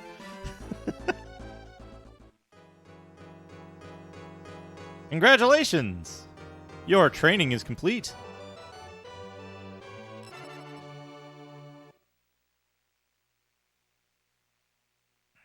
Use your powers to restore peace to the world.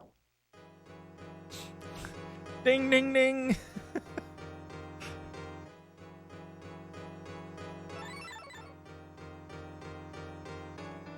Yeah, fish melon soup, you just scoop the insides out of a melon.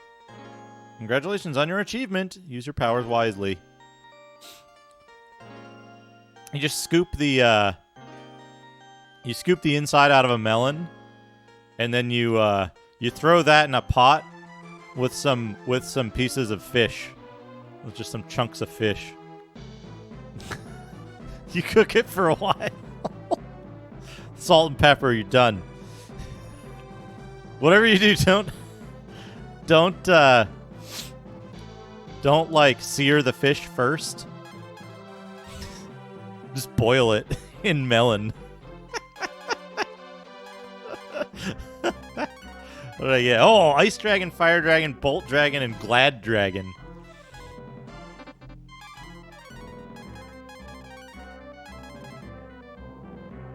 Okay. So now what? Oh, what's this?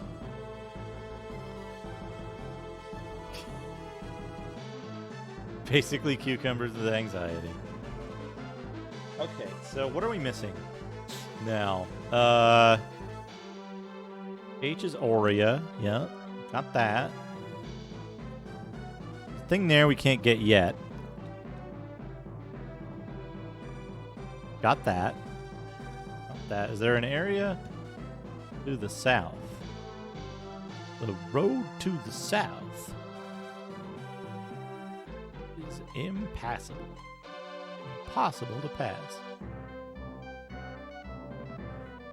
Do do do do do do.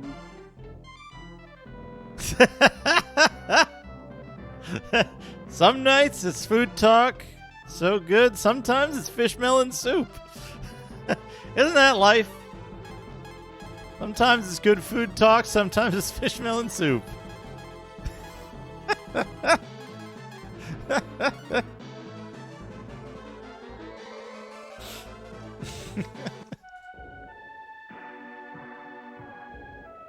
And if I had unlimited emote slots, I would make a fish melon soup emote. Just temporarily, just for like a couple of weeks until until I no longer thought it was funny. Hell, if I had unlimited emotes, I'd just leave it for a long time.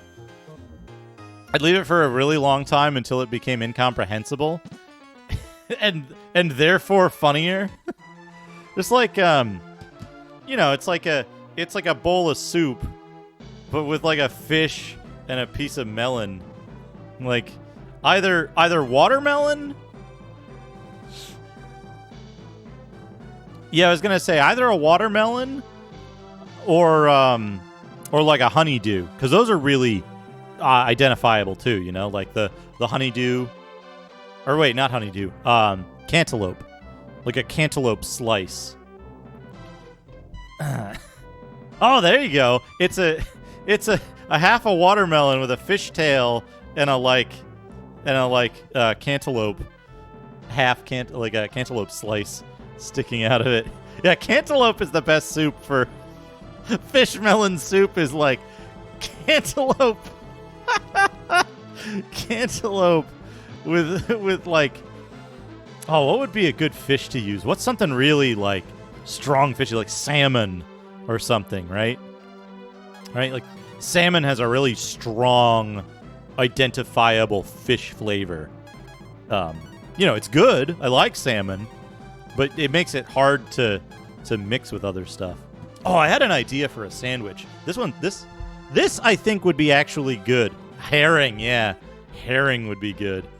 I had an idea for something that would actually be good, I think.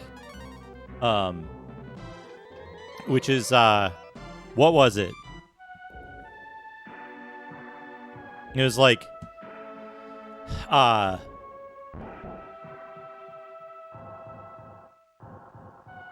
man, Lutefisk. Lutefisk is cheating, though. Lutefisk is cheating. Or Hakarl. Hakarl is also cheating. What am I trying to say? Actually good thing.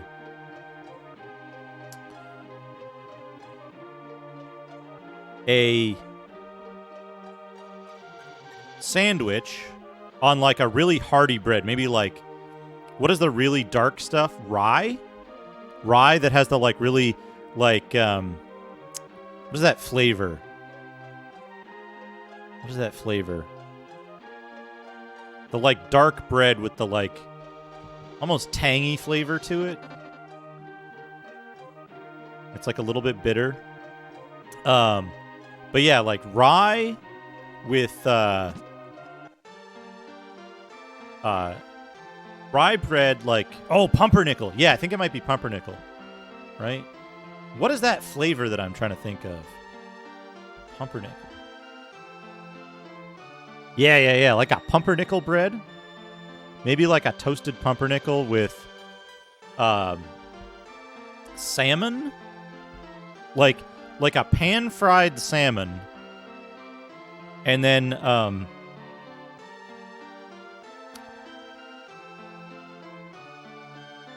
shit. I'm trying to figure this out. I want to say I'm having a problem identifying the dairy thing that I was trying to think of.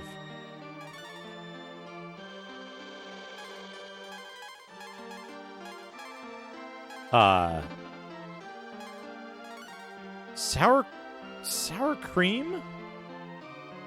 Maybe sour cream or cream cheese? With like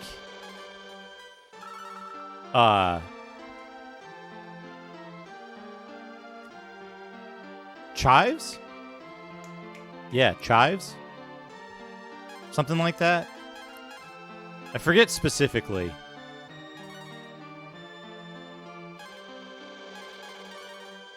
Get rid of that fucking dig claw. Iron Claw instead. I'm not gonna eat fucking fish melon soup. It sounds disgusting.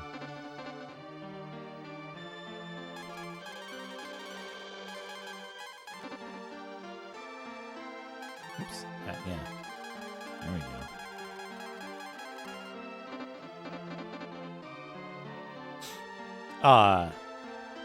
But yeah, I'm trying to think of what it was, but like, I want to say it was sour cream and chives. And like, cook the salmon with some shallots. I forget exactly though. I remember like thinking this would be a good idea. I should try it sometime, and then like never had either the time. I never had the time and the money at the same time.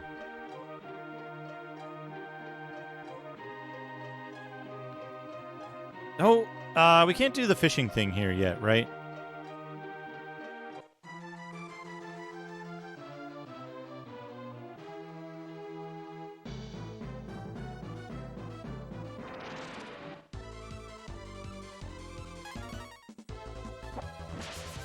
Yeah, mixed fish in a melon bowl. Good. Sounds good. Cure-all?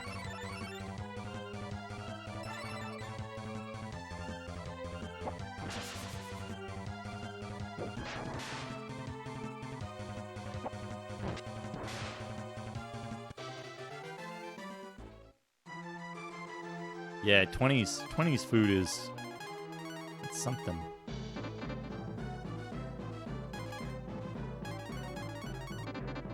The fish head song that they would play fucking incessantly on late night radio. I should still be using the barang. Doo-doo.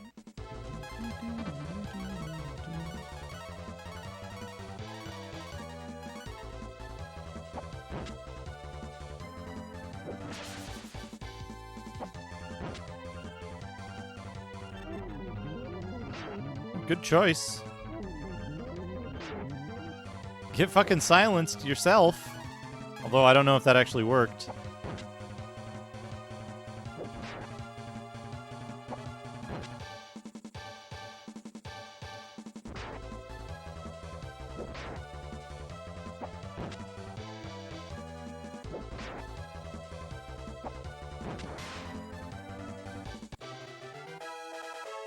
Yeah, smelt, you eat the whole thing.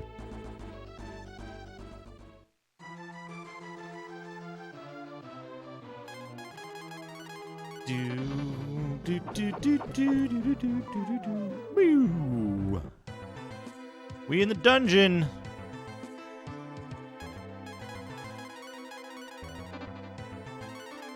All right. Shin, Doof, or Puka? I think we need to use Puka.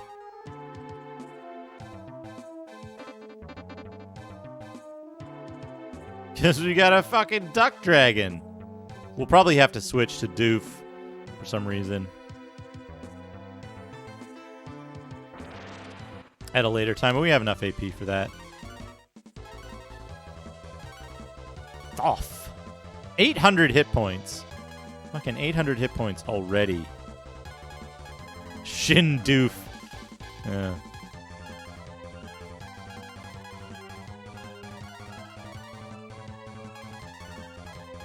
You just fucking Boltex. Oh wait. Fire X. Why does Boltex cost less than Ice X?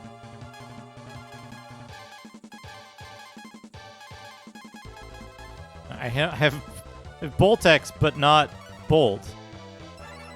Let's see here.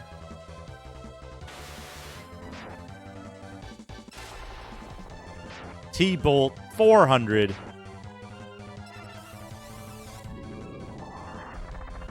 Blast. That's fine. And she counters with it.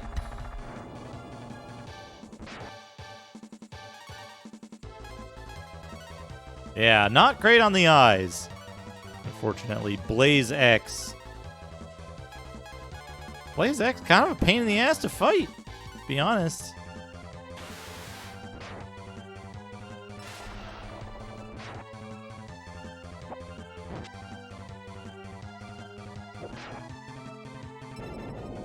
Devastat.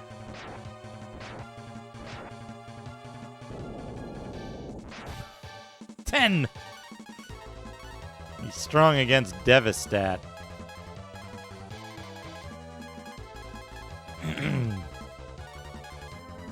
Lady really needs to learn Cure All.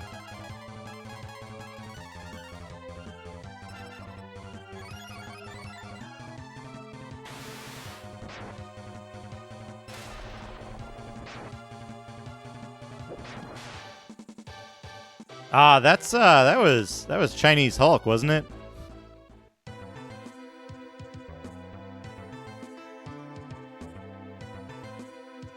Yeah, you know, when that was still around, I was like, you know, I redeemed it and tried to I was like, hey, pick anything you want, anything you like. But then it was like so many people putting so much stuff on it there was no possible way. Even if everybody picked good toppings, there were so many toppings that it was like it's not gonna work, you know?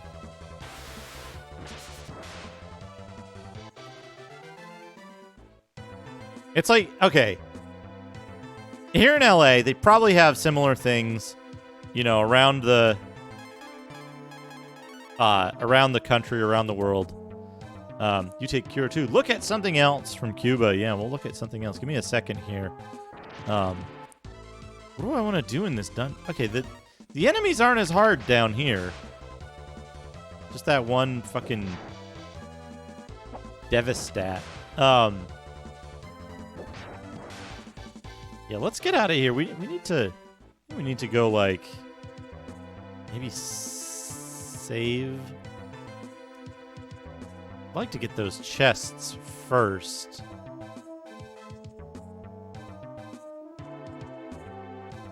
Yeah, that's a dead end. I want to get those chests and then leave the dungeon and then do the redemption. But that it might take a while. Oops. You know what the hell it's saying? Too many fish spoils the melon soup.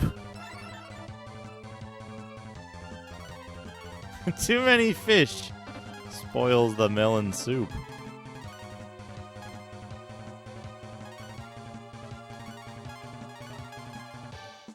Well-known. It's a well-known saying.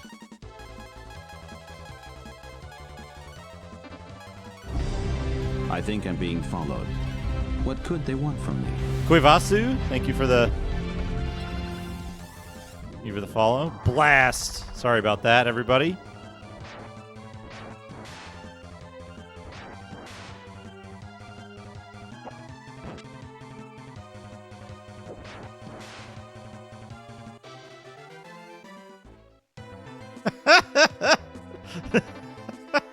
Fish melon soup follows. .com. God damn it. Oh, I'm okay. I think I can get these chests.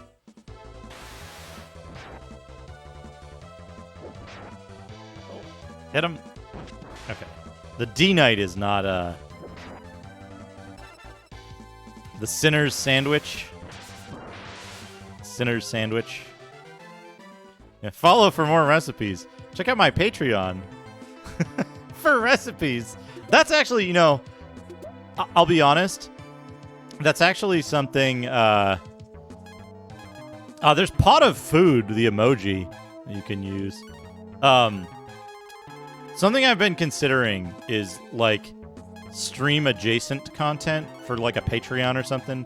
It's like $1 a month or something, and put up like, I don't know, like old music of mine that I find, or or recipes and stuff like that.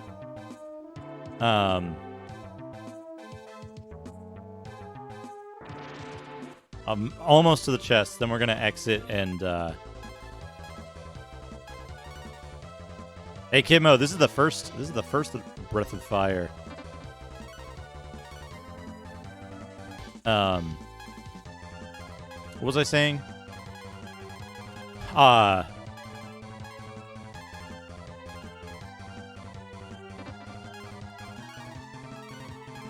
Yeah, 2 is really popular. We want Nova. There you go. Slam that guy down. Blast. Cover your eyes.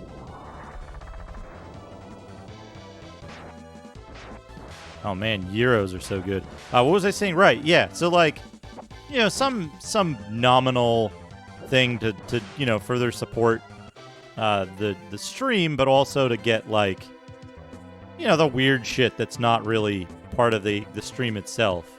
All right, we almost got these chests. Then we're gonna do the look at something else redemption. I got the perfect thing. I got the perfect thing to look at. Actually, I gotta check it. I might have to do something different, but I got an idea. Guns reaches level 36. She just keeps leveling up. Okay.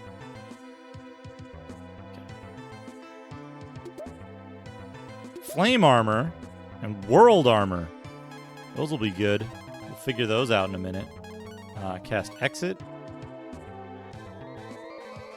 All right, we're gonna go do the redemption for look at something else. Warp. I'll just warp to Camlon. That's an easy warp. But yeah. So like extra stuff is what I'm thinking. But I want to get a suitable like. That's what I thought, Cyraptor. That's what I thought. Fucking.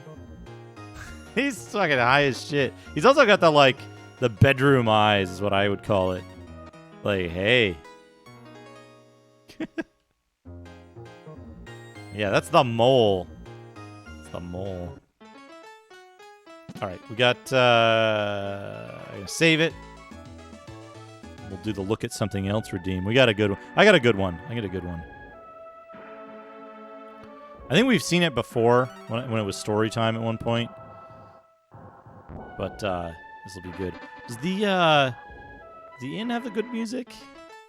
Oh, this is good music. This is good music right here. All right, we're going to pause the timer.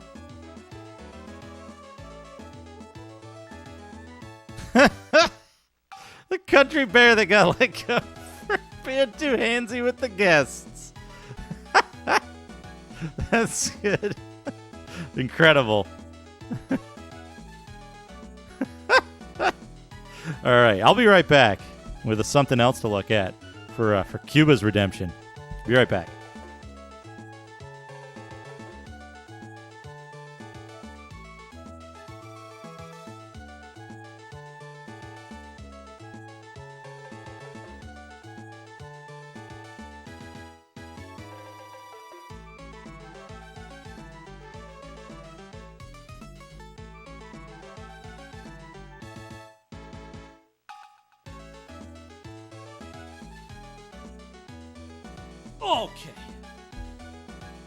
Okay, here we go. We've got Better Homes and Gardens new cookbook. This is new, by the way. The new cookbook from, I don't fucking know when.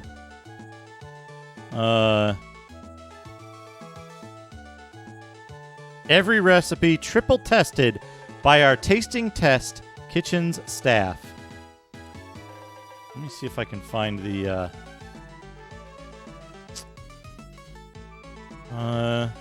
first edition, third printing, copyright 1953 by Meredith Publishing Company. All rights reserved under the international and Pan-American conventions. Yeah, this is the new cookbook. The new cookbook. We've got some pies. Custard pie. We got a whatever kind of pie that is. Meringue. Banana cream pie. Cherry pie up here. And kind of peach cobbler, I'm guessing. And yeah, so they have a thing in here. They talk about that's a little brittle. That's okay though. They have a thing in here. They talk about selecting shortening, right? And the shortening list basically goes if they've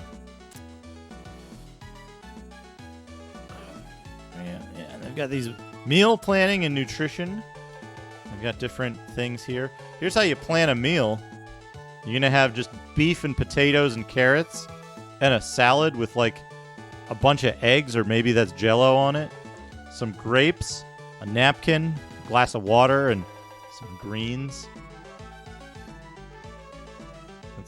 Presumably that's a glass of bourbon or scotch. Yeah, meal planning and nutrition. They talk about how to, like, rich sources of iron, a 2-ounce serving of beef liver, good sources of protein, 3 ounces of lean meat, fish, chicken. Yeah, that's good. Good sources of calcium, whole milk, kale, broccoli, cottage cheese. That's good. How to get vitamins. Beef liver, kale, beef liver, orange juice. Oh, here we got some pictures of foods from the 50s. Eggs, preferably 1 each day, at least 4 a week. And we got like this like manji symbol of bacon there.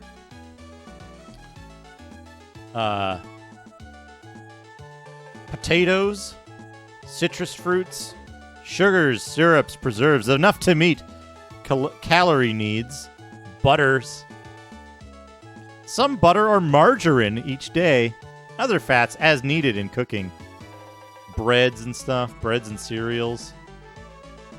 Ugh. Got all these calorie tallies, how to figure out how much to eat. Food storage guide. They advise you on food storage. Oh man, look at this. Here we go. Plan meals the easy way. Borrow these ideas. Eat like a beef slam, hold the liver underneath. Ultimo, thank you for the 100 bits. Yeah, 1 beef slam, hold the liver, hold the anus. Yeah, here we go. Look at this. We've got, for the meat platter, arm pot roast. The starchy food, stuffed baked potatoes. The vegetable bowl, glazed carrots.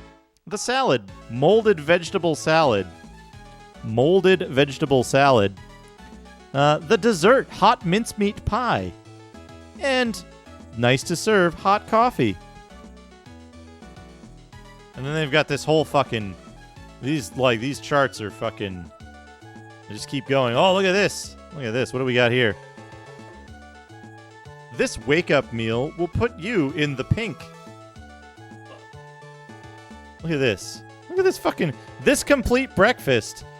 Just a gigantic carafe of syrup. An apple inside some kind of sauce, maybe? Bacon, pancakes. And like a full cup of milk. Incredible photographs in this, by the way. That's mostly what we're going to be looking for, is these incredible photographs.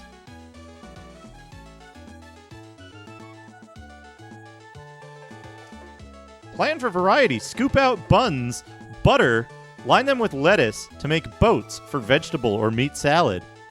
Buy rolls in different shapes.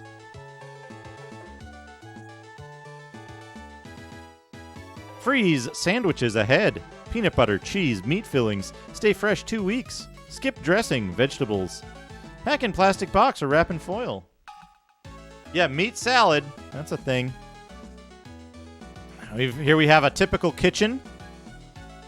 A typical kitchen with a regular breakfast of like 8 eggs, half a grapefruit, and a cup of tea with 2 pieces of toast.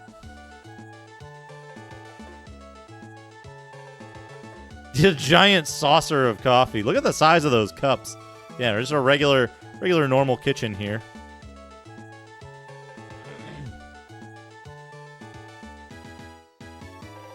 And then we've got, this is, science has taken the drudgery out of kitchen life. But push buttons can't do everything when a recipe calls for the human touch. Know the techniques and shortcuts that make the job easier and the results surer. And we go here, there's like leavenings, gelatines, eggs, milk, cream, thickening agents. Terms used in recipes. And tell you how to like do all the different techniques here.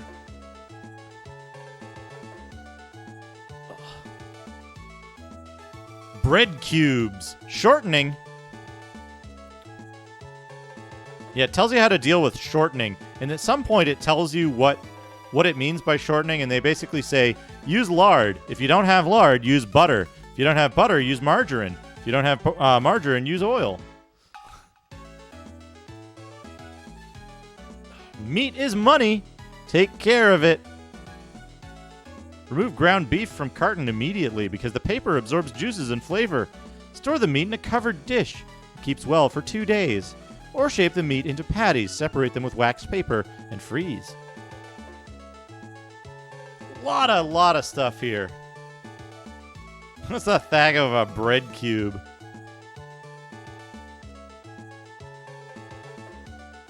How to wash eggs. Oh, look at these cartoons. Speaking of melons, look at those melons.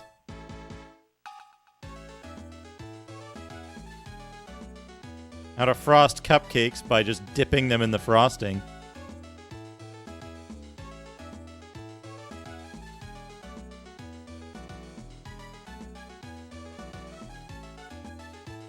More tables and charts.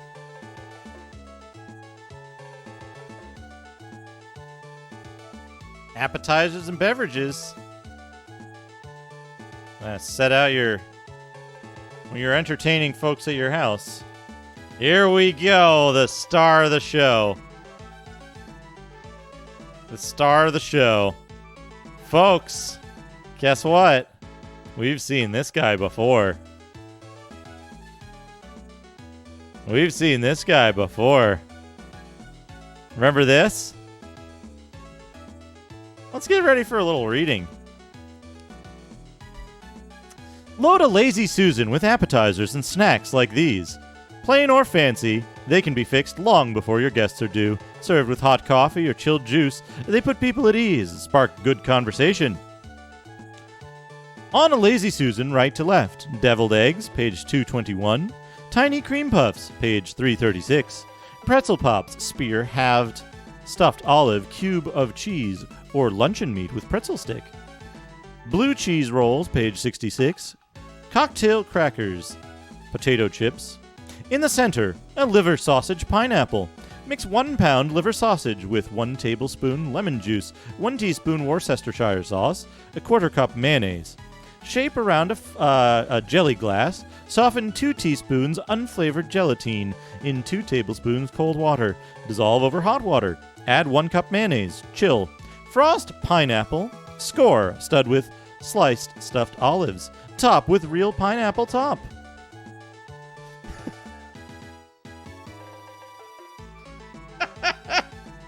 There we go. Look at that. It's the liver sausage pineapple. The liver sausage pineapple, folks. Coated with a mayonnaise gelatine frosting and olives.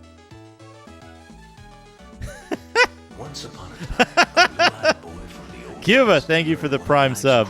lessons. 6 months. Evil was bigger than his gun, so he followed the footsteps of a mysterious master to the Far East, where he learned the secrets of the sword and and came back home with the heart Yeah, of a here's the runner recipe. and the soul In case anyone of a wants it. samurai. The ancient Kyoto people once inhabited the shores and islands of upper world. What was the race of mankind and its associate species grew more and more numerous and more powerful. The MEN fish were slowly driven to remote regions. Cuba, thank you for the KOTOA history. Yeah, here we go. It's the liver sausage pineapple, the star of this book. Funny thing is, they only give the recipe. They only give the recipe here on the sidebar. They don't give it in the actual book as a regular recipe. Also, I want to point this out.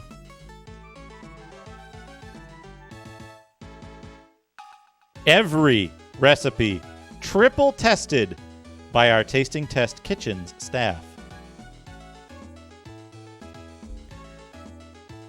Every recipe triple tested. That means they ate it 3 times.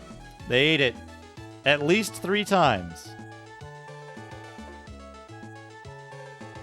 They made 3 liver sausage pineapples, and they ate them. Yeah, this is a good idea. Yeah, they tell you how to, like, prepare stuff and, like, how to serve stuff. Oh, look at this! Look at this fucking photorealistic milkshake here.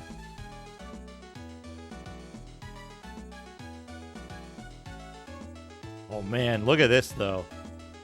Fucking... That might be shit, but look at this fucking pecan-dotted butterscotch rolls. Look at this. Look at this. That looks so fucking good. Look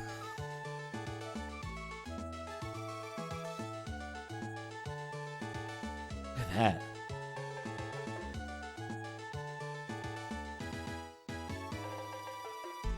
Some other stuff in here, but it's like hard to find the good one. The good pictures. Oh man, here you go. Here's some dinner rolls.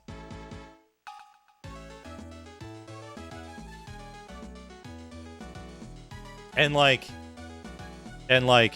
you know for sure how fucking rich this chocolate cake is, right? You know how rich this goddamn chocolate cake is. Look at that. Oh, this is my own copy. I got my own copy of this. But yeah, this is the cookbook my mother used all the time.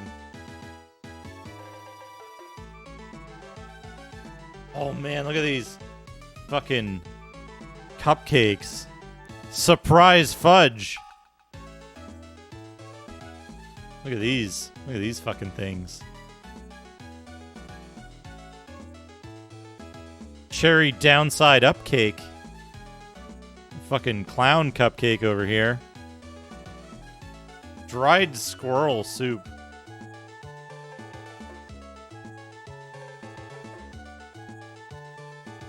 All these different cake recipes. Broiled coconut frosting. That sounds like a huge pain in the ass. Candy. Look at all these fucking homemade candies.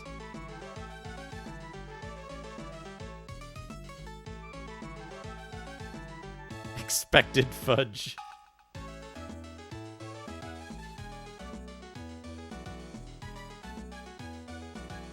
Oh, look at this. Look at this stuff. Look at that.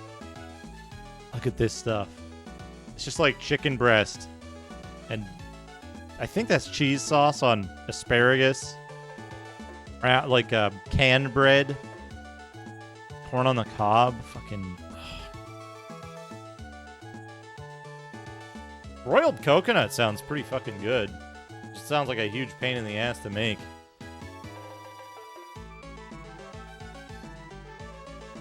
I'm not sure about this. I don't know what's inside this cake. I don't know what that is. That might be like saltwater taffy or Turkish delight or something. There might be something disgusting in there. Gumdrops. Candied fruit. Yeah. I don't know.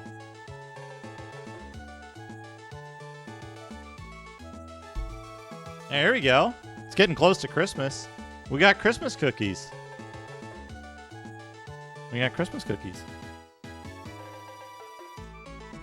There's also, yeah, here it is. This is the recipe I'm going to be making.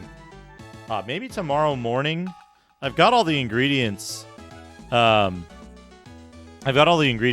peanut butter crisscrosses. It's a cup of shortening, a cup of granulated sugar, a cup of brown sugar, 1 teaspoon of vanilla, 2 beaten eggs, 1 cup of peanut butter, 3 cups of flour, 2 teaspoons of soda, and a dash of salt. And it makes... One time I made this recipe, the first time I made this recipe, because I was like, that sounds good. I've got all that stuff. I want some sweets. I didn't notice the last line of the recipe. I did not notice the last line, and I was like, you know what? This is becoming a lot of dough. This is becoming a lot of cookie dough. How much does this make? And then I looked. 8 dozen. 8 dozen cookies. 8 dozen. Oh, man. Look at this. Look at this. Don't you want that? Don't you want that fucking, like, strawberry sauce over like some kind of light fluffy cake with cream on it, with fucking whipped cream on it, and not like shitty canned whipped cream. Like that's meant to represent the. Oh, look at this. How about fucking hey, strawberry sundae? Strawberry sauce. Look at this. Make your own eclairs at home and just stuff them with fucking whatever that is, like some kind of creamy thing. Strawberry sauce on a large beef roast.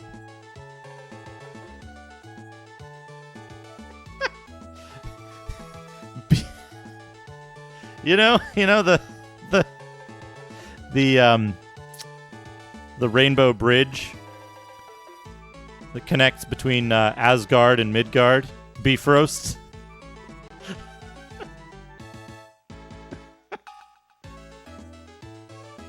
Look at this. Look at this thing. The Bungle Bridge. Beef roast. Look at this. All right, read the text, right? An omelet, high and golden, with velvety cheese sauce between the 2 layers, is a delicious dress-up for an egg. Whether glamorous or plain Jane, easy-to-follow recipes in this chapter are sure to make your eggs and cheese favorites at home. Look at this. That's an omelet. That's an omelet, folks. What the fuck? Look at this gigantic, fluffy thing with cheese sauce in between. Fuck, I want that. I want that. That looks fucking delicious. I'm gonna try to make one of those. How do you do that, though? That's unbelievable.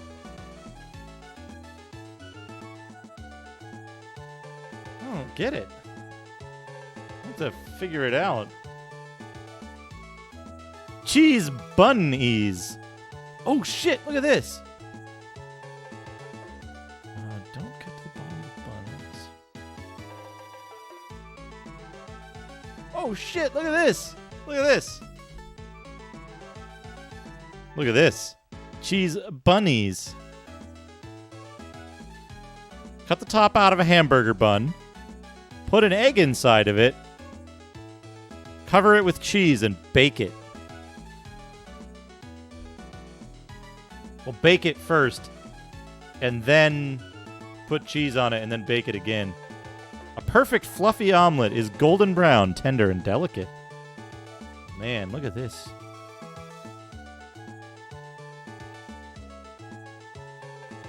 How do they do this? 3 or 4 eggs. Beat whites until frothy. Add water. Beat until stiff but not dry. Add salt. This is flour. Add 2 tablespoons of flour and a dash of pepper to the yolks. Beat till thick lemon color. Fold into whites. So you beat the fucking... You beat the whites, and then you beat the yolks separately. And then you, like, fold them together. Holy shit. Oh, man. Look at this. Look at this cheese. Look at all these different cheeses. Oh, man. Look at this shit. Yeah, it's meringue, right?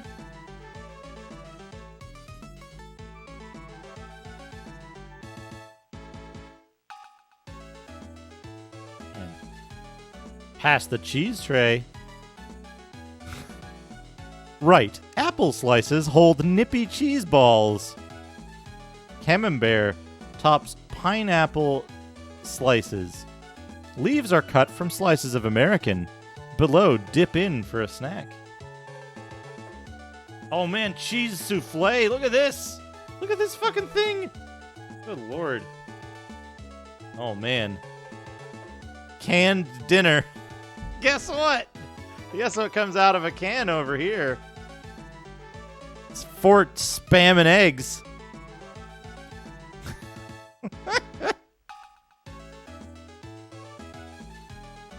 Upper left, Jiffy Mexican dinner. Upper right, ham platter. Crown roast dinner. Actually, wait, maybe that's not spam. It says crown roast, but I don't know what that means. Spam soldiers.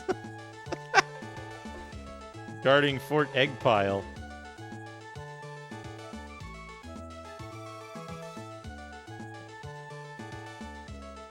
Now, here we go. Here we go. It's just a gigantic piece of meat with potatoes and carrots.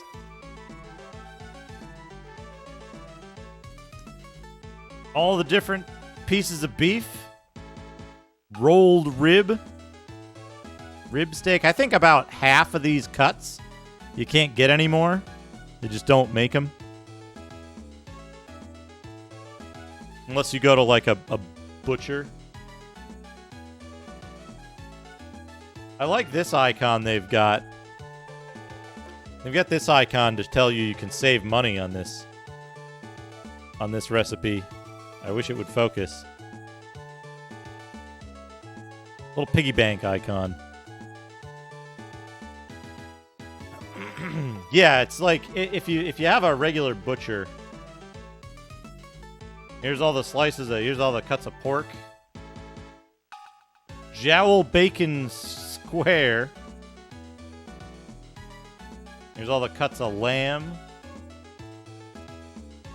We got outdoor cooking. There we go. Look at that. There we go. Recognizable stuff. Ow! Wow, that's my elbow. Recognizable stuff. We got hamburgers, hot dogs, pie, big dish of olives up there.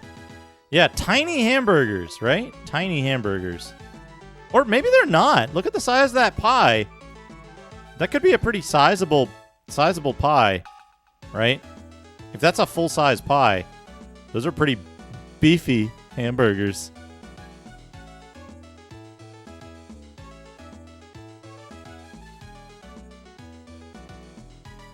Oh man, look at this. Look at this. Bring your fucking full-size coffee cups outside. Smoke some ribs in your backyard and make a fucking souffle while you're at it. Get your little like portable dish rack. Just meticulously cleaned.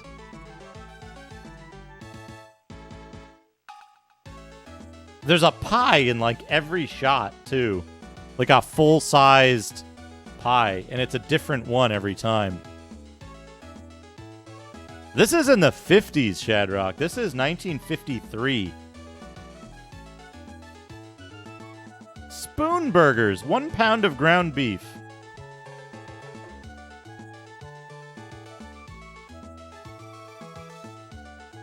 Wait, what?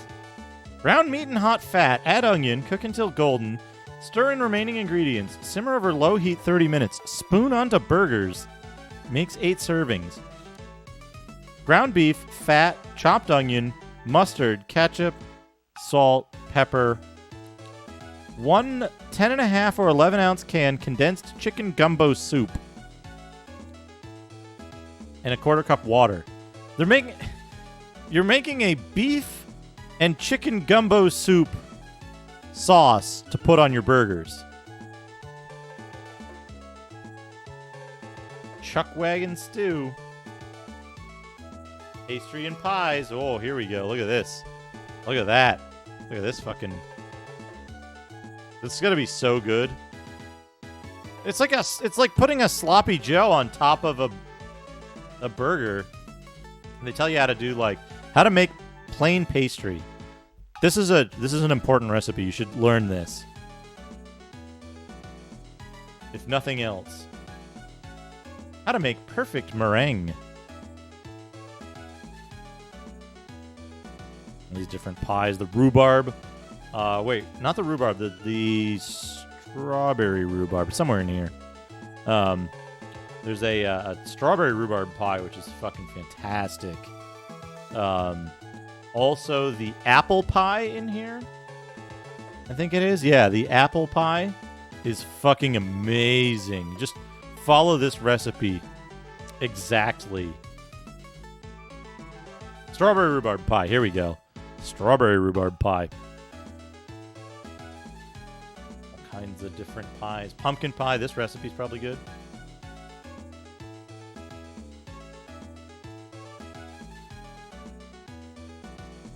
And they actually tell you how to do different stuff for the general things that you might need to make. Salads and salad dressings. Here's a perfectly normal salad right here.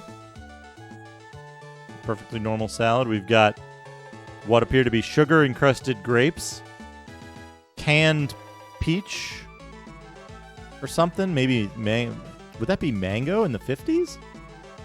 On top of a brick of what looks like blue cheese. Probably isn't, though. Gotta make different dressings. Oh, here we go. Here's the salad. Here's the salad. Look at this. What do we got on there?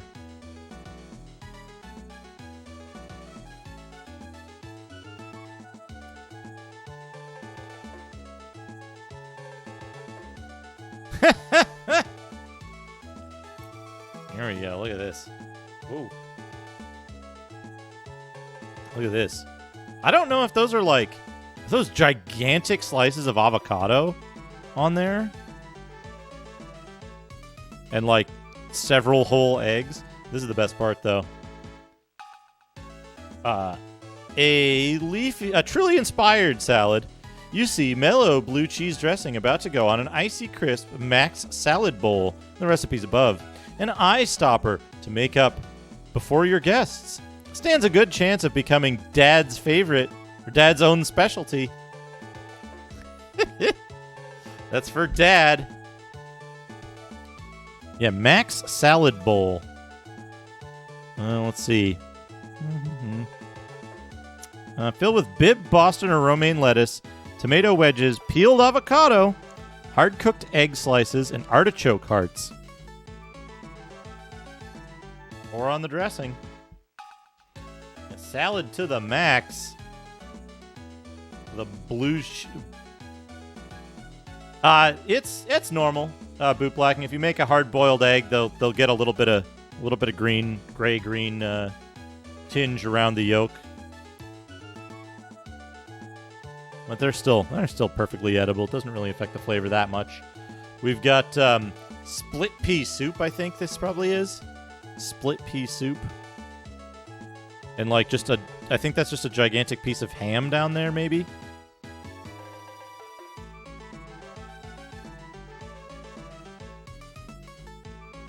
It's a little overcooked. In this era, a hard egg usually meant it had a little bit of green around the yolk, which is fine. It's fine as long as it's not too deep. And that was just a kind of very, very light thing. This is the vegetables section. You can't dip your soldiers into a hard egg. Look at this. This is vegetables. Notice the gigantic roast.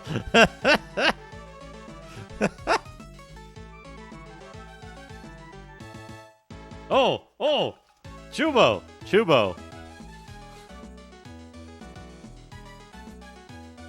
That really cheeses my onions. Cheesed onions.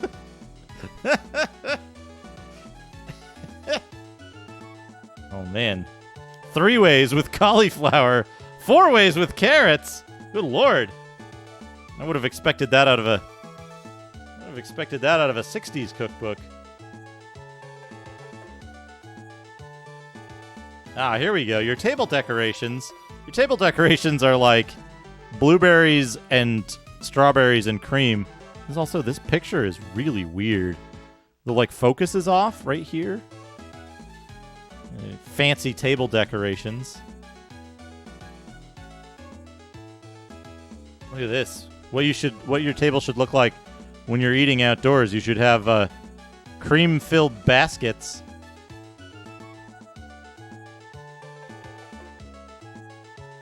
Just do whatever, you know? Just fucking alien plant centerpiece. Entertain buffet style. They're expecting 1, 2, 3, 4, 5, 6, 7, 8 guests. At least 8 guests.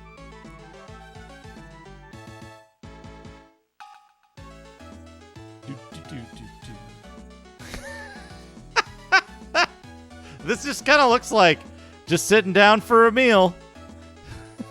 She's just sitting down for a meal.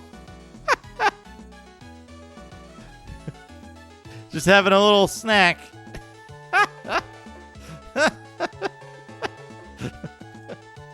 It does say invite your friends though, so that's fair. Look at this. Oh man, we got toast soldiers, but no egg to dip them in. Toast soldiers. How to have tea? Oh, look at this. We got a cup of corn. We got 2 hot dogs with red sauce and crispy fried onions. Those look good though. A big bowl of unflavored cabbage. Bread looks good. Fine corn cup.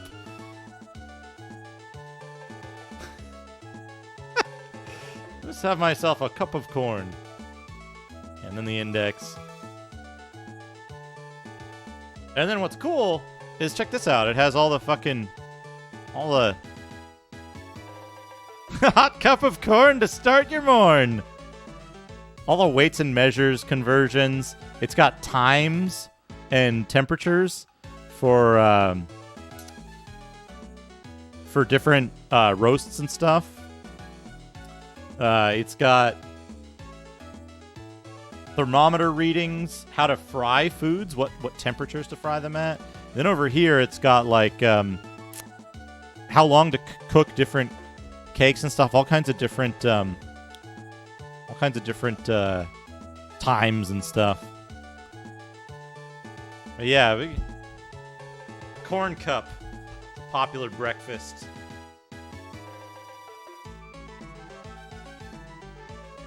There we go. That was fun. That was a lot of fun. I think it does say how much a pinch is. But, isn't that good? Isn't that good? But, in case anyone missed it, if anyone's just coming in a little late, we have to,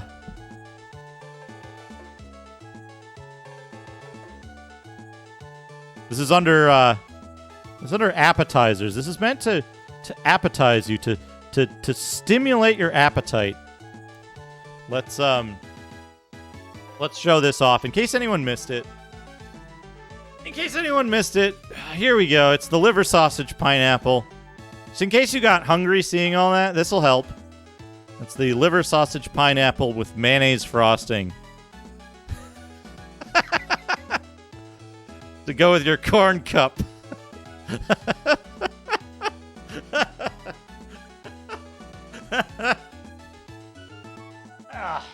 There you go. Yeah, weird. I'm not hungry anymore. Just thinking about liver, sausage, pineapple made me less hungry.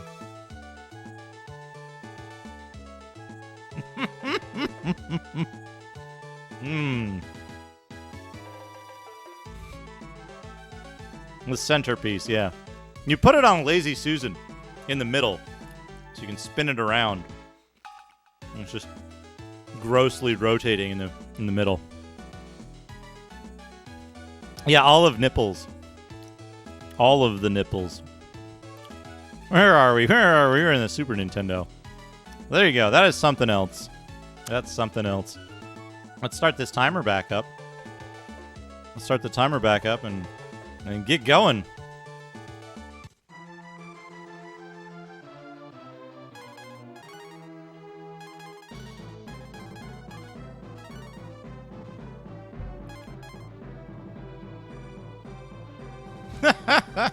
Hey, Taters Games, welcome. We're teleporting to spring.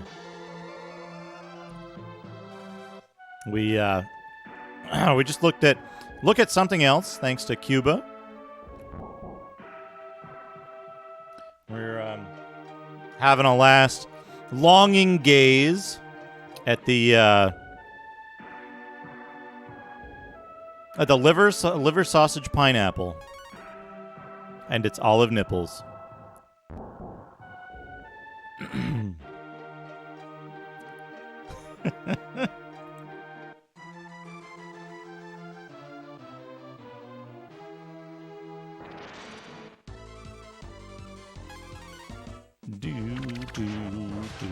Do. Off reaches level 26.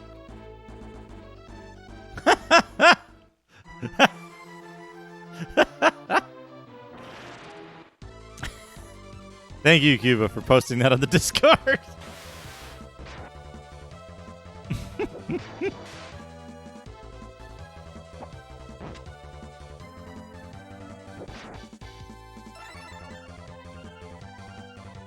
It is a 1953 cookbook, in fact. War crimes. War criminal. War criminal. War criminal.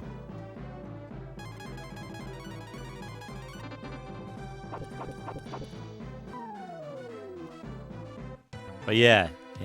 Good recipes. Extremely good recipes in that cookbook. Can't recommend it enough. Whoops. Put the real guy in the party.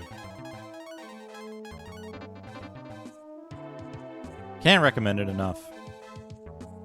Oh yeah, we want T-Hoff in the front of the party. It's actually really, really good. It's an incredible recipe book. Okay.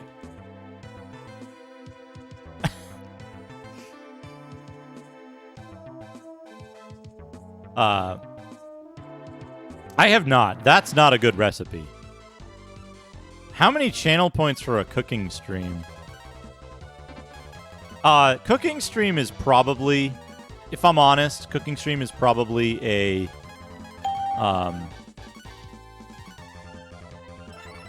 that is probably a like stream adjacent content thing.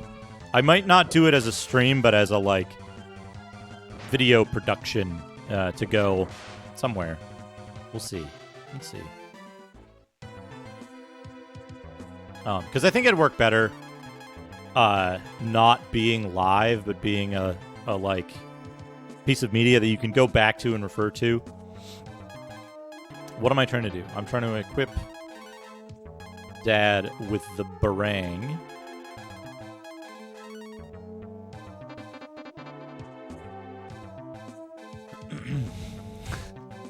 You don't even cook it! None of it involves cooking! It's uncooked! Oh, right. I meant to move him to the front row.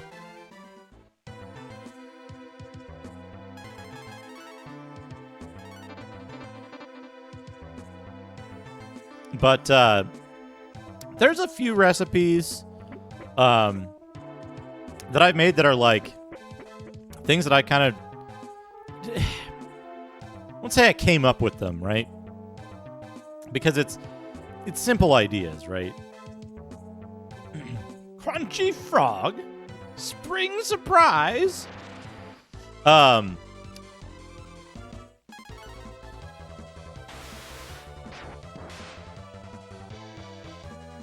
Yeah, the mole character that you only use to get into places. Would it make the liver sausage even better if you'd roast it in the oven with the mayo on? I don't think so. I think the mayo frosting would just completely melt off if you...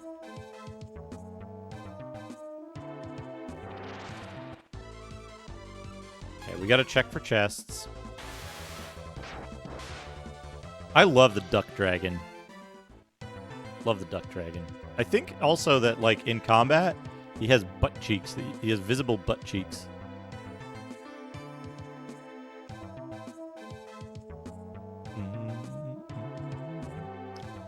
I would think the mayo would just completely melt. Right? He's got visible butt cheeks in combat. So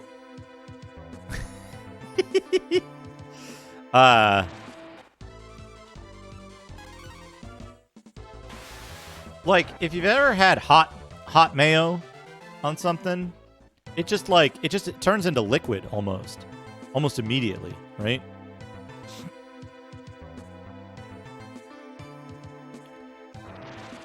Food poisoning from liver is common because people don't know how to cook it anymore. Interesting. Interesting.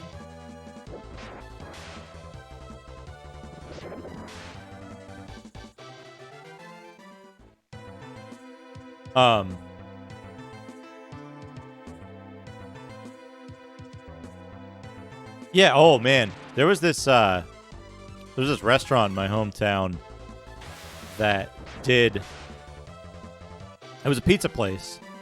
It was a pizza place that was owned by this Greek family. The worst possible milk. Hot, salty milk. Okay. I don't think there's anything here.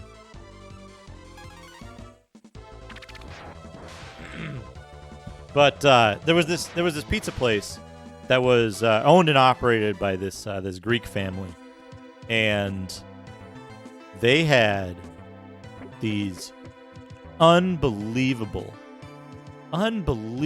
good roast beef grinders, they called them, right? It's a long sandwich, hot long sandwich with roast beef. It was, what was it? Roast beef, provolone, and like a bunch of toppings that they would put the toppings on after they cooked the sandwich. And it was so good. It was like this background is cool. That like just black with the rain effect. But it was roast beef.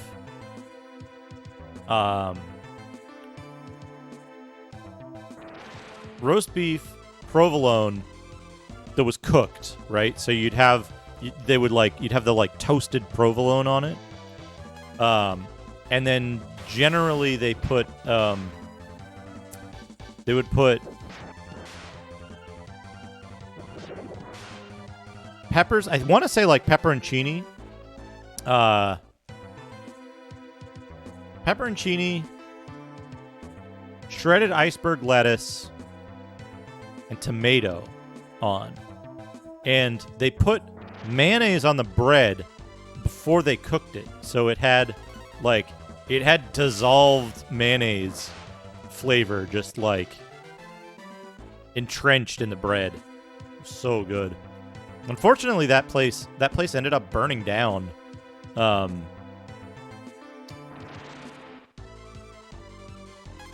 a while back, some years ago. But they've been rebuilt, I guess. I don't know if it's the same people running it. They tried to like recreate the same place, which is cool, you know? It was like it was really good. You could also get it if you didn't like mayo, you could also get it with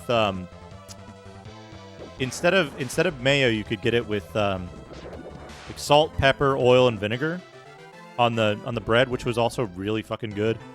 I didn't like that at first when I was a kid, but I came around to really enjoying it.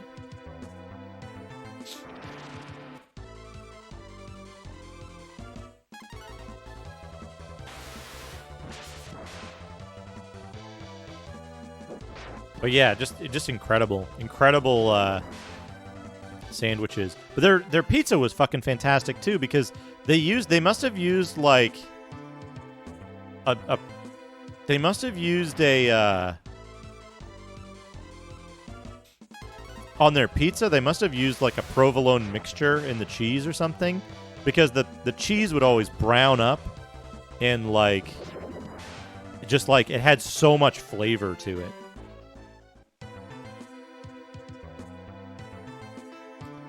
Oh, that's good. Glad nobody was harmed in that. But yeah, the place was like, it was just like in kind of like the shittiest the shittiest location, in that it was like the building wasn't anything special. It didn't look fancy inside. It was the like least fancy place. It was in between like a cemetery and a video rental store when I was a kid. So it was like you'd go rent your videos and you'd get your pizza, and then you'd like, you know, that was it. You'd oh, what's this? It's an exit. This is a fucking asshole exit. God damn it.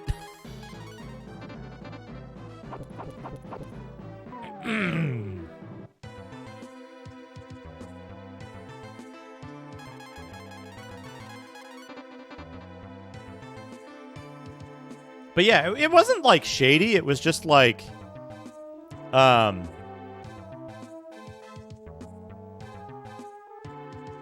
it wasn't shady. It was just like absolutely not fancy, right? Yeah, you can't go to restaurants. You can still do takeout though. Like 99% of the time that we ate at that place, it was takeout.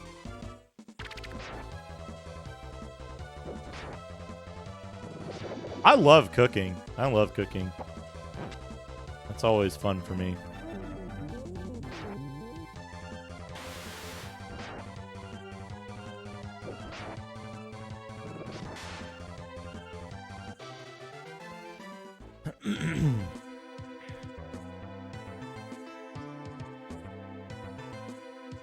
You know what got me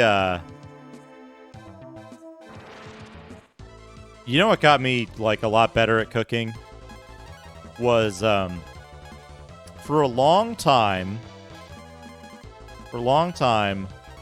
I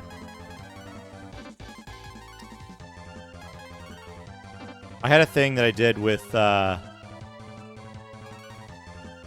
friends of mine around, you know, it was like, it started out as, funny enough, it started out as a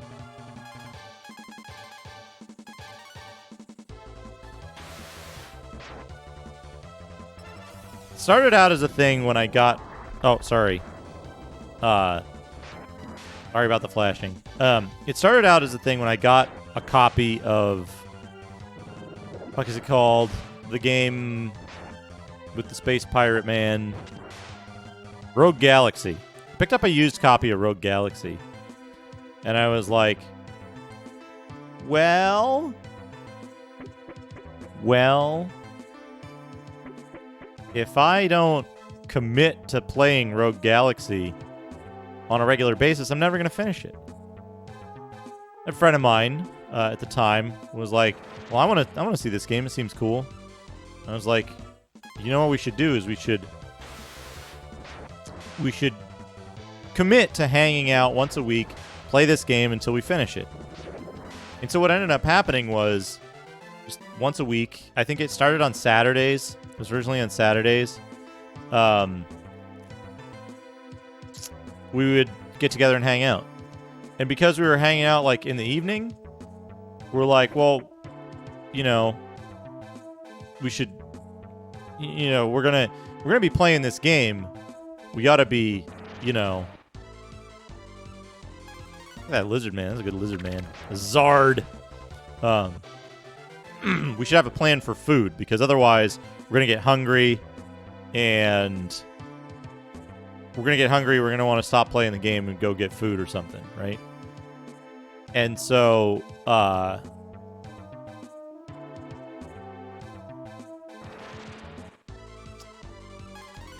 we're like, we gotta figure out something. We gotta figure out a plan for food in advance. So what we ended up doing was we're like, well, we'll just cook food. You know, we'll plan and we'll cook food before we start the game, and then we'll play the game while we eat. And so we ended up doing this where is this the one where you go down? Yeah, you go down here.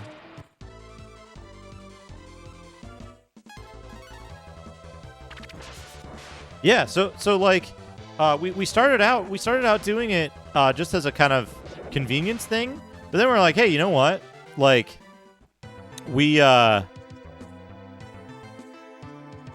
ended up making Mexican food a number of times, right? We're like yeah, we could make Mexican food because it was easy. It was kind of straightforward. And we're like, well, if we're making Mexican food, why don't we have margaritas with it, right?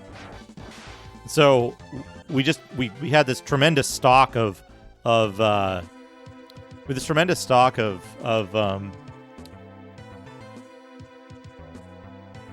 ingredients to make margaritas. So it quickly became margaritas and RPGs, margs and RPGs as we called it. And then we're like, well, if we're making Mexican food anyway, we should commit to like improving the quality of it. How do we improve recipes? How do we make the recipes better? How do we improve the quality of what we're eating and the whole experience, right?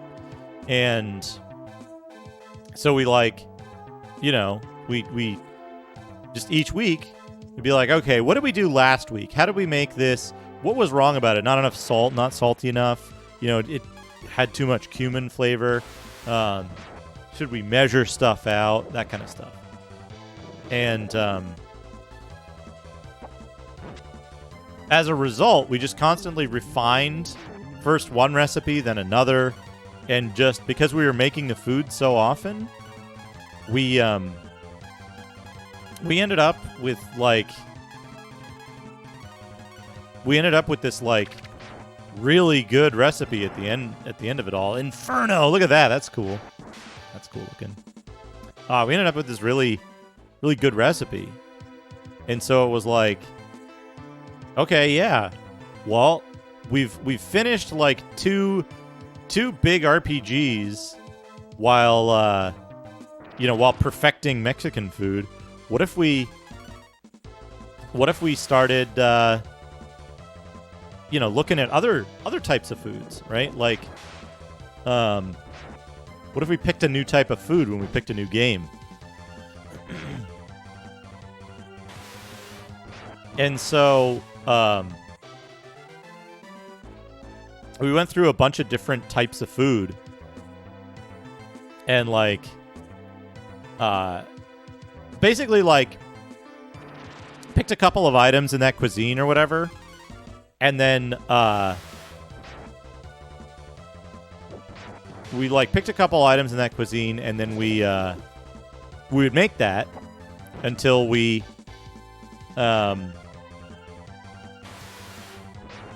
until we pretty much had, like, mastered it, right? We usually didn't pair it between the food and the games, just because, oh man, no vax. Shit, Guns has become an anti-vaxxer. Time to get her out of the party. But because of the food would stay on longer than the games, usually, right? It would take long enough to master stuff. But I learned some incredibly fucking good stuff. Some very good recipes as a result of that. And it was basically like we did these cabbage rolls that were like ground meat. Liver sausage pineapple. I'll tell you what pairs with liver sausage pineapple. TMNT on the NES, because they both fucking suck. So, look at this. This is cool. Sky level. Cabbage rolls, which were like ground meat, rice, I want to say. Rice and like some spices and stuff. Wrapped inside cabbage with like a tomato sauce. What are these? Phoenix. Kill the legendary Phoenix. Nova X. Yeah. Oh, we killed them in one shot. Blast. They're so good. And you bake them in a tomato sauce. So the tomato sauce just like fantastic. Absorbs into them. Landale, thank you for the host. Welcome. We're talking about food here. She's still good on. I use drain next time. We're in the tower of the climate tower. Ooh, green peppers. That sounds good too. Yeah. Just killing off the phoenixes here. How you doing, Landale? Where are you streaming today? Thank you for the host. Welcome, everyone. Yeah, it makes so many meals worth. Another thing that we didn't have a proper recipe for exactly. What are these? D-flea. D-flea. Uh-oh. We didn't have a proper recipe for this. It was just kind of something that I had come up with based on something else that I had elsewhere. It was 72 hours into Dragon Warrior 7. Holy crap. I was gonna say, oh, look at the little, like, shooting stars and shit. I'm 23 hours into this, almost 24, and, I'm enjoying this still. I'm still having a great time with this game, which is, to me, that's the sign of a really good RPG, is when you're hours and hours in, and you're like, you know what, I'm still having great fun with this.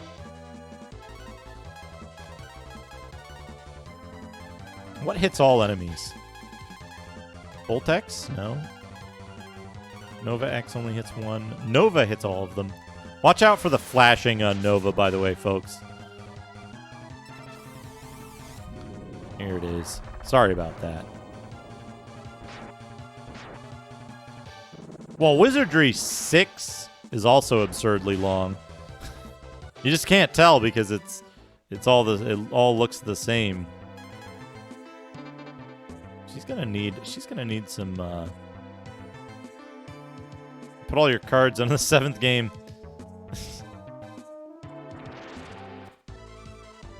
Hey, Tenu Kitsune, how's it going? I'm gonna chance this with just auto battle. Because they'll kill that guy off. It's only really dangerous if the 2 Wraithexes stay alive, I think.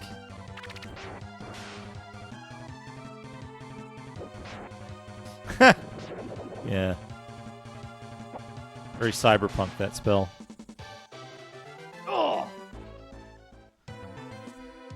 Oh man. tacos. My God, that's fantastic. Dot Level, thank you for the raid. Welcome, Dot Level and Raiders. I was actually thinking, I was like, I hope Dot Level is still going when I finish up. Hey, Illuminato, how's it going? M Flea. Welcome, everybody. Folks, if you didn't know, Dot Level. Oh, no! Oh, no, that sucks. Dot Level just recently revealed her VTuber character, which is absolutely excellent. Gamma Chris with the excellent, very rare alert.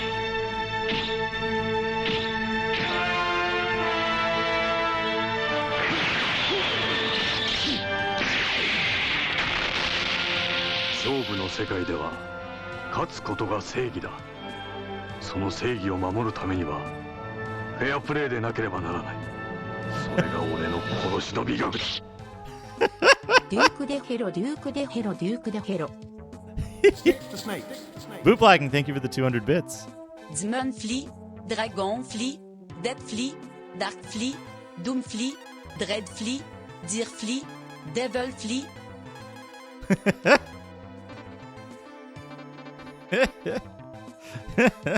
I love that alert. What do we got here? The machine has a place for a key. What about this? Oh, shit. Moat. Ha! You came here expecting to find the key. I beat you to it. And I've prepared a little surprise for you. Hee hee.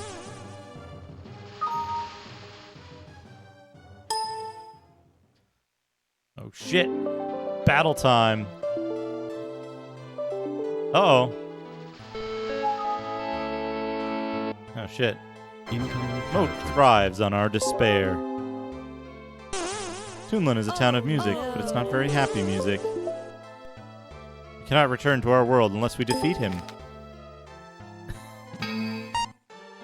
The Beep Boop. Beep Boop Brigade. Oh no. Oh, the item shop. Incoming chat request. Go to the inn. 10 GP per night. The Beep Boop train. Please visit us again. Oh, you know what? I don't know if it'll ever trigger, but I added a new, what was it, 200? Incoming chat request. Incoming file transfer. Incoming file transfer. Let's save the game. I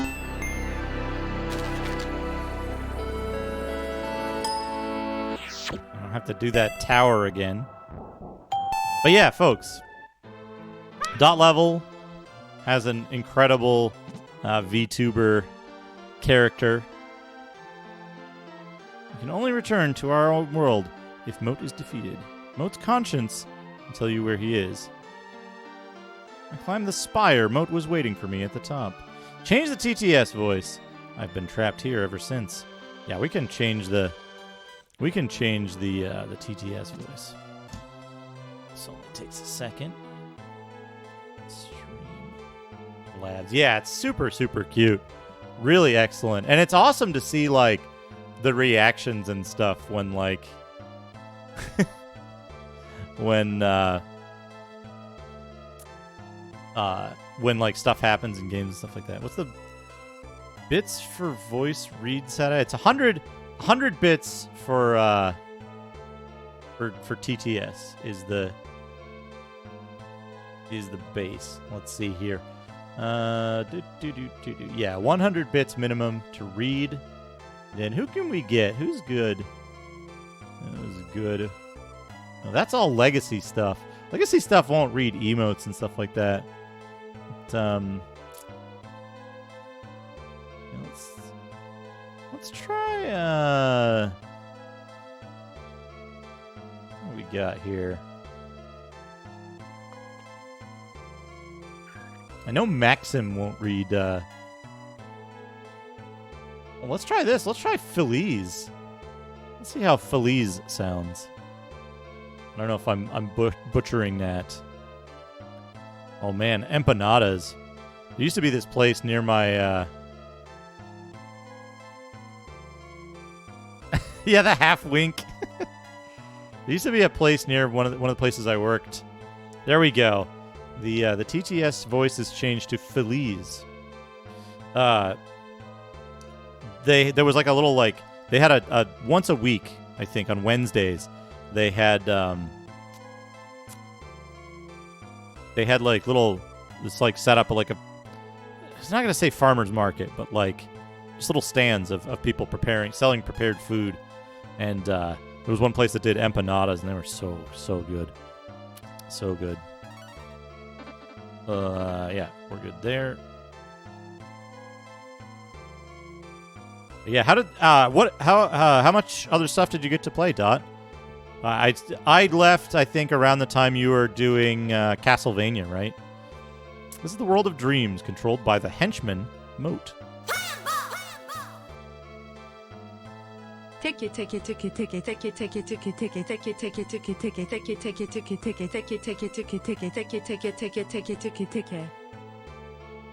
protect the Sky Key. I can only give it to a true hero. Things are different in the world of dreams. I'm sorry, Guns. Why is he talking to Guns? Oh, Zelda randomizer. How did that go? Zelda 3, Gradius 2, then Spelunky 2? Oh, shit. Diggle, I don't think it worked.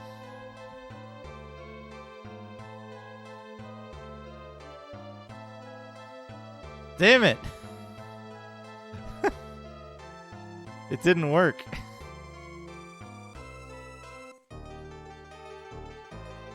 Honestly, I'm kind of surprised because Feliz is Turkish, right? Would have expected that to, like, kind of work.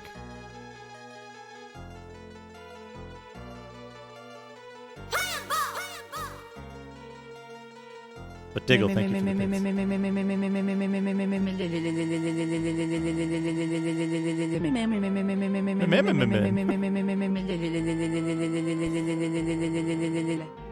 Shadrock, thank you for the 100 bits. Did I say thank you for the other 100 bits? Oh no.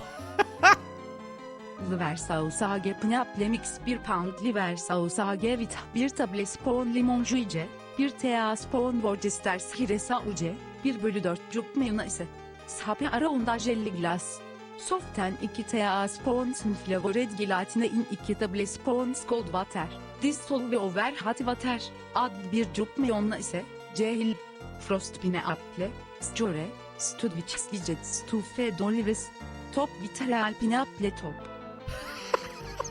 Sosage. Oh, that's good. That's good. Kiva, thank you for the 100 bits. The 100 liver sausages. Liver sausage pineapples. Oh man, we got a hype train. What on earth? Diggle, what on earth are those? Thank you for the 100 bits. That's the solution to a puzzle in fucking Gabriel Knight 3 or some shit. No, what was that game? What game has those symbols in it?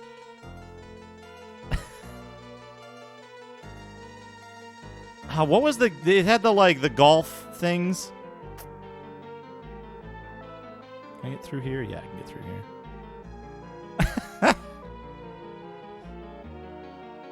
Babylonian cuneiform.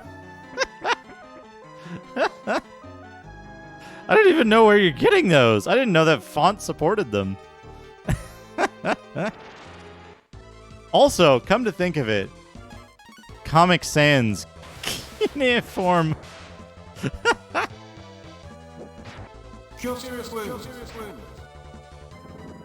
SECS 2.76K 4.4 GHz Asus Deluxe X99A2 GTX 1080 Zota Jump Extra S6 F 4 GB. What on earth? What on earth? You're just googling TTS troll. Well, thank you for the 100 bits. Thank you for another 100 bits.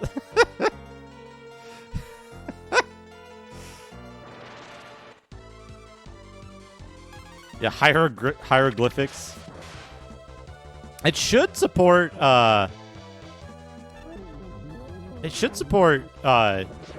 emoji.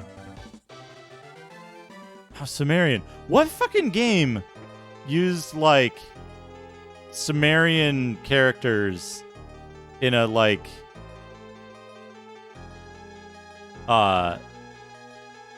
in a Hey, Jester Man. Yeah. Love this game. This game has been super fun. What's the It's a game that has a puzzle and like you get a like picture of the writing. I'm pretty sure Moonbeam Arcade played it recently, I want to say.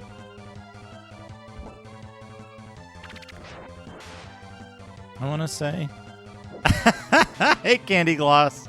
I had to fill in something. We hit the goal for the earlier emote. For this one. Oh, it's...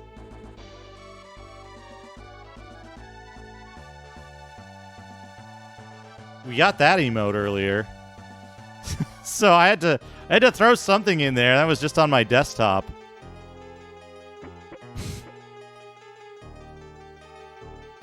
So we gotta throw something in there. Shivers? I don't think so. Adre amyecimta herabalıcayı dukta agipi ola.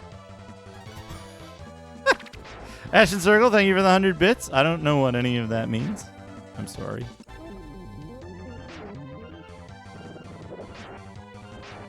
But thank you. Oh man, only 20 seconds left on the hype train. It'll probably be done by the time anybody hears me saying that.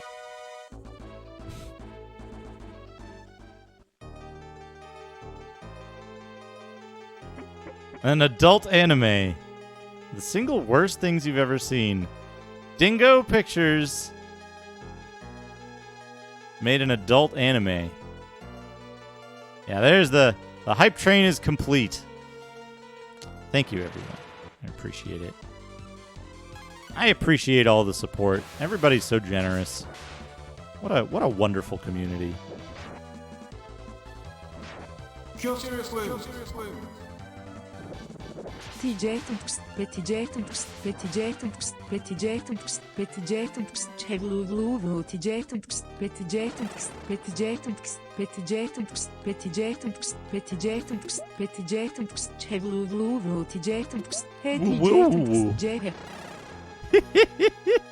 Diggle, thank you for the 100 bits. Oh man, carrying too many things. We need to use some of these potions. What do we got? Luck potion. That goes on Dad. Love to make the TTS read Welsh. That's pretty good. Can we just use a fish on somebody or eat a melon maybe? I guess.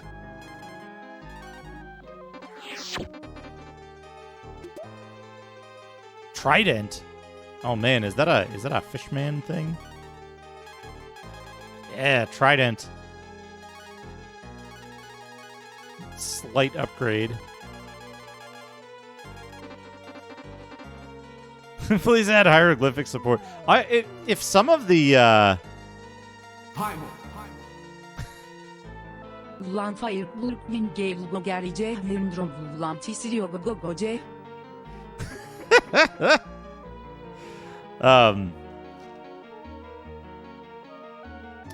Oh, the fuse thing. So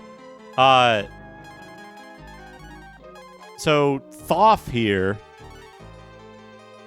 here has magic to fuse with other characters. So right now, he's a fusion of Blore, Jerk, and Beef. He turns into this duck dragon.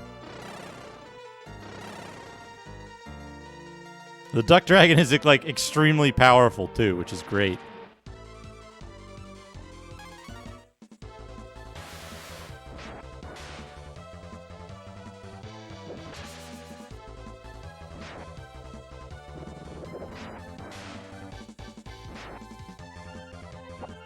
Slam!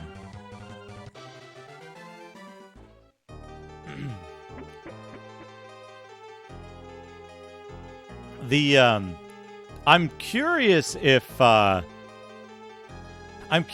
Phillips does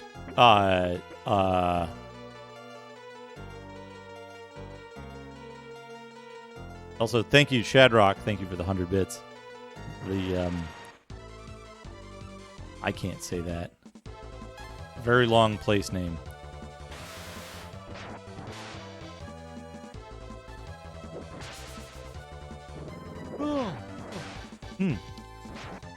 Yeah, it's a Welsh place name. It's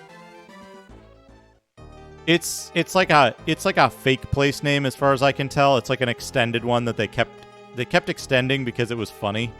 As far as I can tell. Like it was you take smoke.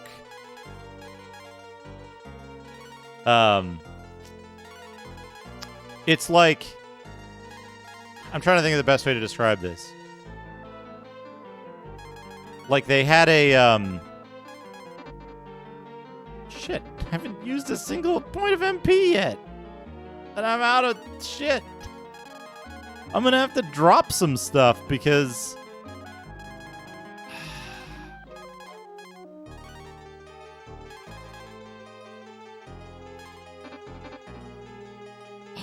how? What do I do? I guess I just drop the herbs, right? These aren't useful anymore.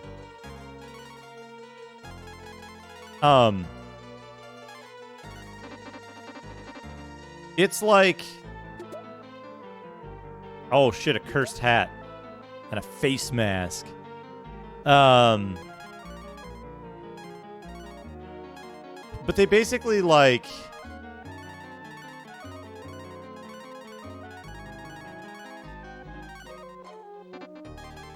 oh yeah, let's put the cursed hat on the mole. That's good, right? Fucking cursed.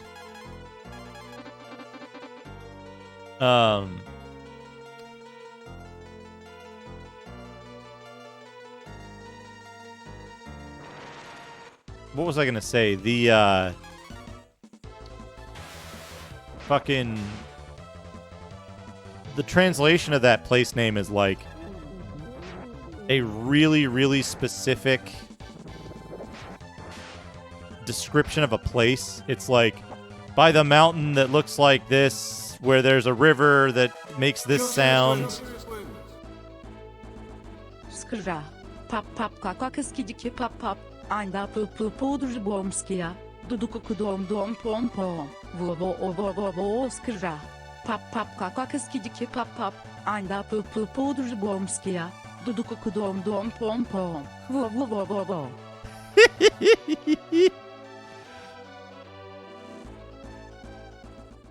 Diggle, thank you for the 100 bits. The 100 the 100 scat bits.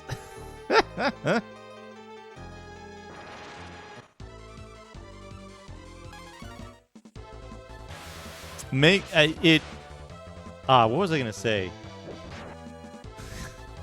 For a second I thought it was gonna be the lyrics to Snow's Informer.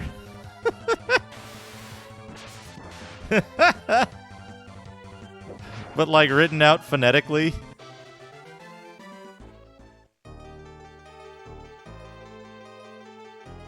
Oh, I was there already. Which I think that's probably a like top tier thing to do on a TTS is phonetically transcribed Snow lyrics.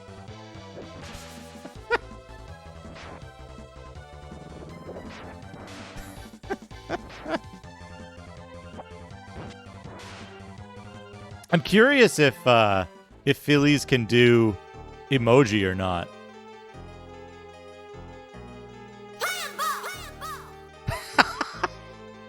frestili rokt hemidropone jarion vita te frestili rigo to trovonan gon yok no got stop lovon selector son terradio place jal severe friendly for rozone but tats not also hold on tiktas rock temijrikto exdusame pardon asın cehronisevich te analise.com libes te sessi on lettere alesson questi on yoğucar reprotechti onor will your heart go on kegeline de on karmace hamele on ya strike from the top of my dome asır ok rock re Straight from the top of my dome.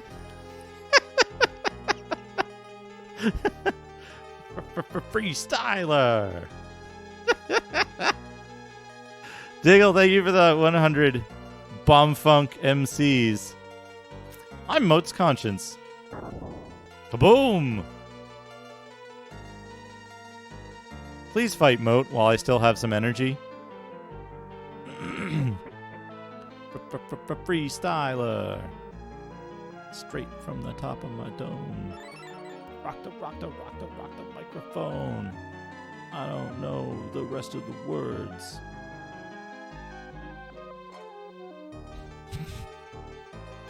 Blooge. Jenny has been recorded. Good luck.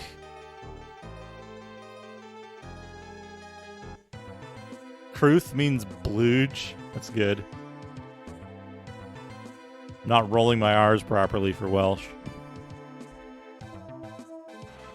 Whoa! It's mode 7!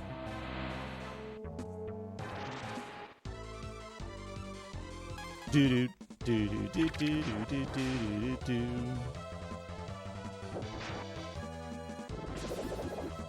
It is in Welsh.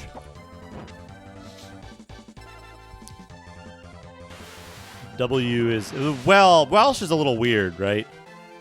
What is it? What is beer in Welsh? It's guru. GWRW.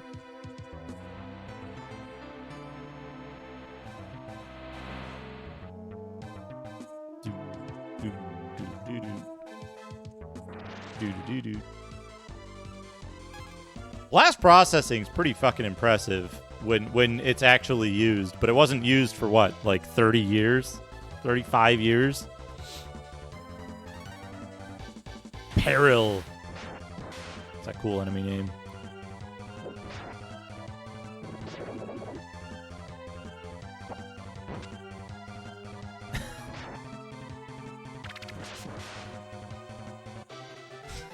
Always has been.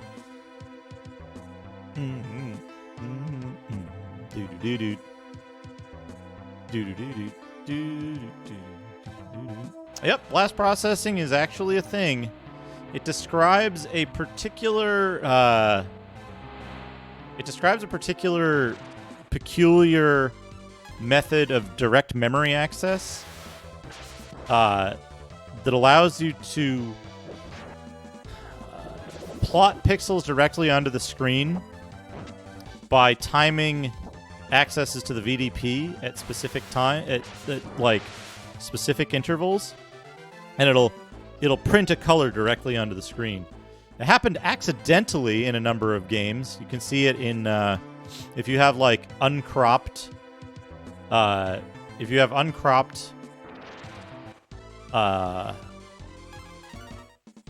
the word I'm looking for? If you have uncropped Genesis footage, you'll see these like flashing dots at the bottom of the screen. I was watching MRR Knight play Revenge of Shinobi, and he didn't have the image cropped. He had the like full frame. And in a lot of the scenes that had like color cycling effects, you would see a few pixels at the bottom of the screen that were showing what was going on in the color cycling. And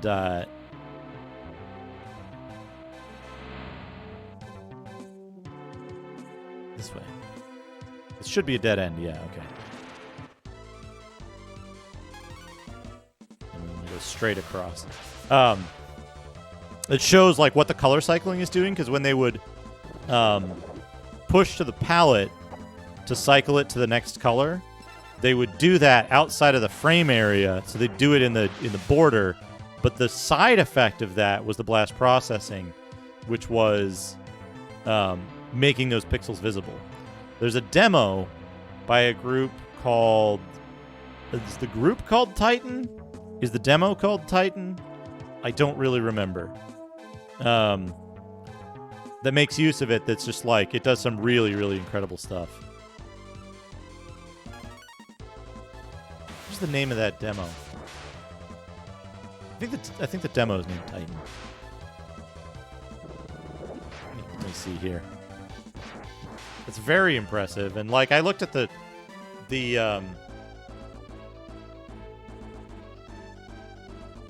Titan demo group. It's called Overdrive. I Phillips min din lored quif mopzolon yexibonjilork boderam epigor mindo forkvas mindolin kagor fible egmodin tonit vorklat çıkalaborningos silborlinklerus kirçkiflobon kaskirotavexis orala fobari utiglopin kalamodrik ziksilfakazi bordafnork iblos saveri for laflan magrod gevaprik lible arfnökles nopun bligarflidge. Taters Games, thank you for the 100 bits. I don't know. Yeah, I don't know what that is. Thank you, Candy Gloss. Thank you for linking that. This goes here. That loops back around there. Let's go this way. Okay, it's just nonsense. Thank you for the 100 bits. And the entertaining sounding nonsense. But yeah, that demo is fantastic.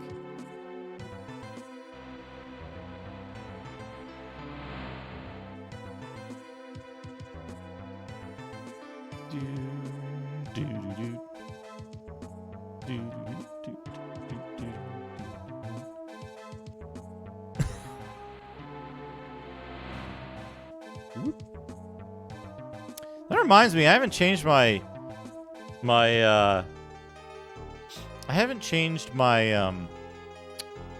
what you call it? Oh, yellow or purple? Purple. Oh, I guess that hurts you? Also hurts you? What's that? Does somebody have that video of, what the hell? It's very confusing.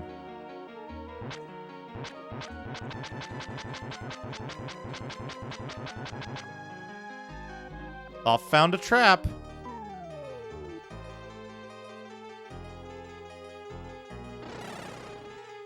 What on earth? Oh, is there a trap? Oops. Is there a trap over here that drops you down to the other level? There we go.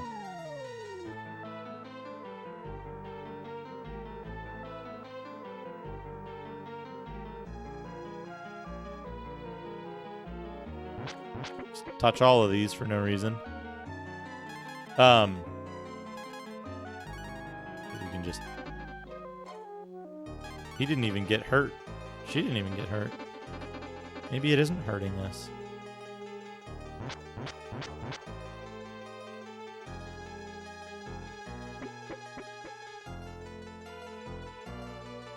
He got hurt by 1, and she got hurt by 1.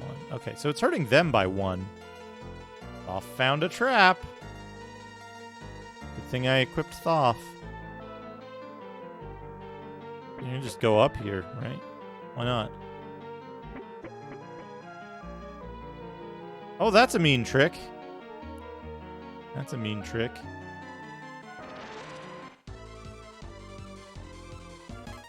Oh boy. I gotta update my my chat rules. I got a bunch of stupid neural network shit that I gotta put in there.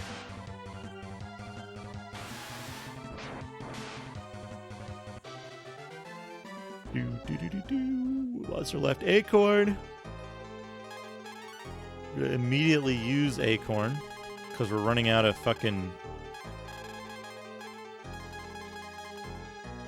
stuff. Just drop life. Is it okay to discard life? I think I can get rid of...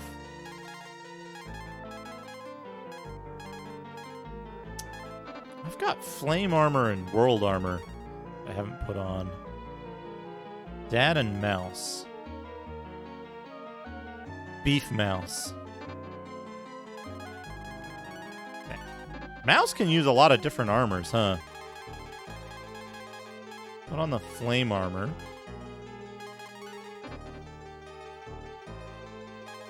You put on the world armor. Excellent.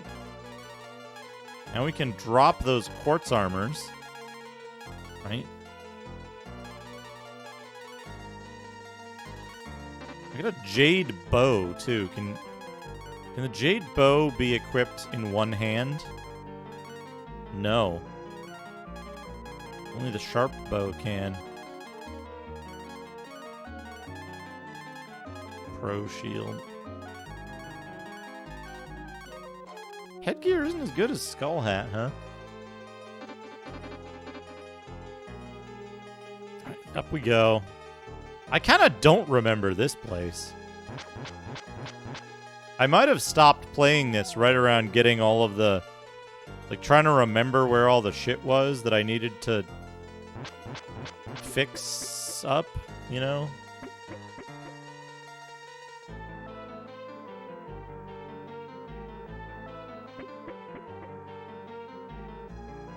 Where did I go in? We'll try this one. Far right.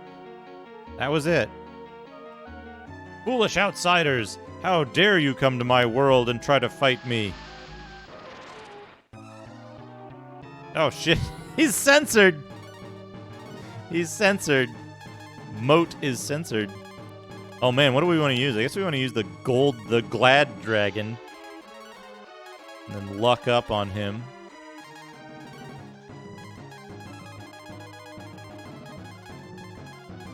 Novax. Cheer up, Dad.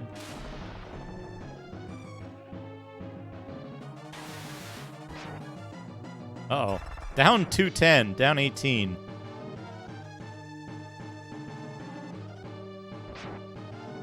Okay, he doesn't do a lot of damage, but he's got, like, infinite health. He's a gigantic dick. Yeah.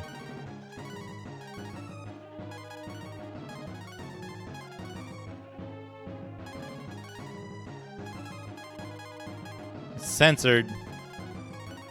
Try Boltex.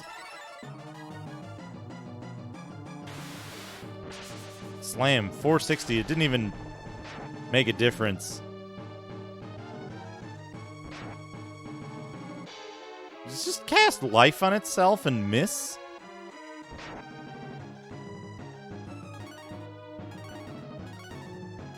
I'm guessing we had to do something stupid like... You can't.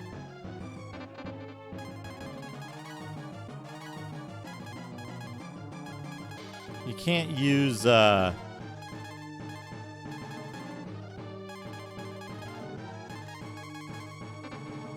smoke do, I wonder.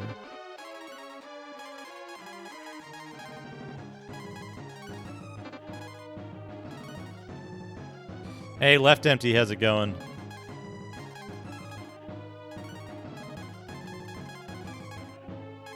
Drain it. I want to find this out first. I assume this is a puzzle boss, right? This has got to be a puzzle boss.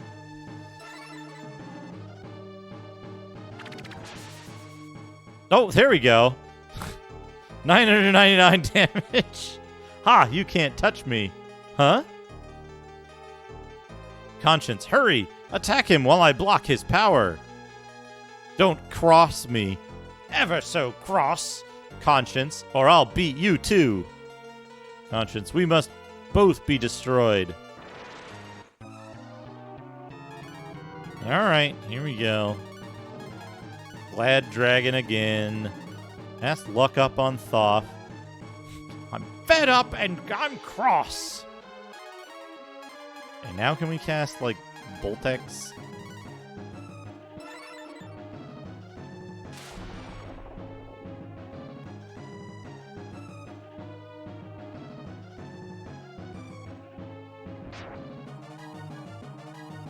Ever so cross. 370. T-Bolt. Down 25. He's resistant to magic. I should have maybe put Mole Man in. Attack. Attack. Luck up on the Glad Dragon. Does she have anything good? Let's see if Drain works on him. Oh shit, Burnout. That's a lot of damage. She counters with it. 1 damage. Okay, she can't absorb. Slam that life. Very confused by that. Wait, does Gold Dragon just do that? Is that what's going on?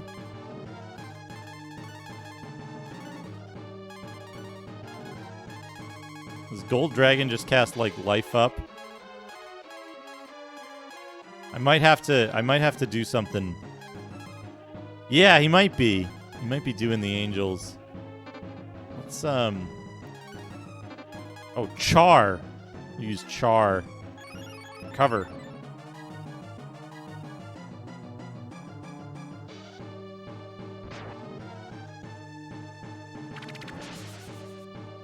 $999 damage. Oh, Burnout. We'll do what? 1 damage? 11 damage. Good. He's slamming. He's slamming those angels.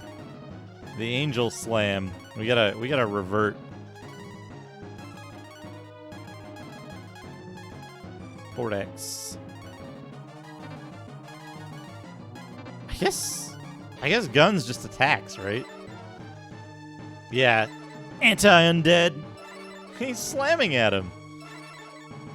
Can't dip your soldiers into a hard egg.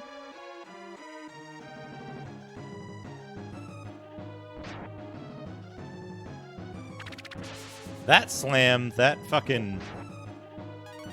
The Thoth slam is really good. Alright, let's do, Bolt Dragon, I guess. Tier 3?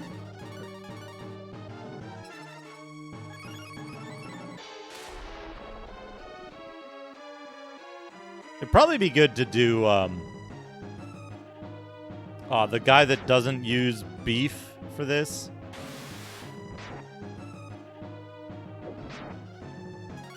BLT Dragon. Bacon, lettuce, and tuna. It's not bad. That wouldn't be bad.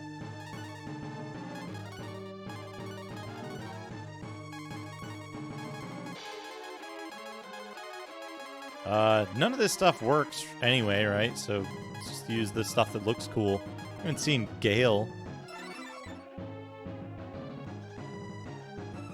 And another thing.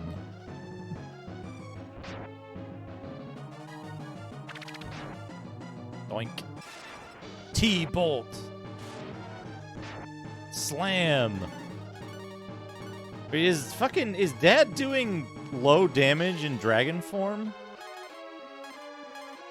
Yes. No! I don't know what fucking half these spells do.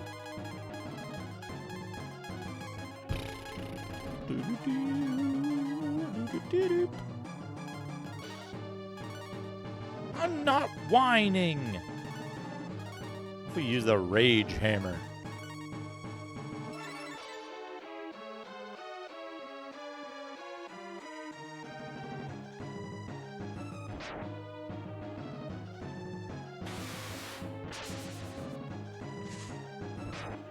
Okay, the Rage Hammer does 60. The Bolt Dragon, the Bacon Lettuce and Tuna Dragon does not do a lot of damage.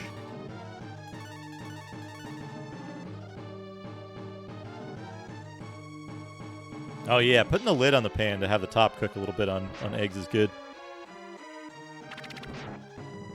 690. Slam, 204. You can't change equipment in battle, right?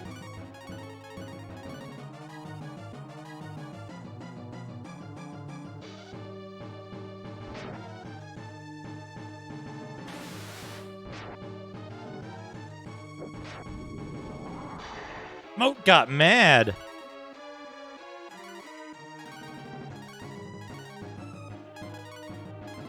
I'm brute forcing his gimmick.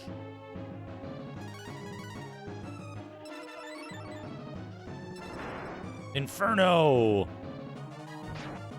90 damage. You silly sausage. I don't know what's his gimmick.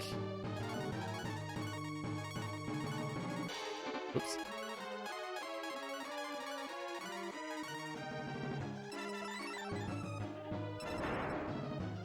Yeah, that's fine. Single character heavy hit.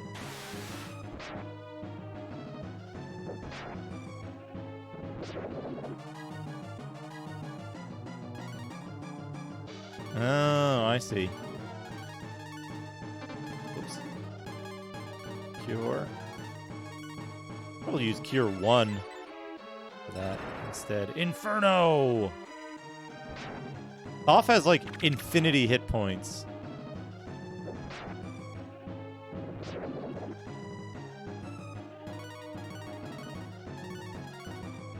What is Moat anyway? It looks like a mushroom with a... Well, let me say, it looks kind of like something that looks like a mushroom.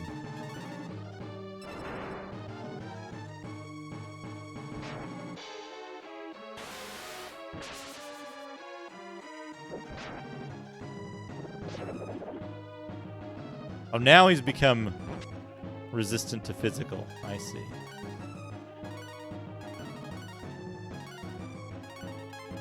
Just a mushroom with a hole in it. Nothing suggestive here.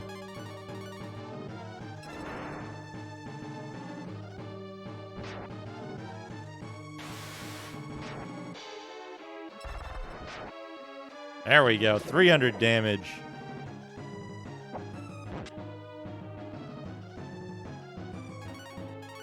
Fine. Cure 3 on Thoth. Nova X. Oh shit, Slam. Inferno Slam, which doesn't do any extra damage. Got him. 5,400 experience. I don't feel so good.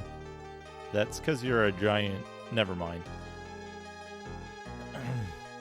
Conscience. Thank you. I can rest now. Goodbye.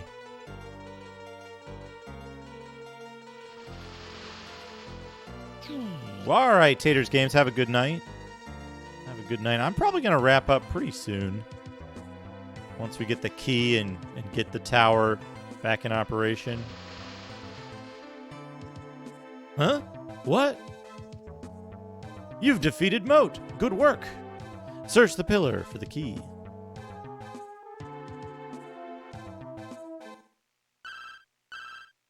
There's the key. If you keep using magic on him, can you get him to be like infinity blurry? Just one pixel? That's kind of a neat gimmick. What did I get? Okay. Got some key, right?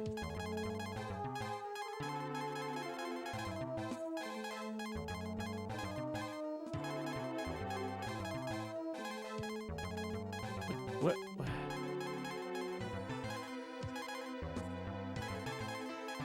What? Did it not go in my inventory? Am I completely blind? Sky key, there it is. You'll never be able to use this.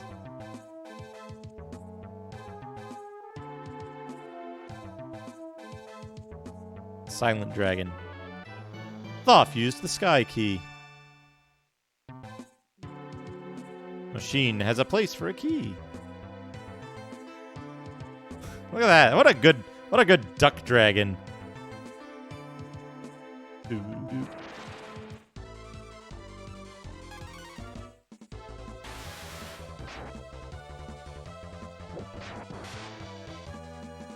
Quack. Yeah, I wish it made, like, instead of the, like, dragon yelling noise, I wish it was just like, whack. Pretty good.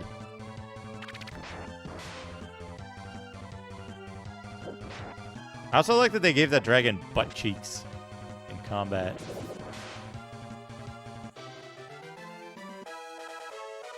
That he reaches level 31. I have a feeling that I'm, like, kind of over leveled now. Can I just exit? Can I exit?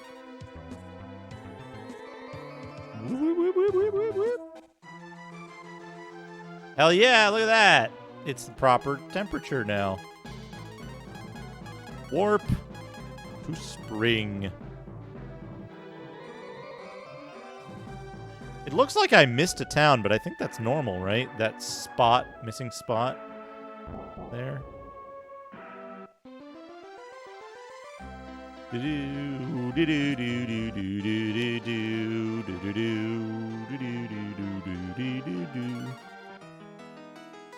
Does somebody, maybe Almacia, do you have a list of usable in combat weapons and armor? Maybe if armor even does that. It seems like it's pretty small, right? A small number of things.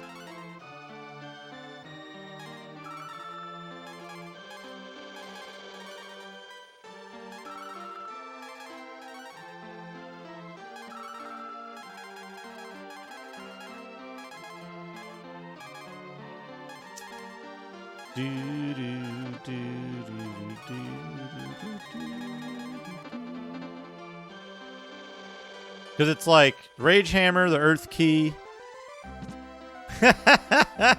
hey, Slushy Cat. Mouse Police. Mouse Police.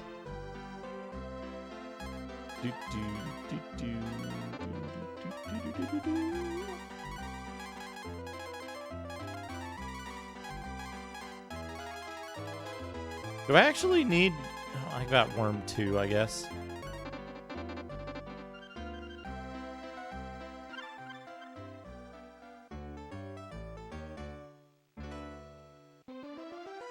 Dad catches a Dragonar! Okay. Flame weapons, icy weapons. Is the Dragonar worse than the life armor? Can he not use the dragon armor? Oh no, there it is. Hold on a second. Who can use the life armor? Only Dad.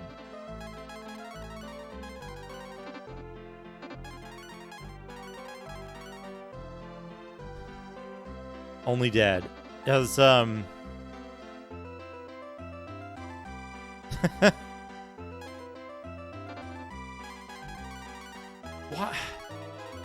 Ah! Do you get a bonus for using all the dragon stuff?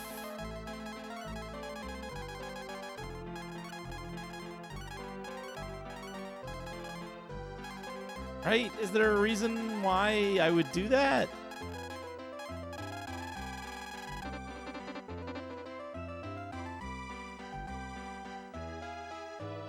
Right?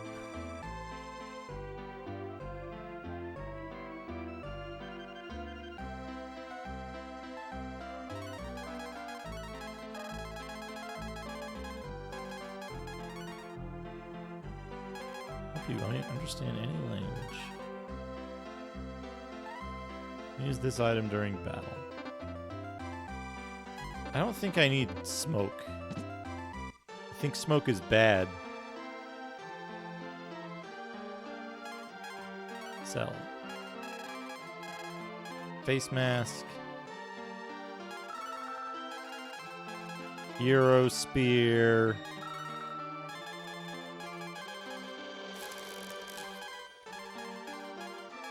Smoke.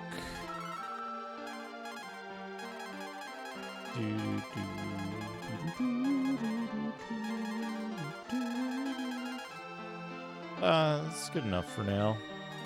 Okay, what else can I sell? Life? I have 9 life 2s. Do I really need 9 lives? I have 10 life 2s. Just sell the lives. Acorns, apples, antlers, charms, sea fishes, cure 2s. Cure 2 is a full cure, right? I want to keep that.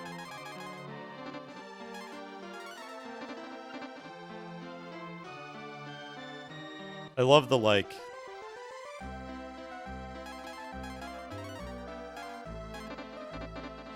I love the hearts on the shopkeeper. But yeah, don't worry about it, Elmatia. I'll maybe look that up in between. We're heading about 6.5 hours of stream here.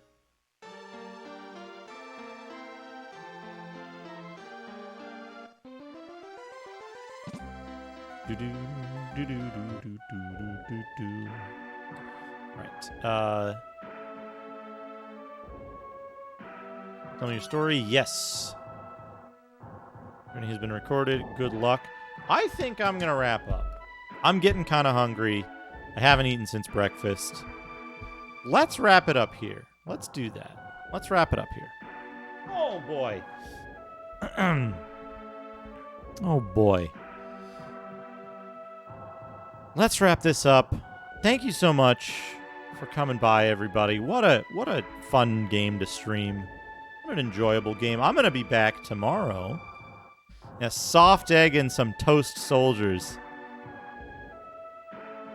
That'll be good.